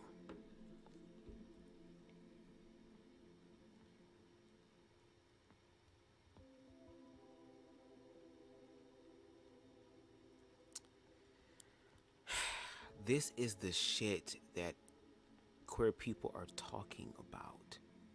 How in the ultimate of fucks do you get to tell me what being gay is in such a definitive way when your motherfucking ass is not goddamn gay? You're talking about who would want to screw. Y'all niggas screw all the damn time. Look at all the children that's fucking here. Look at all the goddamn shows that feature heterosexual people and children. Look at all the baby mothers. Homosexuals, queer people ain't got a fuck ass thing to do with that shit. That's y'all shit. But then had a nerve and to sit here and say that's what the queer thing is about.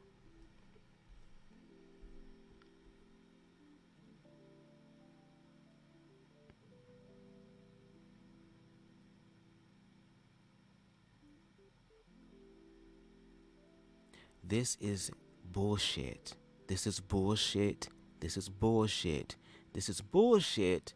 This is bullshit. Shit of bulls. It is bullshit.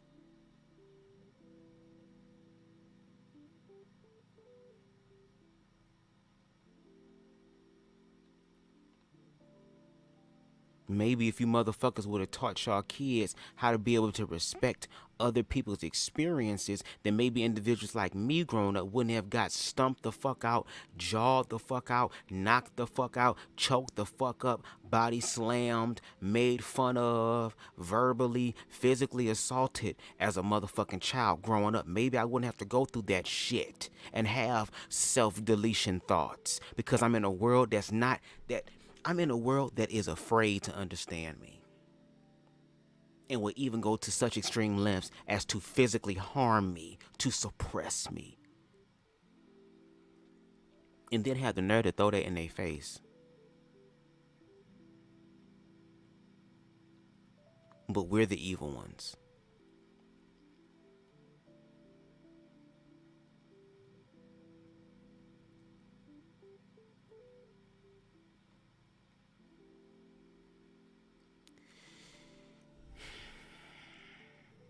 I pray for these niggas. I really do. I really do. Because it's giving me very much Pinocchio, Land of Lost Boys.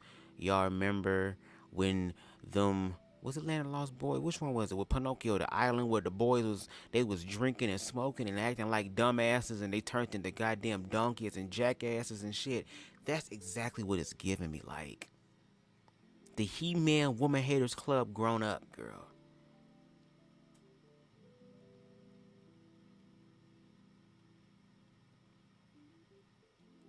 What the fuck? Like, and the fact that these niggas be sitting here and be trying to beat their chest if they the motherfucker. I'm the daddy. I'm grown. Insecure. What's understood needs no explanation. But that's because a lot of these niggas are emotionally dead and are emotional zombies who don't know how to deal with their own shit. And then want to try to label LGBT people as these destructive people who are blaming all their shit on us and what we're doing. But look at what you're doing. Look what's happening with you. And you're talking about us. We're the ones in the right. Doesn't that sound familiar, black people? Doesn't that sound familiar when a white person says that to us? Why are y'all trying to get fucking reparations? That shit's been so long ago. The terms of conditions is over with. Why y'all still mad? Slavery? It ain't like you're in slavery now. I'm not hanging you from a tree. I'm not calling you a nigger in your face. I'm not doing all these things, but we understand the energy, girl. Like,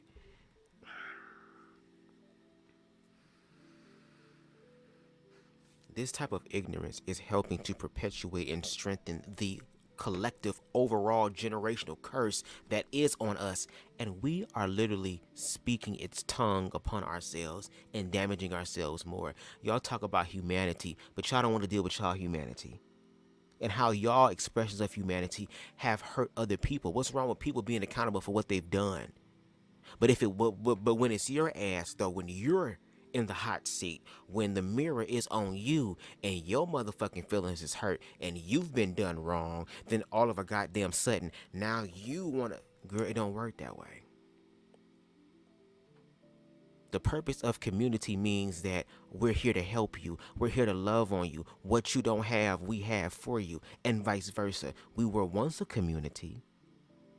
And to Lance's point and these people's point, go back in the closet, go back in the closet. They grew up. Lance literally shared a story about how it was some niggas in the neighborhood that everybody knew they was gay. They stayed to themselves. They had their little cookout. They did their own thing. But y'all still didn't want anything to do with them, even when they were following your rules, even when they were doing what you asked them to do. Again, it's ignorance and it's fucking fear, and y'all be so cringy, and fuck this respectability politics about age, because a lot of y'all are older, but y'all talking like unwise individuals. Y'all talking like old fools.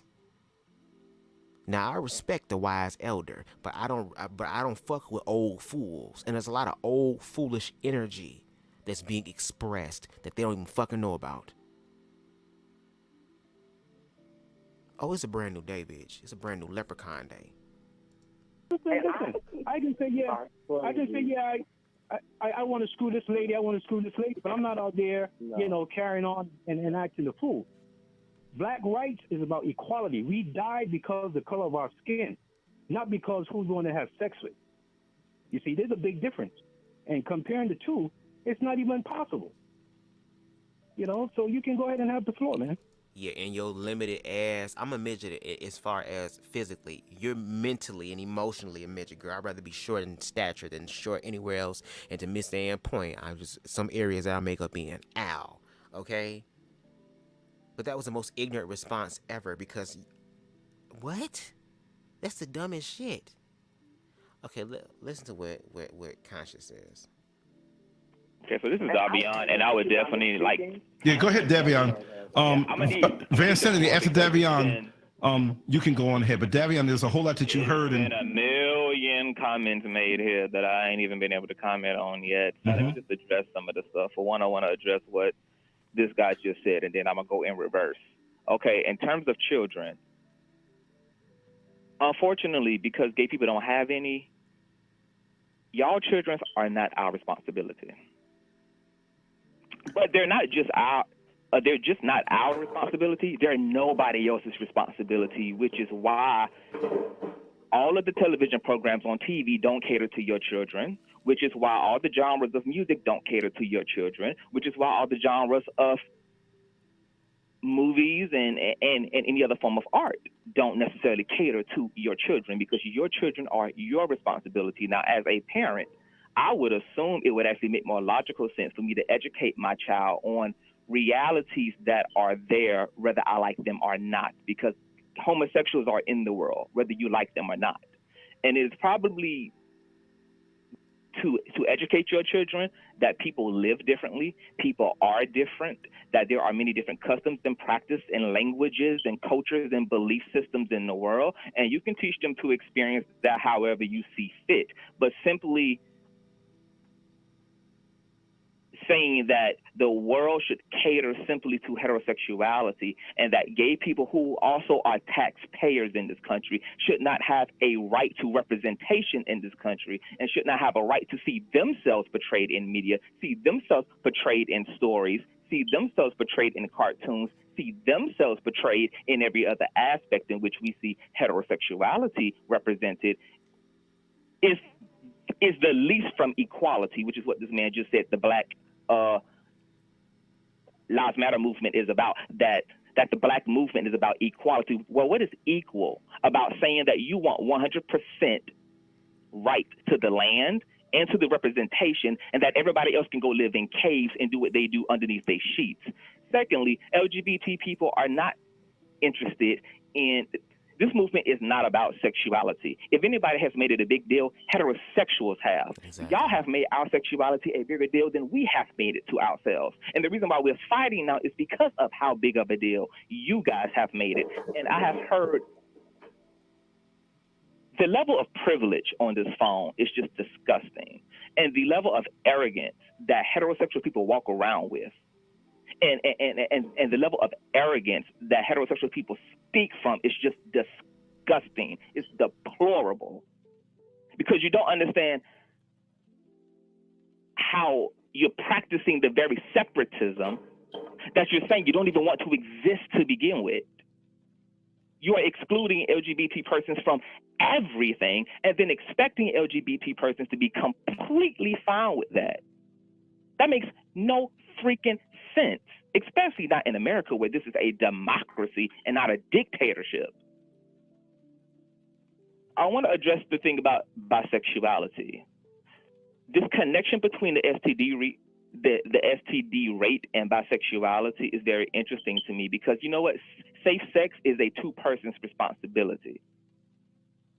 If people would practice safe sex the way that they need to, it wouldn't matter whether a woman lays with a woman and a man or a man lays with a man and a woman.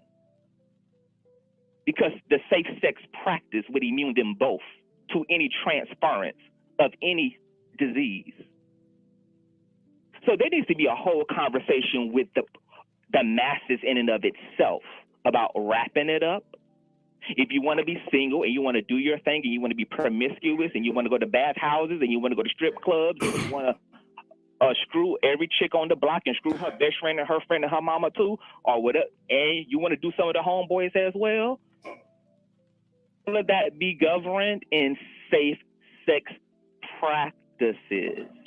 That keeps everybody safe. That keeps everybody sound. That keeps these STD rates dramatically reduced. There's no link between a man does not owe a woman a explanation about whether he's bisexual or not.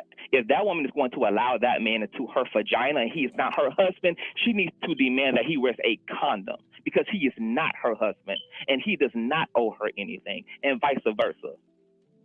So to put this on sexuality rather than putting this on people prioritizing living a healthy sex life is just insane. It's insane. That makes no sense to me. That becomes the issue of sexuality rather than the issue of self-care and self-love. That anybody that I'm not in a committed spiritual political covenant with, I'm going to protect myself from, because I don't know what your fucking agenda is. I don't know whether you're going to lie to me or tell me the truth any freaking way. So at the end of the day, it is still my responsibility to protect myself from whatever you may be carrying or not carrying. But that's my responsibility. That's every person's responsibility who engages in sex. Homosexual. Okay. I just want to say before you start that condoms only reduce the chance of disease, of getting an STD. They don't completely stop it.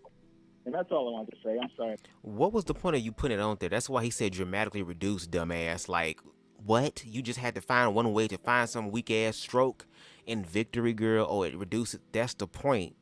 We know that it doesn't completely stop it. It reduces it. That's why it's called safe sex. The probability of catching something, it is dramatically reduced. And there are condom companies that put in millions of dollars to make sure that their product actually fucking works. What he was saying, which was very implementive in reference to humanity, the one thing that a lot of people feel like we as queer people don't contribute to, is that if we're going to have sex, it needs to be a two-person situation. If you are having sex with someone that you don't know, that you're not trying to build a relationship with, that you do not trust, it would be smarter and wiser to wear contraception in order to prevent anything from fucking happening. The fuck? And when we do that, then again, everybody's safe because niggas cheat too. Look at the baby mamas. There's a lot of motherfuckers sticking their dick and shit. So it seems like a lot of black men just want women and queer people to shut the fuck up, and for women to just get on their knees and just worship them and suck their toes and shit in their dick from the back if they want that, not realizing that their women will be able to give them that if they actually walk in their king energy. Don't force these women to do it. Walk in your kinghood, and women would have no option but to, I ain't gonna say worship you, girl, but to value you and to cater to you because you've been putting in that work. Man, get the fuck out of here. And I'm gay, and I'm talking about this shit. I can probably get more pussy than some of these niggas. Girl, let me stop. Okay, it's a 99.9% chance. That's pretty much a full mind, body, and soul protection from an STD. I agree. You have to protect yourself. And again, this is Yannick. You have to protect yourself. I don't care who you are. Yannick. The responsibility lies on the individual. I'm sorry if I cut anybody else. I do apologize. This is very passionate. And just reading some of the things that are being said in chat. You have to protect yourself, yes, as well as other people. Because the same woman that you think is being faithful to you could be sleeping with any and everybody and come home and bring something home to her husband. Yeah. And vice versa. A man can sleep with various women and bring something home to his wife. Yeah. It doesn't matter your sexuality, your sexual identity. Now, granted, that's yes, humans do have a cellular race. That has been proven. On, Yannick. But the fact is being open and honest and stop stigmatizing STDs, especially HIV, because so many people, yes, are ignorant. Unfortunately, yes, they are ignorant about how HIV is spread, how it is not spread, what the difference between HIV is, what AIDS is. So it takes education, foremost and all. Whatever kind of food you like, whatever you like, HIV and whatever AIDS. you like.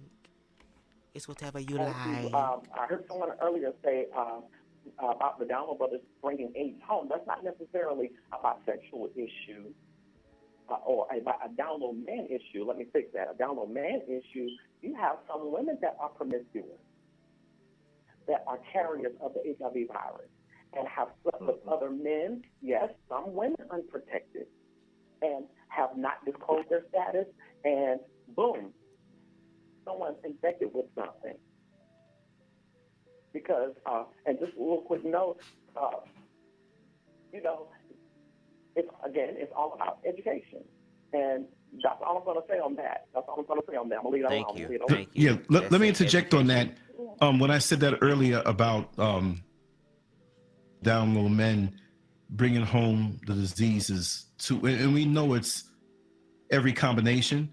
I kind of, I'm not going to go down everything, but we know it's women who go out also. But in a committed relationship where that other person, let's just say in this case, that it's that wife at home who's innocent and faithful, that you have this man and he can get the HIV from another woman, right? But the fact that he's doing that and coming home and she's living under the premise and the promise. So now we start dealing with the root issue, which is infidelity. Because infidelity and the intersections of infidelity are very much like a tree. It ain't just something that's exclusively mutual to one thing. This is a human being thing. If we look at it that way, and see, we could have such bigger conversations, because that would just like help to really include everybody into the conversation for real, because everybody understands now. But instead of like delving deeper and again building that context and nuance, which all that does is include other people, include other perspectives as well, because there is no one way to look at it. It's going to take an amalgamation of all of us coming together and using our minds and our hearts collectively and finding something that could be monolithic for all of the intersections of blackness, to where we can focus on blackness and be united. That's what the system is afraid of, us doing that. And if we do that and start getting into connection with other oppressed groups of people, then the people will be able to make changes, because it's for the people, by the people, right? But my queer leprechaun ass is a part of the people. Just like Lance bald-headed ass is part of the people. Whatever you like. Whatever that food he's you to be like. committed, he's faithful. That's what I'm kind of getting at. Now, when a person is not in the committed relationship, well, yes, you really can't know or tell what they may have, what they may be doing. So you have to protect yourself, like boxing, protect yourself at all times, you know. But when it's in that committed relationship, it should be where you should be free to, you know, engage unprotected and trust this person's word that I'm committed to you, I'm faithful to you. And when it comes down to that level, we can engage that way. So Lance, yes. Can I ask you a question? Yes. Sure, come on. Yeah. So currently, Black women are the leading carriers of HIV. Unfortunately. Yes, I know. And the black women who are leading carriers of HIV, the majority of those women are not married. Black women. Right. So what you're speaking to is the lesser of the evil in regards to a husband bringing home HIV or anything else to his wife. The majority of Black women who are testing positive to HIV are contracting that from their partners, from their boyfriends, or from just promiscuity, but not from their husbands. Right. So that context needs to be understood. Yeah. And again, I know that's not the majority, but I'm just kind of speaking up for that woman who is in that marriage and committed relationship where, you know, we have to go on each other's word. We're living under the same roof, paying the bills, have the kids together. We don't even have much time for each other, but when we do have that time for intimacy, that's our secret garden, that's our private area, and it should be enjoyed in, you know, on that level. But for those who are girlfriend, boyfriend situations, you got to protect yourself. And yes, I agree with you that it is the minority, and we have our sisters out here who are getting HIV. And like I said, and I know you have more to say, but I wanted to say this also. At the end of the day, and I want to know how everybody feels about this. Many people, and I'm going to say it like this, some who are gay, some who claim to be gay, we have a lot who are trying things out to see how it fits and run away from it. I'm quite sure maybe in your travels, Davion, that you've known people who tried out what you proclaim to be what you are from birth, but they're trying it out because they want to know, and I don't like it. It's almost like Rachel Dolezal, you know, wanting to be Black, right? And she's saying she's Black. Well, if you want to be Black, then take on all the things that come with being Black, right? So there are a lot of men out here, and women, but I'll put it on the men, that they want to put their foot in it, and maybe it's just a sex thing for them. Maybe it could still be what they feel is emotional with someone else, right? But at the end of the day, I believe overall that, not according to your walk and your experience, but I think overall, Black masculinity, heterosexual Black masculinity is a threat to somebody. And I hate to break it down that way where it may come off a certain way. Well, if it's a threat to somebody, go find the motherfuckers who threatening you, girl, because it ain't the queer people. Y'all the ones that feel insecure about y'all shit being threatened some way, somehow, girl, and we asking you to prove it and you can't prove it. Go fight the individuals who are really threatening your masculinity. Go figure out who the hell they is. You trying to beat up on us and try to label us as that is not the tea. That's why we telling you this. And it's so funny that we all about kumbaya and all that shit when it's time for y'all to be accountable. Now it's about peace and love, and now all of a sudden you are aware of humanity and us coming together. Hell yeah, we gonna come together right after your motherfucking ass be accountable for your shit. I mean, hello, that's a universal law, girl. The law of cause and effect, the law of karma. That applies and affects everybody regardless of what you believe and don't want to believe, girl. It's all of us. What the fuck are you talking about? To other people, but why is it when it seems as though you come off as, and people know me, I'm heterosexual and I'm black and I'm strong and I speak my mind. I'm a human being. I have feelings, emotions, family, children, and I stand for something.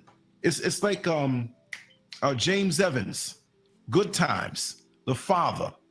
He's a blue collar working class guy. He's a strong man who may not make a lot of money, but he holds his family down. Look, his son on Good Times is a gay man, right? But that's okay, right? My thing is, why is it that we, from your point of view, do you notice that black heterosexuality seems to not be acceptable? We have to, in the corporate world, for example, we can't be as threatening, but we're not walking around trying to be threatening.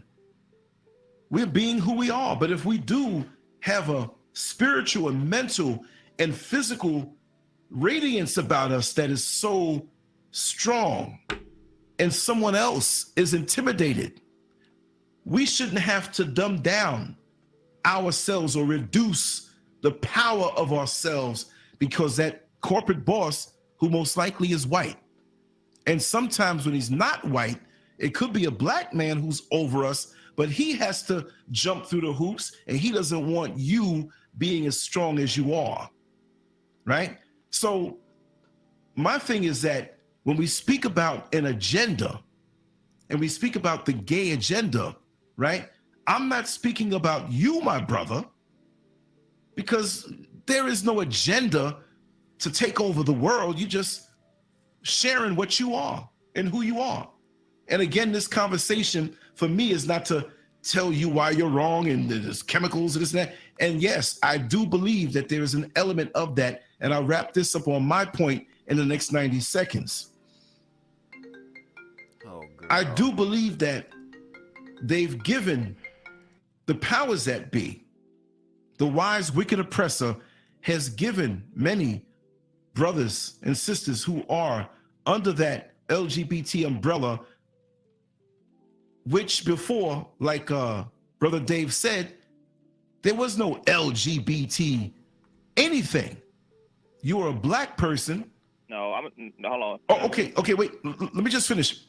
Y'all don't be saying nothing, girl. Y'all just be trying to find a way to ease y'all point in, girl, that's already been debunked. And trying to remix it, flip it on the shit, girl, like it's like Biggie on the track, girl. That's not Biggie, that's Niggy on the track. Girl, get that motherfucker off. This is not an authentic bag that you're showing us, girl. This is a Wish version, girl. No, what? It's like it's like y'all saying I want to judge y'all, but I don't want y'all to critique me on judging y'all. Well, maybe you need to motherfucking listen and pay attention and comprehend so you can learn. Because we ain't got time for y'all to be hooked on phonics when it come to learning and then expect white people to immediately know what's going on with y'all. Hello. You gotta practice what the fuck you preach. And a lot of you motherfuckers preaching bullshit. I'm gonna be done in a minute. That their acceptance of you, and I'm talking about maybe white America, the powers that be. I'm not saying about the Hicktown dude who voted for Trump, who drives a pickup truck. I'm talking about those who are in power, that if we extend ourselves in this movement and embrace them, that will further divide them from the one movement that we don't want them to have, right? And I believe many who are gay, lesbian, bisexual, transgendered, who are black, have been duped to running that way, because that's our space now. We can run there. In the Hotep Negroes, the pro-black folks, they never accepted us. Yes, and I agree with you on that. I agree with you on that. But they've used that strategically in their defense. So they've reduced who we are as a people.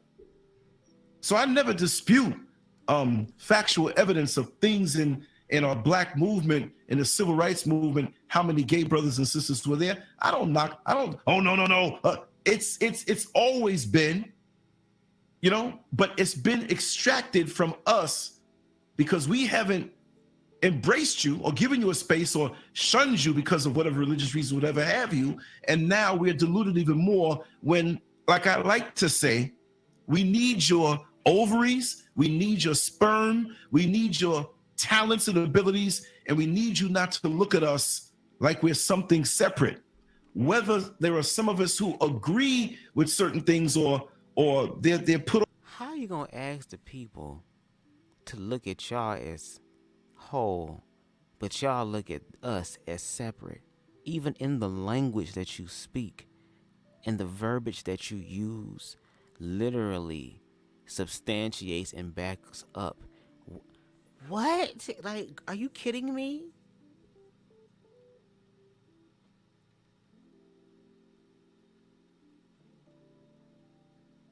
That's like I'm gonna whoop your ass, but don't tell nobody. That's like I'm finna fuck you, but don't tell nobody. What?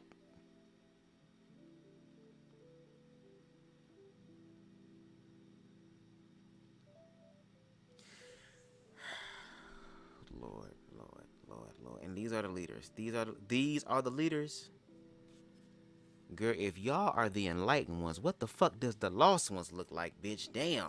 Off by it, that's their issue. Shit. And whatever we do behind our closed doors is our issue and what we do. But we are black people and we are at the bottom of the rung. We're being knocked off slowly but surely and overtly. And we need to all understand that there's no person from the outside of our community who's going to come in and be nice to one faction because they love us. If they don't love me, they don't love you. You see what I mean? And we got to look at it in a multi-level way strategically, that it may feel good to feel as though I'm in this LGBT movement, but then what are they doing for us? Not you, but what are they doing for us? What are you doing for me? And you want me to do something? What are you doing for me? You want me to do for you? What are you doing for me? Hello, this is a back and forth. It's a two-way street. So there has to be some sort of satisfaction on this partnership that we're building. It ain't just going one fucking way again. It's a democracy, not a fucking a dictatorship. So you want us to simply just, again, bow down and do what you want, and you want us to do what you want us to do without any sort of like anything in return. And in the hopes, if you're and this supposed war that's happening, this alleged war, if my ass ends up getting shot in the stomach, and you know I'm gay, and I have a heterosexual person, you are there with me as my heterosexual, my black ally, but now my black ass has been shot on the ground. Are you gonna put your life on the line to save my black ass, or will the fact of me being a black gay man stop you from actually laying down your life, which is what you do for your brother in love, like you want me to do for you? It kind of gives me like the energy of like the South Park Bigger, Longer, and Uncut, where like for the when Earth was getting prepared for Satan and Saddam Hussein to come up on Earth and just completely bring forth hell, how the army had their first line of defense that was nothing but black people, Like we want the black people to be the goddamn shield, and then once y'all take the initial bullets, we can come behind y'all with some shit. And you saw what the fuck happened at the end of that movie, did you not? Them black people dropped to the ground and all the people got fucked up. You got me fucked up if you think I'm finna sit here and put my life on the line and you don't even care about me? What? That makes no sense. Make sure you burn a candle and medicate tonight. It's challenging to take in all that hate and not be impacted. But I'm gonna be alright, Miss Ann. I'm gonna smoke me some real good weed. I'm gonna cook me some food. And I'm gonna motherfucking take this damn fleshlight. And I'm gonna go to town. I'm gonna get all this goddamn energy out. Again, I know how to transmute shit. I'll do it as far as sex magic, girl. All this goddamn hate and shit and stuff that might be impacted in my soul from listening to this bullshit and the bull. Cause this ain't gonna be the last time I'm gonna hear this. With me operating and becoming more aware in my activism spirit, I have to prepare myself for this type of stuff and even be in dangerous situations that could possibly cost me my life. But I'm learning that I don't have to be like everybody else, girl. I can be Harriet Tubman to the shit, girl, and be prepared too. Because this is my life. And it's not just my life, it's the life of my people as well. I'm pretty sure when Harriet Tubman came back, she said, I want the straight slaves only. You homosexual slaves, don't come with me. Because if you come with me and I find out that your ass LGBT, I'll motherfucking shoot you in the foot and then yell and scream and let the bloodhounds eat you. What? Just bullshit. Girl, you talking about ancestors being offended. A lot of our ancestors will be looking at us and be like, what the fuck? What did Martin Luther King say? Is that what I got all those ass whoopings for? I may not get to the promised land with you. I'm going to Canada. Bitch, I'm out. Love us. Toronto. The way they say they love you. And if they don't love us that way, who may not fall under that umbrella, then they don't love you. Y'all don't even love us. Because when you come home, y'all don't even love us. Back home to the hood, to the neighborhood, to us, whether we have our issues or not, right? We're still one family. What type of dysfunctional We're ass still one BMF family. You trying to But be? go ahead, brother. I'm sorry. It took 4 minutes on that. So which way do black heterosexuals want it? Because the black community just seems to want the right to everything. Like the black community wants the space to exist and to be empowered, but yet wants to openly be able to discriminate, dishonor, and reject any other person for any other reason that they see fit. I understand. And you know what? That's not me. Let him finish. Yeah, but that's not. And you know how they say, that's not me. That's not me. That's y'all love saying that's not me. If that wasn't you, you would show it. Again, what's understood don't need no motherfucking long, drawn out explanation like they say I give, girl. It don't need all that. Just motherfucking walk in your truth. The action will speak for itself. The fuck? Not me, but I understand exactly what you're saying. Yeah, but I'm speaking to exactly to what you are saying. Right. Because I don't understand how it has gotten to now the LGBT movement needs to be a black empowerment movement. No, it is a LGBT movement. It caters to persons who identify or have a alternative orientation to the commercial or predominant orientation that already exists. It's not a racial movement. It has nothing to do with race. Just like the LGBT community don't expect the black movement to necessarily be exclusively concerned with sexuality, because it is about black consciousness, black beauty, black existence, black validation. And that should be the predominant agenda of that movement, because that's what that movement is. So why is it that the LGBT community should become about the black movement? Well, if black, and I'll say LGBT for the sake of the show, but I mean my gay, bisexual, lesbian, trans. I like to leave that out, but I'm not saying to erase you personally. I just want us to, in our dialogues in the future, not just on the show, but to address us as brothers and sisters, because, when they look at the numbers of unemployment, when they look at the numbers of those who are locked up, when they look at the numbers of those who are the downtrodden in society and the so-called terrible statistics, look how many of those LGBT brothers and sisters are in those numbers, and they don't concern themselves with even extracting just those people to help them and leave the rest of the black folks out. It's one big pool, because you see, then y'all need to have that same energy for Beyonce. Y'all need to have that same energy for not Cardi B. You need to have the same energy for the Offsets and the NLE Choppers and all of these black heterosexual men that also have acquired some form of financial freedom and wealth, and ask them why the fuck they're not coming back to the goddamn hood. You want to place it on the gay people to use all their stuff, and they do. Again, historically speaking, Bayard Rustin. That's my share. That was me farting. Bayard Rustin.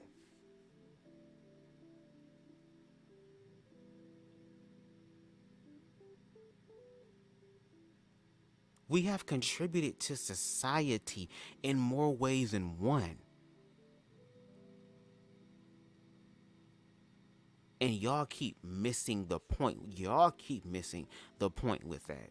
Oh, they're just going to see you as black. Then why do you struggle to see me as black? Because you feel like my blackness is tainted with some sort of European influence. So I'm not even fully black. And if so, I'm the black one that you got to watch out. Meanwhile, the real motherfucking pedo, the real motherfucking sexual abuser and child toucher of the family, he gets invited to the family reunions. He gets invited to Thanksgiving. He gets invited to Christmas. Yeah, the children ain't gonna be around him, but he's okay to come get a plate. But as soon as your gay nephew come through with his motherfucking friend that he's been coming with for the past 3 years, and he comes out and says, y'all, I'm gay, now all of a sudden it's a congressional hearing. Oh, we don't support that. Oh, the Bible says all this shit. Now all your religious shit that you want to bring up comes out the motherfucking thing, girl. And then feel some type of way and be ready to fight when the gay cousin motherfucking come through with that motherfucking Thanksgiving clap back on your ass that you weren't prepared for. There is a new day. The more you resist, what you resist will always persist. Y'all are literally going to keep, y'all are going to keep playing into y'all fears. That's why LGBT people trying to help y'all to dilute y'all fears, but y'all want to be so familiar with it. You want to be so connected to it. You want to be so personal and intimate with your fucking fears. And if you want to be personal with your fears, then go be personal with your fears. And I'm going to use a page out of y'all book in y'all motherfucking closet. Don't get to project your fear onto me, because I have the courage to hold my nigga hand in public and have a motherfucking piece of silver on me and gold on me, girl, by the way of the Holy Ghost that says I wish a nigga would. This is sounding like the Latasha Tamika Scott family dynamic. And as we see, Tamika has cleared the whole seat. Worked in corrections. There are many brothers, and I didn't really enjoy working with the women because I didn't want to get caught up in no foolishness. But the brothers that I know to this day, that I see every day on the street, some are in hetero relationships right now.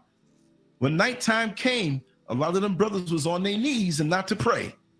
And that's... yeah, because they need some sort of sexual release. You're in there with a bunch of men. Y'all trying to equate sexual experience to the totality of queerness.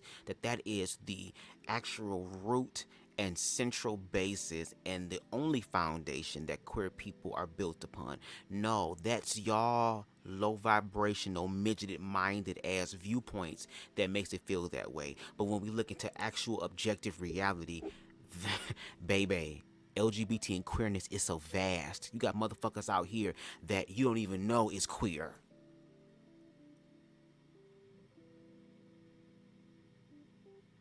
And the issue with black men is the fact that it's feminine. That's the only thing. Because it goes back to what someone said, I forgot what it was. Why would you negate your masculine or your male privilege? Why? You was born with a dick, you should be happy. You have power. You're born with a dick. Look how many kings and shit was praying to have a son, someone to carry on my legacy, to carry on my lineage. And the women was just the only used to bring in children, hopefully a motherfucking male.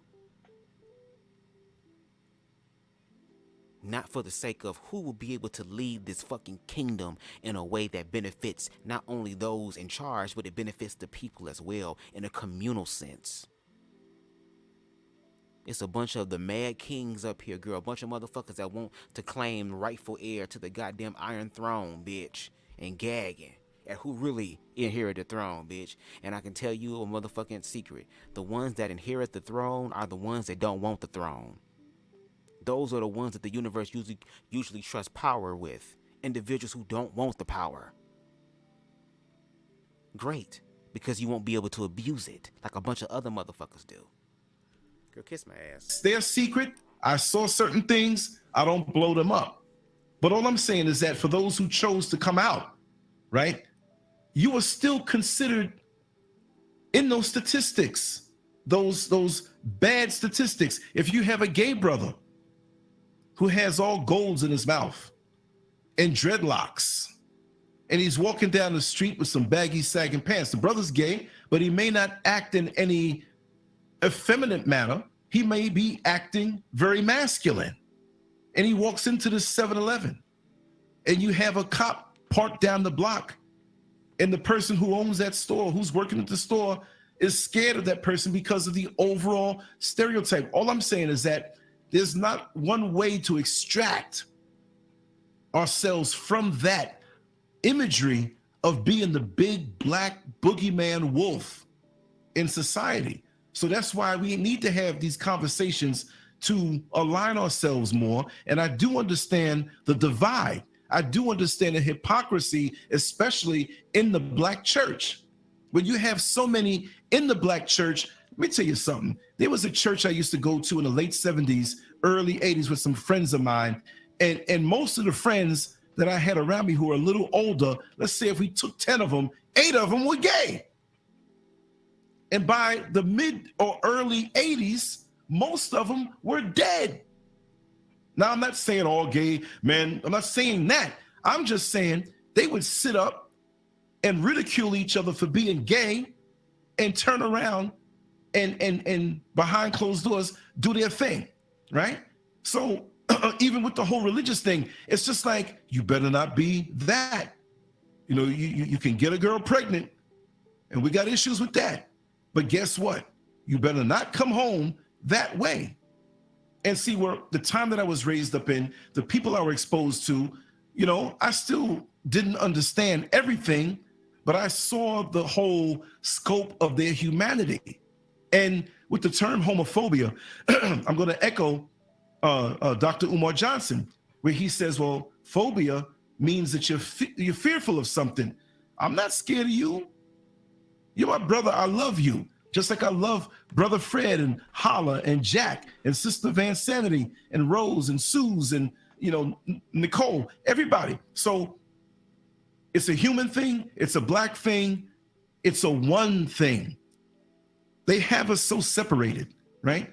North and South. You're from the North and I'm from the South, and you're light and I'm dark, and you're from the motherland and this was from the Caribbean and I'm an American. You people coming over here to my country. One's gay, one's straight, one's this, one's that. One's a vegan, one eats meat. Most of my friends eat meat. They know I don't eat meat. You know what I mean? But they embrace me. Unity first, right? And for those who are hetero, who don't reach out to your brothers and sisters because they happen to be, they're still human beings. God still made them. We may have an issue, but in this time of war, on us as a people, it is not advantageous to any one of us to be divided. Even if we don't understand, again, we can iron that out later on. But no, we're gonna iron this motherfucker out now. That's what we're gonna do.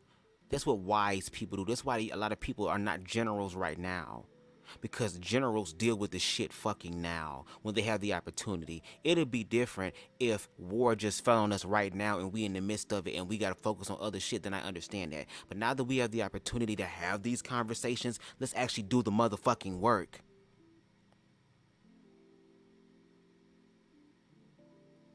Because it's not even a guarantee that queer people are going to be able to come back from this quote-unquote war, or that your ass will come back either.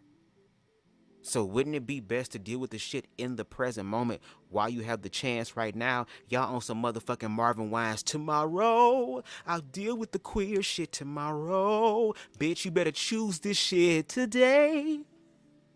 Because, bitch, your tomorrow is definitely today, ho. So what we gonna do? Way that we're being knocked off. You think if something happened to one of my gay brothers that they got knocked off or shot up by some of the police, that I'm on, well, the night before he had a dick in his mouth, so he ain't my brother and I ain't gonna defend him. No, you black like me. Just the same way if something was done wrong to somebody white and they were innocent. I'm not going to sit there and say, oh, well, they're white, and I'm going to sit there and be wrong and not say anything because they deserve it because of what their forebears did to our people and they have advantage. No, if something's wrong, it's wrong because, look, it comes down to God. Forget about, and I know Brother Holly going to talk about God, right? I'm not talking about religion. I'm talking about the creator, the one who made us. There is an order here. And there's different levels and hierarchies to that order. And most of those levels and hierarchies weren't created by the creator. Yes, he made color. Yes, he made sex. Yes, he made many things. He made you, he made me, right? But we can't get so caught up in that. And What? So y'all not really trying to get caught up in what God intended for us to all experience as human beings collectively? But y'all would rather subscribe to the man-made systems and ideologies and cultures. So you don't want to get into honoring individualism, girl, in humanity, to be able to honor and express unique expressions of God and still love that expression while loving yourself. Y'all would rather bypass that and get into the more uniformed, in the cozy box, in my cozy coffin as type of perspective. And then you're talking about being divisive when humanity is inclusive. Like,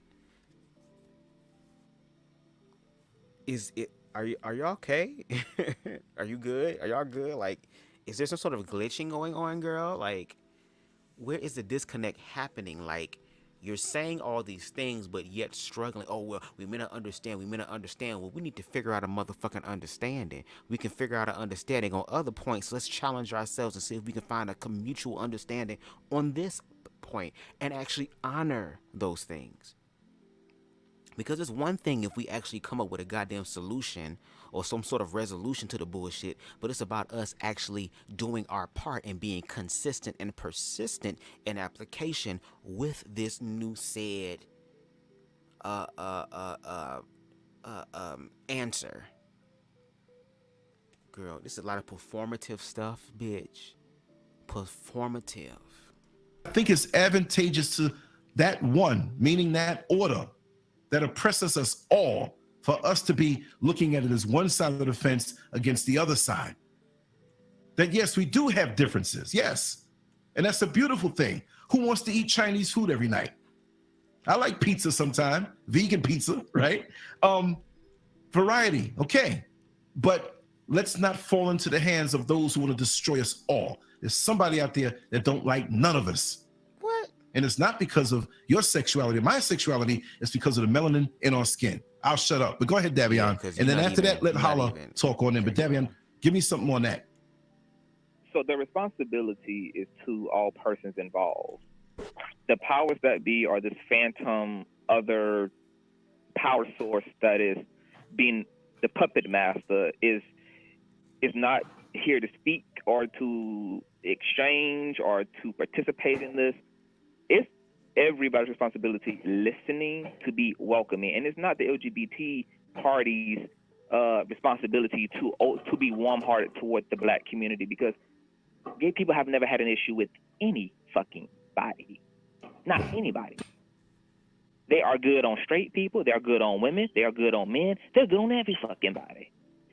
It's heterosexuals. It's the black community who needs to warm up and make it its business to be welcoming of this community. Because if it wants this community as an ally, if it wants this community to share its platform, to share its influence, to share its power, then it's going to have to be on responsibility of heterosexuals to start being more inclusive, more accepting, and more tolerable, and more willing to even first and foremost acknowledge that they're privileged LGBT persons. Because if you can't even acknowledge that you're privileged, then we can't get anywhere from that point.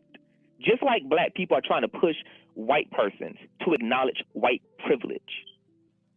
If you can't even acknowledge that you are more privileged than me and that the responsibility falls more on you than it does on me because you are the one in the power seat, you are the predominant representation, you actually have the access to the resources that I do not, then where's the compromise? Where is the team footing? There is none. LGBT persons have no responsibility to the straight community, and I personally don't care how the straight community feels about LGBT persons not making it their business to take it upon themselves to be inclusive because they have always been that. All of the finger pointing, all of the conversation needs to be had with heterosexuals, not homosexuals. Homosexuals are having to defend themselves from every crack and crevice of this topic. Y'all don't want us in y'all books, as one man said. Y'all obviously feel like we are a bad representation for your children, so you don't want us to have access to them. I mean, am I the only one who is seeing this? No, there are a lot of people. Trust me, I speak to a lot of people who are sharing what you're saying. Honestly, that's why we're here. Let me go ahead and.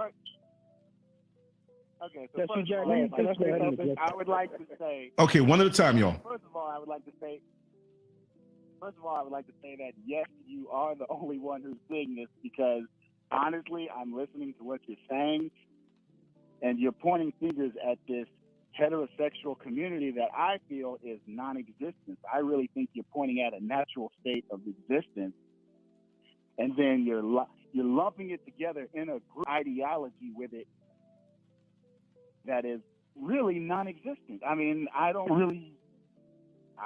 know of Sir, I've been gay all of my life. I have dealt with discrimination for being gay all of my life. I go through bullshit now because I'm gay in relations to heterosexuals to this day, and I'm a 31-year-old man. So what I'm talking about is not. So with that said, what I said, I've been black all my life. I've put up with discrimination all of my life. I've had white people call me a nigger all my life, okay? But I mean, seriously. And is anybody telling you that you are wrapping that up in an ideology and that is something that's in nature and that blah, blah, blah, blah, blah? You're talking about a reality that everybody knows is blatantly true, just like homophobia is a blatant reality that everybody with a brain can be a witness to. This is your reality. Hey, it's plenty of homosexuals on this phone, and there are plenty of police reports and plenty of footage to support what I am saying on this phone. So what do you... Did y'all hear what he said? He said that's your reality. Okay, girl, that's fine. But when y'all start fucking with my reality, y'all will be a part of my reality too. Once y'all start fucking with my reality, I'm just going to include your girl. I'll be the inclusive one, girl, with this goddamn 9, bitch, if that's the case. Because if you motherfuckers run up on me with some bullshit, bitch, you better finish what you started. No shade. Because again, this is somebody who's not even trying to understand. Trying to find some sort of, now that we don't have no objective thing, now we're going to go in the super mystical way of this shit happening and what this must be. But you can't even prove that either. And again, with being a queer person myself, like, again, wow, ignorance at its finest, girl. And I hate to say finest. What you talking about? Lance. Yes. You know what? Can I speak? Go ahead, Lucky. I don't mean to interrupt you. No, you're part of the conversation, brother, so come on in. The animosity towards each other. But I just want to speak from my own experience. Mm-hmm. I've been rejected by the black community. I've been rejected by the gay community. I've been rejected by the black gay community. But you've never been rejected by the Scurv show. We go back years, but go ahead. Okay. What I've learned in my life, me being 34 years old, I've learned in my life that before I was black, before I was gay, I was human. And when I came into this world, I am responsible for myself. When I'm out there marching, I'm not marching just for black rights. I'm not just marching for LGBT rights. I'm marching for transgender rights, animal rights, elderly rights, human rights. At the end of the day, because we put our labels, we put labels on each other, and then we get mad because of our differences instead of seeing the similarities. You and I we're all marching for the same thing, which is not just equality, it's equity, what we deserve as human beings, not what is tolerated. I don't want, and the thing about it, they say, why doesn't the black gay community, link up with the black community when it comes to rights? I'm not going to go where I'm tolerated. I'm going to go where I'm celebrated. And let me tell you something. Them white gays do not give a damn about the black gays and the black transgender people. That's what I'm getting at. What you think it is. They do not give a damn about us. The black community do not give a damn about us. If I go out there and get my ass whipped and it makes national news, is the black community going to celebrate me, support me, or not because I'm gay, or is it LGBT community is going to support me because I'm black? We get it from all around. We get it all our lives. We get it from everybody. We get it from the white supremacy, and we get it from homophobia, from our own people. And then they have the nerve to tell us that, oh, you're trying to throw it in our face. You have children that are gay. You call them sissies or tomboys. Not all tomboys turn out to be lesbians. Not all sissies turn out to be gay. But they're there. What do you say to them?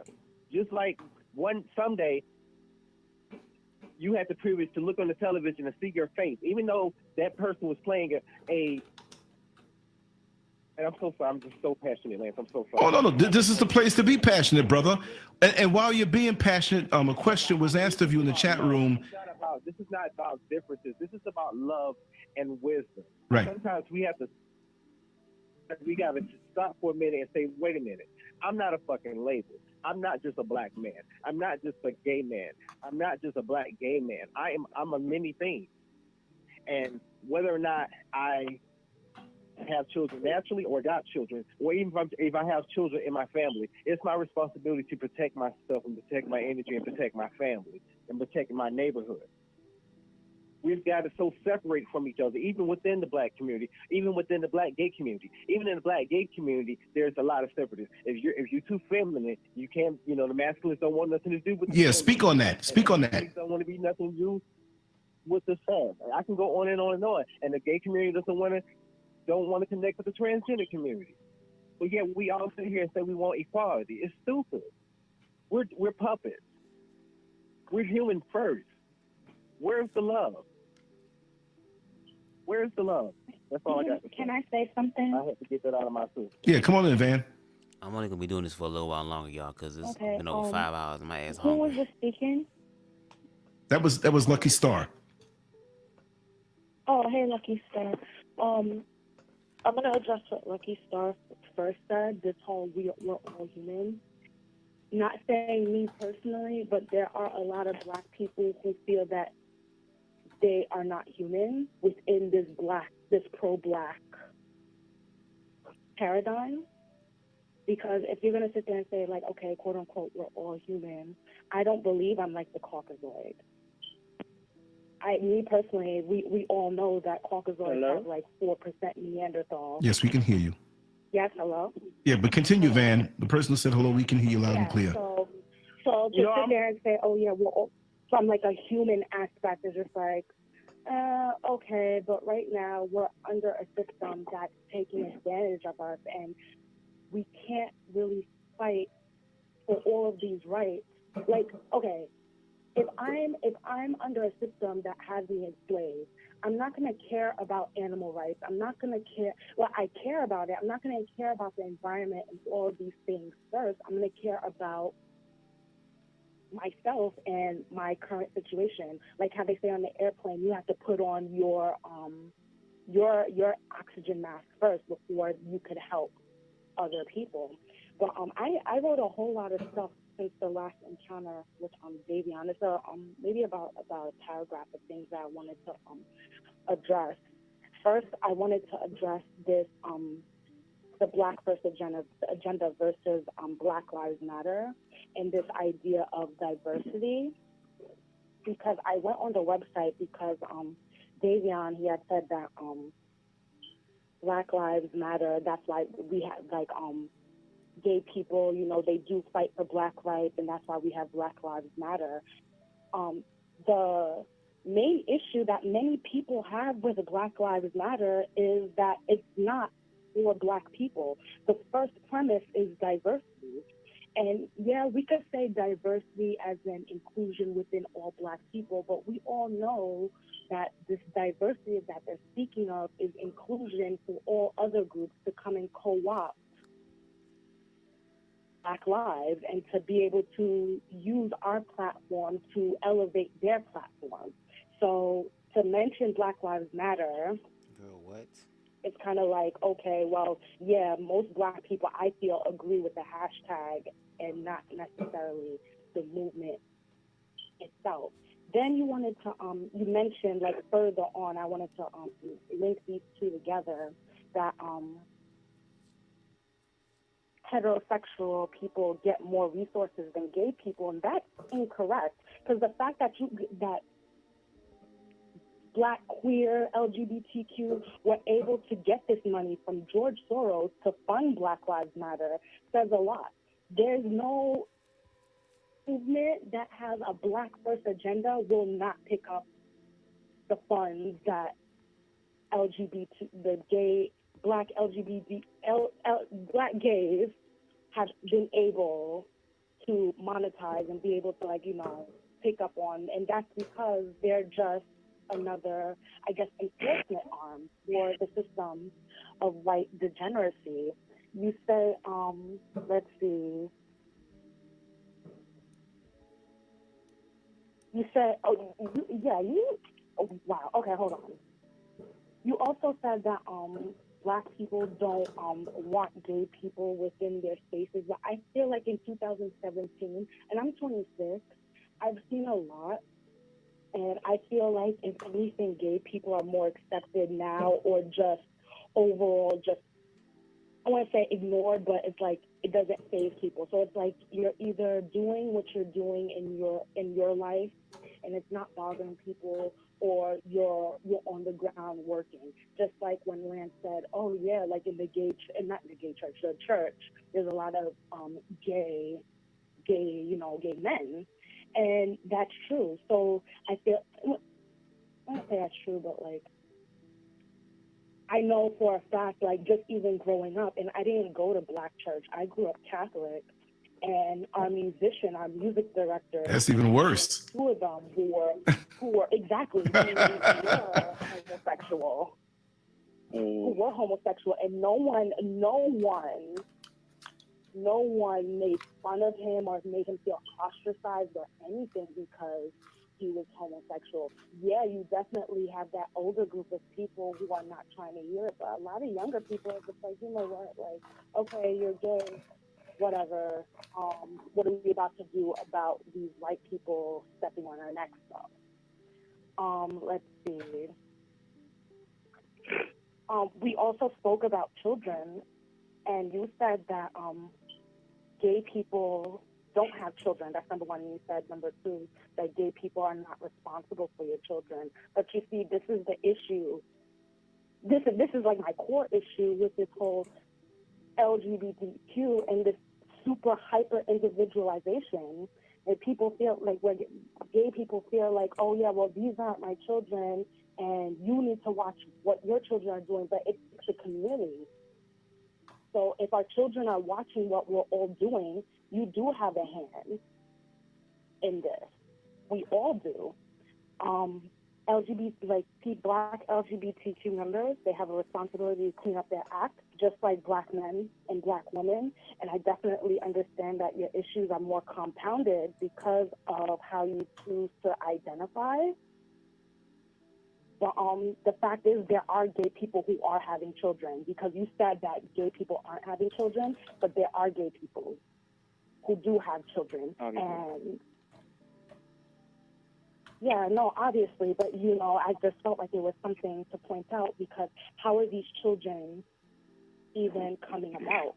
What you call it? Me personally, I know I have a couple of cases where it's like people close to me. I didn't even know they were gay. They were living their life completely down low, wife and children, and they just come out, and then they essentially abandon these children to go live, you know, their lifestyle. And I feel like me, as I guess a heterosexual person, I can't come out and say to them, yo, this is wrong, because if I do, they automatically think I'm coming at them because of their orientation, when I'm coming at them as a black man. Because even though you're gay or you're lesbian or whatever, but I'm speaking to men at this moment, even though you're gay, you still have a responsibility as a black man, regardless of your Yeah, we hear you, but keep talking, Van. Yeah. Yeah, Van is speaking right now. As soon as she's done, I'll let you speak, whoever said hello. But continue on, Van. Yeah.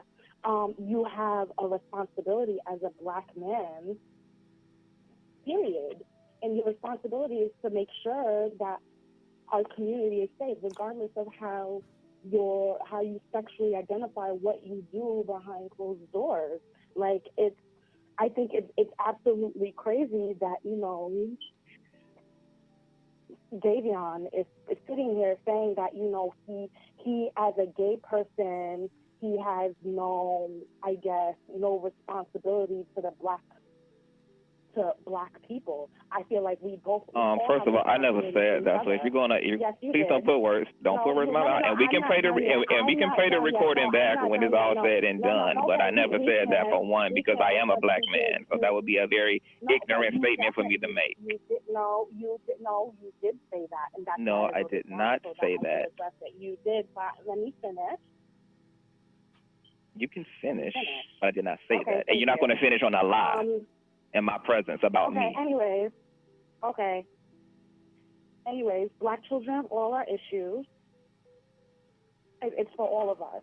You definitely did say you don't have a responsibility to black children. You said you don't have a responsibility. It's not black children. I'm not responsible for anybody's children. I'm not, and nobody is. You're not responsible for mine. I'm not responsible for yours. No.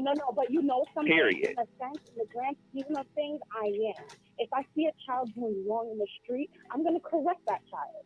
Because we're talking about a street. You are talking about wanting to be openly discriminatory towards same-sex people just because they're same-sex loving, and we can't be affectionate with our partners or be openly gay because we have to be concerned about what that means for your children.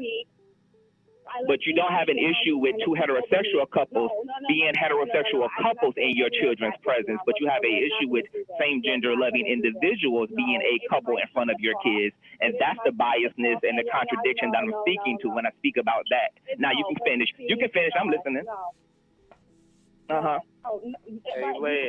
You see, he's talking about having a conversation, and then you just jumped in to say a whole bunch of stuff that I didn't even hear. You actually did. You're speaking a biasness in what you're saying.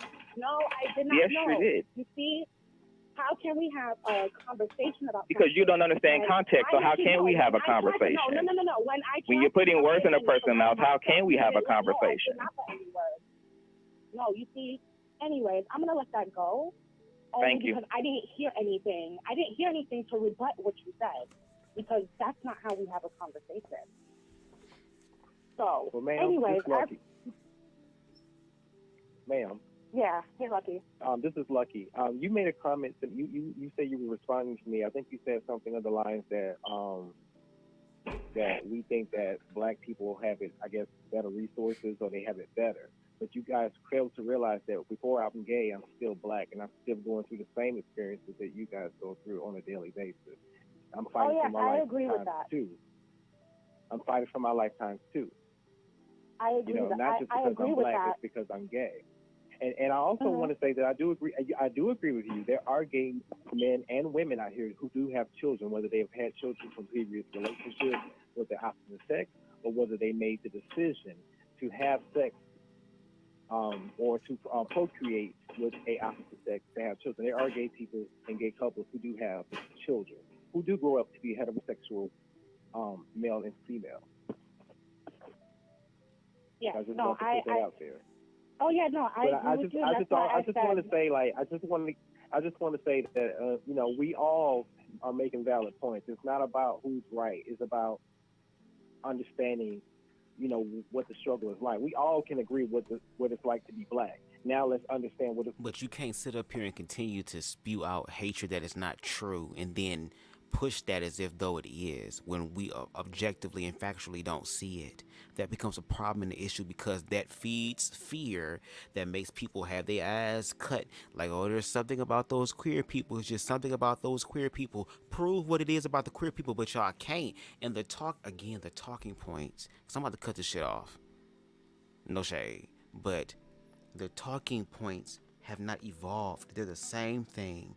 Children, the natural order of life, procreation, all these things that queer people have shown the burden of proof and have debunked a lot of the fears and concerns that a lot of ignorant, homophobic, queerphobic people still want to have.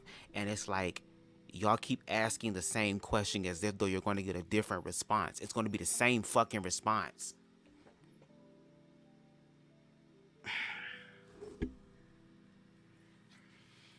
Wow. This is life. It's got to be the fentanyl. They cutting the drugs with these. That's what I'm saying. Like, what? It's a cringy ass reach. It's cringy, especially in the information age. It should be no way it should be this cringy. No way. Come on. It's a bunch of ignorances and biases and fears. We about to be done with this shit because I'm hungry, bitch. Like to be black and gay, or be black and trans or whatever. I agree with you. I don't like labels. I don't like. Why do we have to? You know, some of us don't believe that we're human beings. You get what I'm saying? And that's perfectly fine with you. Just feel like you want to believe in Christianity, if you want to believe in, you know, Catholic, that's your business. Oh yeah, no, I don't believe in any of that. I was just giving an antidote. I understand. Yeah. I understand that. What I'm saying is, it's not instead of us, you know, constantly battling about who's right and who's wrong about the differences. How about we come together as people while we have the platform and the world's watching? How about we come together and focus on what the similarities of our struggles? Right. And get to that definitely. Point. Because we can sit here all day. Because just like, do you even know who Bayard Rustin is? Bayard Rustin was Martin Luther King's top advisor. But you don't see him in the American history books or the Black history books because he was a gay man and a black man. He was not in the American history books because he was black. That's right. And they only needed a couple black heroes. You know, they only put a handful of them in the American books, and they get the story wrong in that. But even in the Black history books, they don't include the Bayard Rustin and the Audre Lorde and the James Baldwin. But there's a reason for that. Peace. I would love to elaborate on that. Brother Hollow. Yes. Now, this is when the manospheres decided to come in, girl, because that little spat that CTV had with that female caller, girl, you know, that'd be the time to where these niggas want to stand up for women. Like, I'm going to stand up for women because you talking to a female. Yeah, but y'all don't even really learn to honor and appreciate them in private, girl. But publicly, girl, you going to come to the rescue with your motherfucking piss-stained ass, smelling ass, motherfucking cape bitch to save the day. Let me clarify something for the good brother so that we can understand why that is.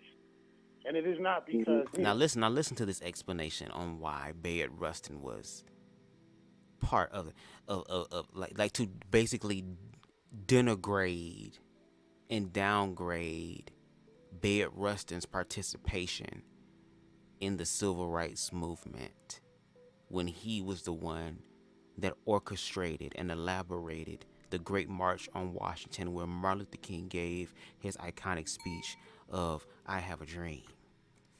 Okay? I want you to hear what his reasoning is for that. Okay? Homosexual. He is a homosexual. He exactly was that.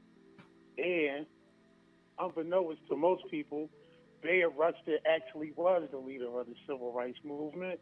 And because he was a homosexual, this is the reason why he was not at the forefront. Martin Luther King was a perfect candidate.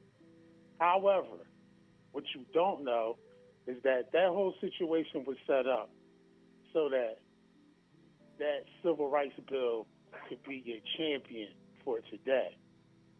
So I heard a couple points. And I know the history of it. I know let me make my point. I'm just saying that there are black. Excuse me. Let me make my point. I ain't interrupt anyone. I listen.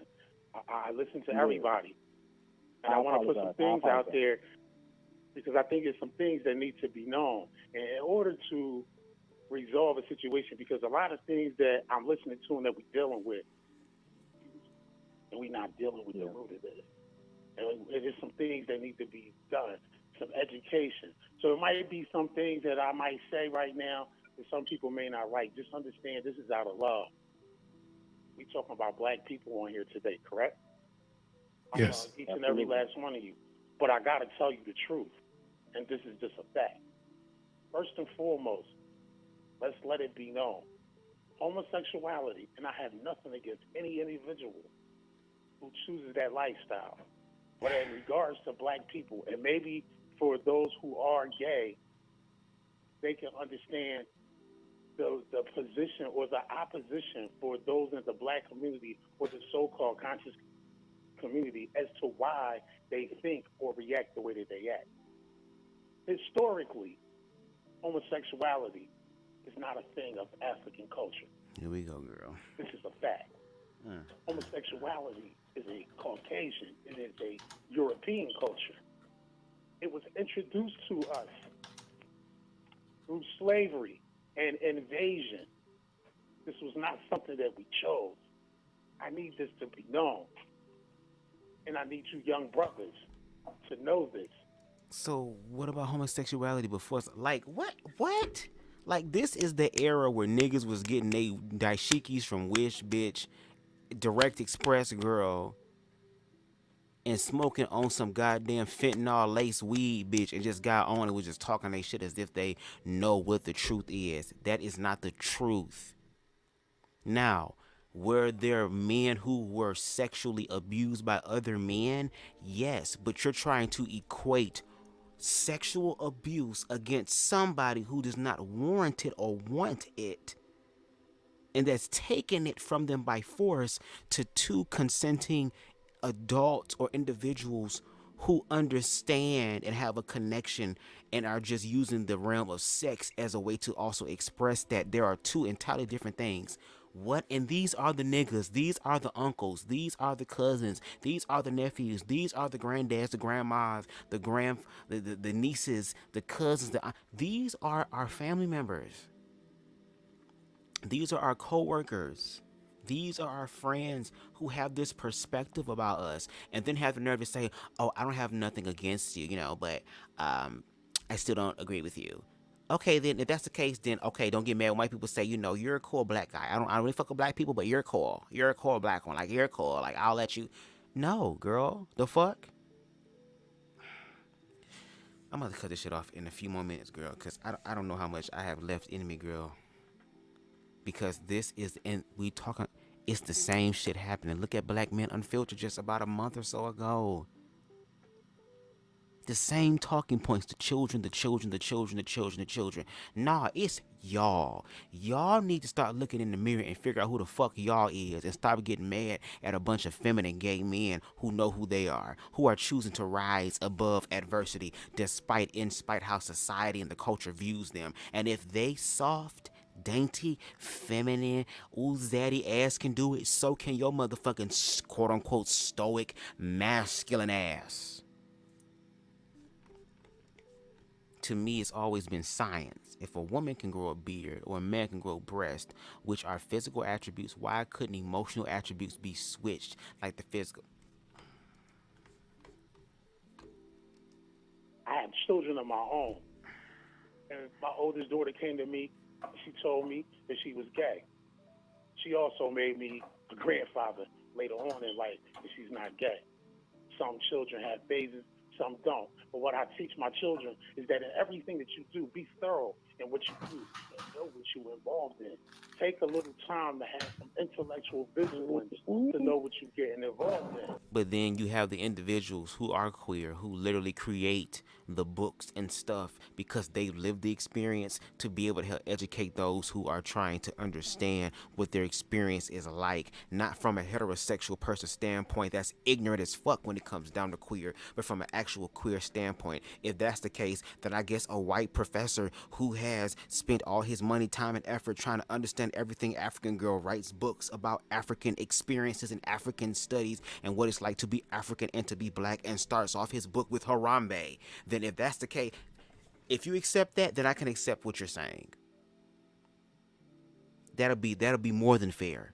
You want to speak on queer people and what queer reality is, okay, then allow white people to speak on black experience then. If you can let that happen, I'm cool. I'm cool with that. I'm cool. But see, that wouldn't be the case. It'll be all type of motherfucking melanated hell in this bitch if a white person did that. But wait a minute, they educated themselves. They studied to show themselves approved. They actually did what you did, or inspiring, or said your children should do, or encourage your children to do, which is to be the best and know exactly what you're getting yourself into. But there's one element that's very important that's missing from the equation: the actual experience. Everybody want to be a nigga, but don't want to be a nigga.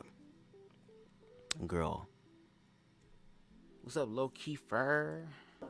So, you can be homosexual, not a problem. But understand, when you're approaching the black community, there is a healthy culture that comes from African ancestry, and it did not include homosexuality. So, it brings up the same problem as the problem comes when you get black folks together and religion. Don't take it personal. Don't act like it's just you.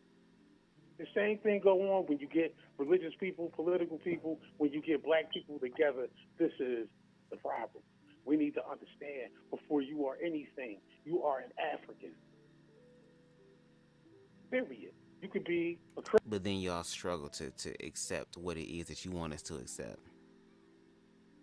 Because my sexuality shouldn't be a problem or issue or something that you see as a threat because I'm still black, right?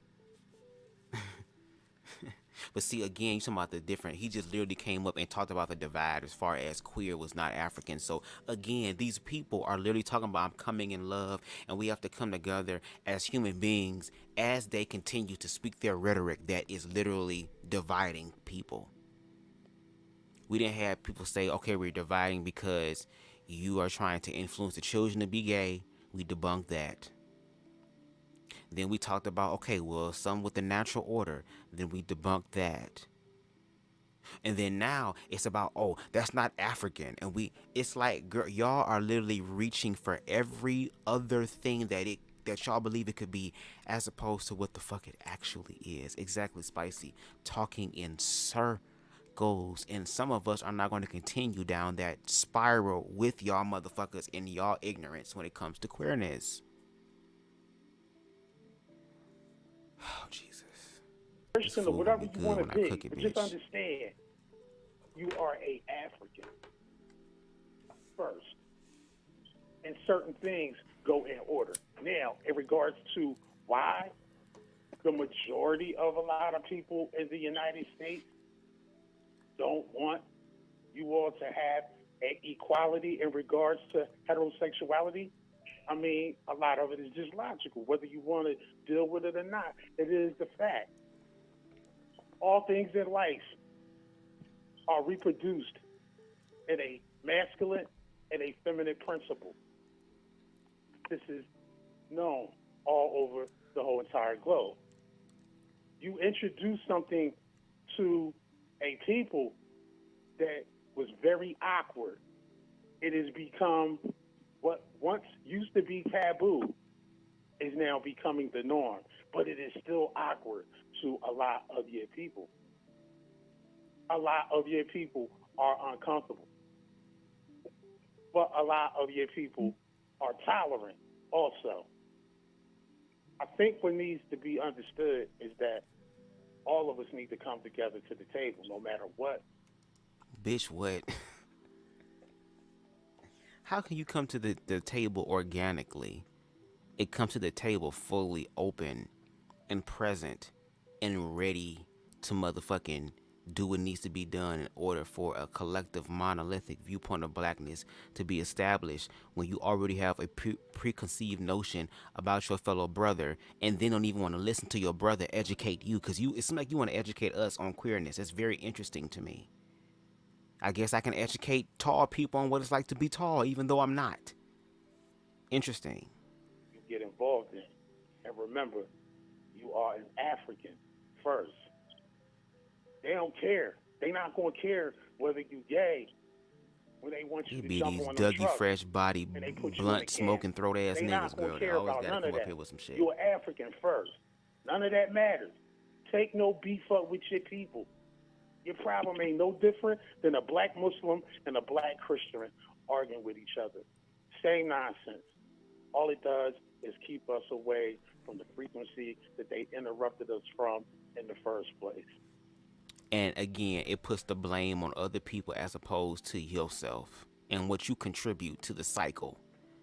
Because again, you came up here and dominated the conversation with your try of masculine energy as if though you knew the answer and that you have the one missing ingredient. These motherfuckers been saying, girl, it's just the arrogance for me, girl. That's it. That's why. That's it. Don't make it no more than what it is. Go ahead. Absolutely. First and foremost, I want to apologize for interrupting you. That was rude of me, so I just want to apologize to you for that. But I did want to respond to your comment about us choosing homosexuality. I can't speak for anybody else. This is me. I can't speak for anybody else, but I can speak for myself. I did not choose to have same-sex desires for men. Just like you did not choose to have. I was going to address that too, but go ahead. Go ahead. I was going to address that, but go ahead. Go ahead.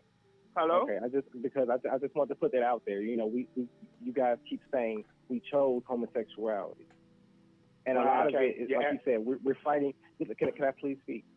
A lot of it, like you said earlier, you know, we're speaking on topics on the surface. We need to dive deep into the core root of what the problem really is, which is the lack of knowledge of who we are.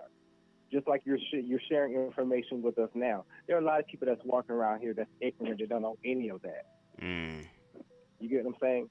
All they know is who they are. Nobody can tell me what it's like for me, a gay man, same gender lover man, LGBTQ, whatever you want to label me as, whatever it is you want to put the label on. You can't tell me what my life is like. You can't tell me what I chose to live.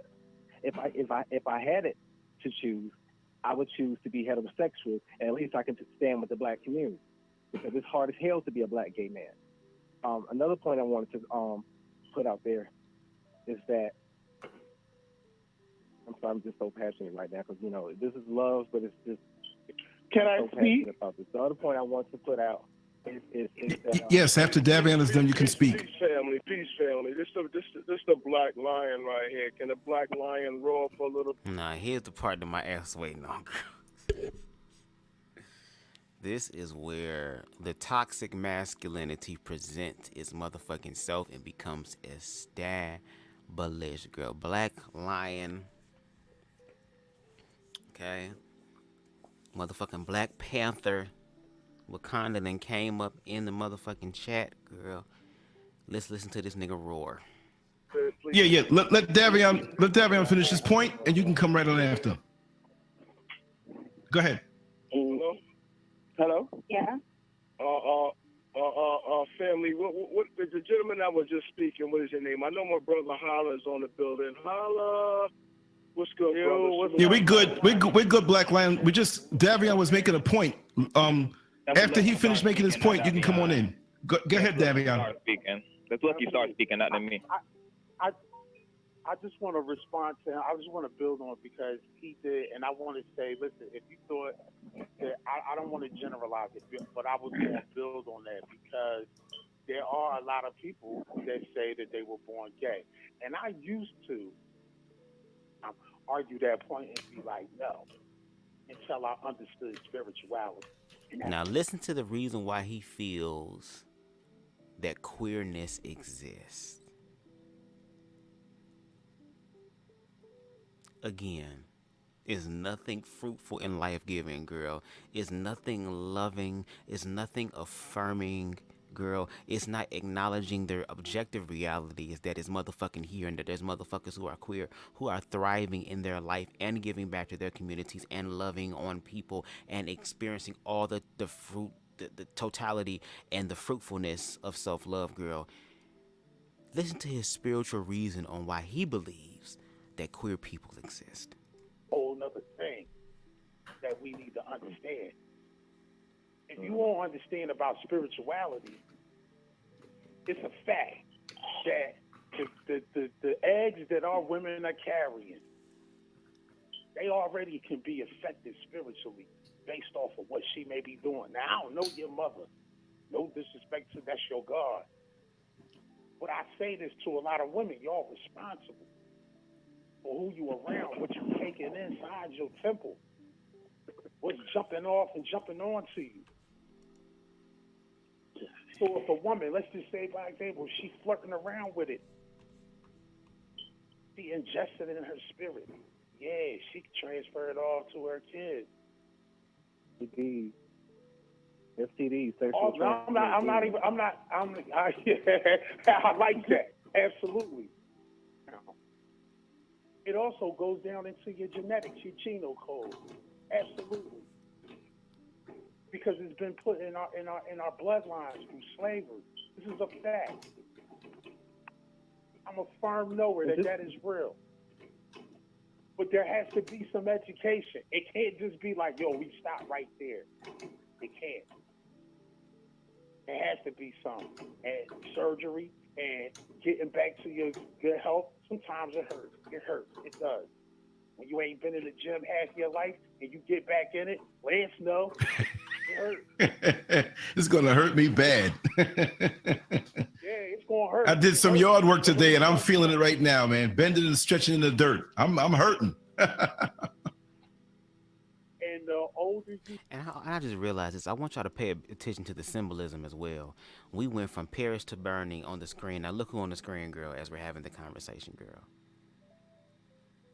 The head Hotep nigga himself, who is living in the school that he will never manifest, girl. Dr. Umar Johnson, girl. So now we know them niggas on code. Now, if only they can learn how to be on call when it comes down to actually manifesting and helping that the black motherfucking community actually excels, girl, then we'll be in a different place, girl. These niggas actually walked in their kinghood as opposed to criminalizing and denigrating other people who are walking in their godhood, girl. Maybe the black community would be in a much better place, girl. But, again, we on code. Meaning the far in you are into your misguided convictions, or it hurts to come out of it. But you should want to take that pain to come out and be healed and to be healthy again than to suffer for the rest of your life. You know what I'm saying? And find out later that you was all wrong about the whole situation. So, yeah. I say... But sir, can I respond to that? Hold on for a minute. I'm looking for... Okay, I'm sorry, Xavier. Lance. Yes. Could you have each caller announce who they are so that we don't get it confused who's actually speaking? Right. So everybody who's on the line, when you speak, just say, hey, this is Holla. This is what I want to say, or Black Lion, or Van Sanity. Yeah, because the voices over the phone can sometimes kind of blend in. But I know most of the voices. But for those who are listening, do that for us. Okay, my name is Antoine. Okay, good. I'm about to cut it off because Antoine. Girl, it's almost 6 hours. Y'all see the gist of it, girl. Y'all see the gist of it, girl. This is the shit. This is the absolute shit, girl. You'd had this man came through, and now from the spiritual standpoint, we out of alignment, girl. We just not balanced, bitch. We just fucked up, girl. But if he actually did his research, girl, you understand that the indigenous people to this motherfucking land, girl, it's not African, girl, but Africa is not the only motherfucking spiritual aspect of life, girl. There are other spiritual aspects of life that have their own fucking place as well, like the Native American community, girl, that honor LGBT people, especially trans people, because they are considered two-spirited people.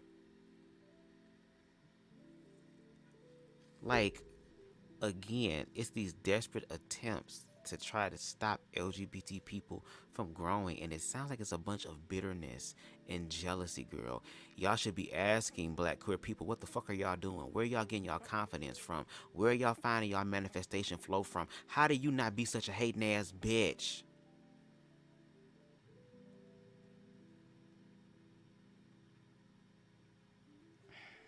But like I said, I'm rooting for humanity. Because humanity wins in the end. Love never fails. Love already won. And I'm just choosing to subscribe to that and actually walk that out, which means that I can love other groups of people. And when you love somebody, like you said, you're willing to tell them the absolute truth, girl, and that truth actually manifests. That truth is objective on all realities. The physical reality, girl, the spiritual, the intellectual, the emotional reality, girl. And for someone to sit up there and tell people that being queer, there's a sickness, there's something wrong with it, you're abnormal, as if there was some sort of disability or something. But then when you read spiritual books, even with people who are quote unquote considered to be disabled, they're on a different frequency than us. That's why a lot of the people who are disabled turn out to be savants. Turn out to have some sort of expertise in a certain level. They're on a different frequency. It's our job to love, which means I'm gonna find a way to love this person in the midst of this. Yeah, it's gonna be scary because yes, we're not dealing with what is normal, because normal would be considered easier. But goddamn it, I'm gonna find a way to love this damn child and to go through the journey with this child, as opposed to just removing the child from me because this is a testament that I'm a failure of a parent, and not based off of what I'm doing as a parent, but based off of what other motherfuckers outside of me gonna think of me as a parent. Which is why I'm so grateful, and I tell my parents every time that I talk to them that I love them, especially my father, because my father has put in the motherfucking work to where I literally have a YouTube live where I interviewed them and asked them questions about having 2 queer children and how did they get to this point of self-love. And it took a lot of self-realization.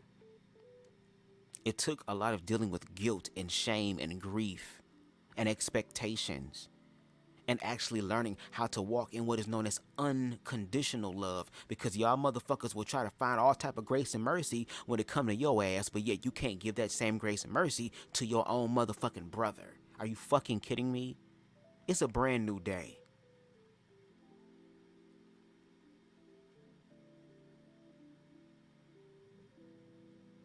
Just like West Name told Lauryn Hill ass bitch, the quiet competition is out. Bitch, the ignorance is out. The bullshit is out. Ain't gonna be no joyful Lord, we adore thee. In my life, I put nothing before thee. Since I was a youngster, I came to know that you was the only way to go. Ain't none of that.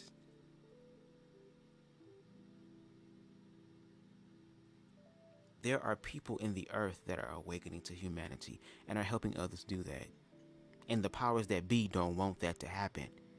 But instead of looking through the lens of self-love to realize that us loving ourselves is actually helping the fucking community, dumbass, because we are part of the community, then we can start making true changes. But as long as we continue to participate in the isolation, because queer people are just trying to prove to y'all that we are part of y'all, that we are with y'all. Meanwhile, y'all giving all these weak-ass fucking examples, girl, about how y'all not. And then have the nerve to sit up here and say it's coming in love. You sound like a lot of religious people. But the universe, and I'm thankful for that, is leveling the playing field. Everybody about to know what it feels like to be a nigga. Everybody know what it's about to feel like to be a fag. Everybody about to know what it feels like to be a dyke. Everybody about to know what it feels like to be a tranny. Everybody about to motherfucking know what it feels like to be oppressed. We on the same goddamn boat, dumbasses. We're fucking human beings. Hello. And I don't even like talking like that. But a wise mystic once told me, and it's true, girl, when your ego start riling up, girl, you have to match the ego. That's why spirit is important, because spirit will get your ass in the end, girl. In the end. That's why a lot of queerphobic people are giving birth to queer children. Look at my father.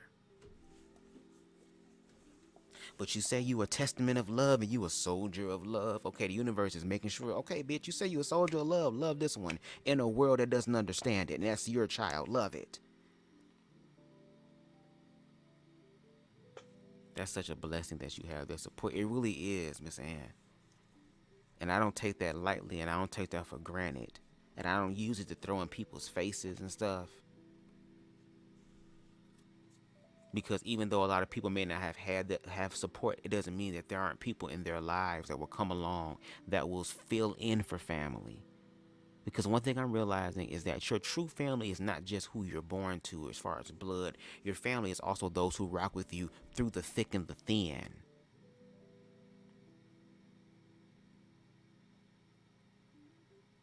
Even the fact that y'all come through and y'all rock with me, with my high leprechaun ass. Very contextual and nuanced, sometimes stuttering ass. But y'all still love on me, y'all still like, y'all still show up, y'all still support. Y'all be CashApping, which I'm excited about that. Y'all be doing all types of forms of loving on me and believing in me. And I'm learning how to believe in me on my own so I can believe in other people. Because my awareness is not just benefiting me only. It's going to benefit the community, but I have to be aware of myself first so that I can benefit the community in the most righteous way I can. And one of the ways that I do it is through my gifts, which one of these are speaking and having conversations. It gives me the opportunity to really break things down and to give a different perspective. And I'm grateful to even have cis hetero people in the comments who literally are empathetic enough to try to understand. And that even in the times we don't understand, that love can cover us, which means that I got to do my part in love, which is like, okay, just like Tim Keurig did in the Crossing the Closet. Did you see how accountable he was? Now, at first he was struggling with it, but he reminded himself of the mission to try to deeply understand and how he had to deal with all his bullshit and his own inner homophobia. And that there's no such thing as benign queerphobia, girl. All that shit is malignant. And how even when he felt like, oh, I did what I could as an ally to understand that there was more shit, and that it became less on focusing on queer people and more on focusing on himself and what he's been taught to believe and having that inner struggle.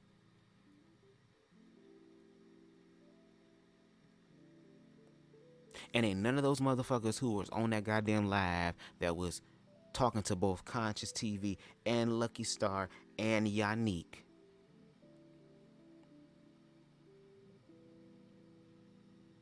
Want none of them trying to walk in the energy that Timothy did as far as understanding. Because again, y'all have issues and problems and concerns with queer people. It's like you want to be able to voice your concerns and you want it so desperately to be true. Because if it's not true, now I got to focus on myself. And that's harder than anything.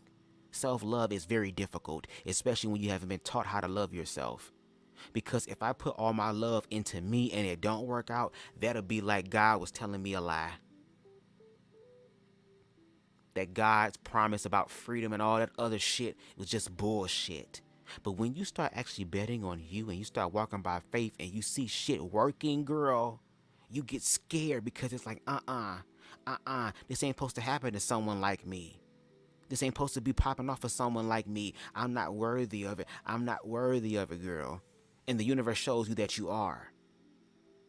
And then we fuck our own blessings up by actually running away from it. My little leprechaun, 31-year-old, soon to be 32-year-old ass in June, girl, is not running anymore. First of all, I'm short as fuck, girl. I gotta run very fast, girl. The bottom of my fucking feet be on fire, burning, trying to run. And it exerts a lot of energy, girl. And I'm getting up there in age, so I gotta be conscientious and smart.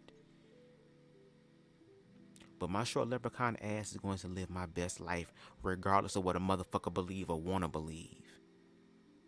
to the point to where now there are people literally trying to put laws in place to suppress oppressed people and for them to get their slice of equality pie, girl.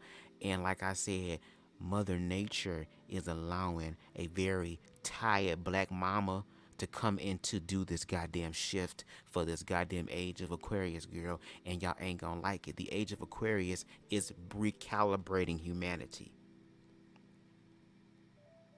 to where the hyper of both toxic masculinity and toxic femininity is now starting to be recalibrated back into divine.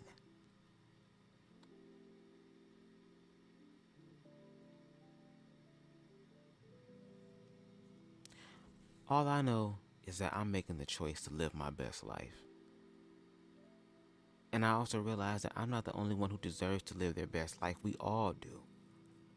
But this bullying bullshit, the bullies that I grew up with who have now become adults, girl, y'all not gonna start y'all bullying shit. Girl, again, that Pennywise energy, girl, of fucking with hoes when they was kids and they whooped your ass and you think you was gonna come back as an adult and try to do that shit, girl, we saw how both of the shit ended, bitch. And it's the hood version, girl, so you know niggas gonna win in the end. And I'm grateful for these experiences, girl, because all they do is continue to fuel the fire underneath me for these ideas that I have for films and stuff. To where I'm literally gonna take some of these fears and manifest this shit on screen, girl. To where they're gonna be so triggered to where it's like, okay, girl, let's sit down and talk it out. Let's talk now. Now that the truth is here, let's deal with the objective truth, girl.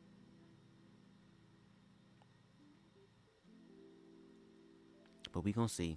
Anyway, thank y'all so very much for going back down memory lane with me as we did this fucking traptastic review, girl, of Lance Scurv's Homo and Hoteps. I think I like this idea. I might do it another one within the next few days. Maybe I'll go ahead and do one in reference to Black Men Unfiltered. Or I'll do the one of Reckless Logic's live where one of the people came on and was trying to be an ally and failed an application. Maybe I'll do that because I think that would be easier to kind of break it down, because none of these individuals are going to invite me to their platforms anytime soon because they're, again, afraid of these type of conversations. But since y'all want to invite me to y'all conversations, I'll just make my own table, bitch, and talk about it. And again, I give anybody and everybody permission to use this live in their own live to critique as well. Okay, I'm not beyond reproach, girl. If you feel some type of way about what I'm saying, girl, make it plain and let it be known. Okay? Please make sure y'all hit that like button, okay? You ain't gotta subscribe if you don't want to. I'm not everybody's cup of tea. But you can at least hit the goddamn thumbs up like button, baby, okay? Don't be a hating ass hoe all your life, girl. Do your mission, do your humanitarian work and hit that button, okay? If you like the vibe over here on BubzDaGawd, make sure you hit that subscribe button and make sure you also hit the notification bell and click to all, because baby, I be going live at random ass times. I be flowing with the spirit, and if you're rocking with Bubs, you gonna have to be on that shit. That's why I say make sure the weed is in tow, baby, because you're gonna need it. Okay? And if you're feeling generous in reference to monetary, my Cash App is at the bottom of the screen. BubzDaGawd. Okay, I take everything that jingles, folds, all that stuff, the shit that come with Lent. We don't turn nothing down. Okay, I'm getting all my blessings. Amen. Amen. And shout out to everybody who came through on the live. Shout out to those in the bushes, because I know you bitches watching. Hello. Again, it ain't the number of people watching. It's the ones who's watching, girl. As long as I got your motherfucking attention, bitch, that's all that matters, girl. And I've got a lot of people's attention that I never thought I would have. Interesting. Okay. Shout out to Low Key First. Shout out to Queen Spicy. Shout out to Queen Miss Ann. It was so good to have you in the comments tonight. It's been a minute. Shout out to King Aries. Shout out to who else?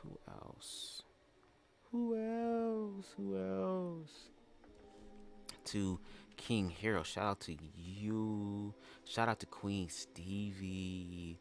Who else? I think. Oh, to Paul. Shout out to Paul. That's my uncle's name.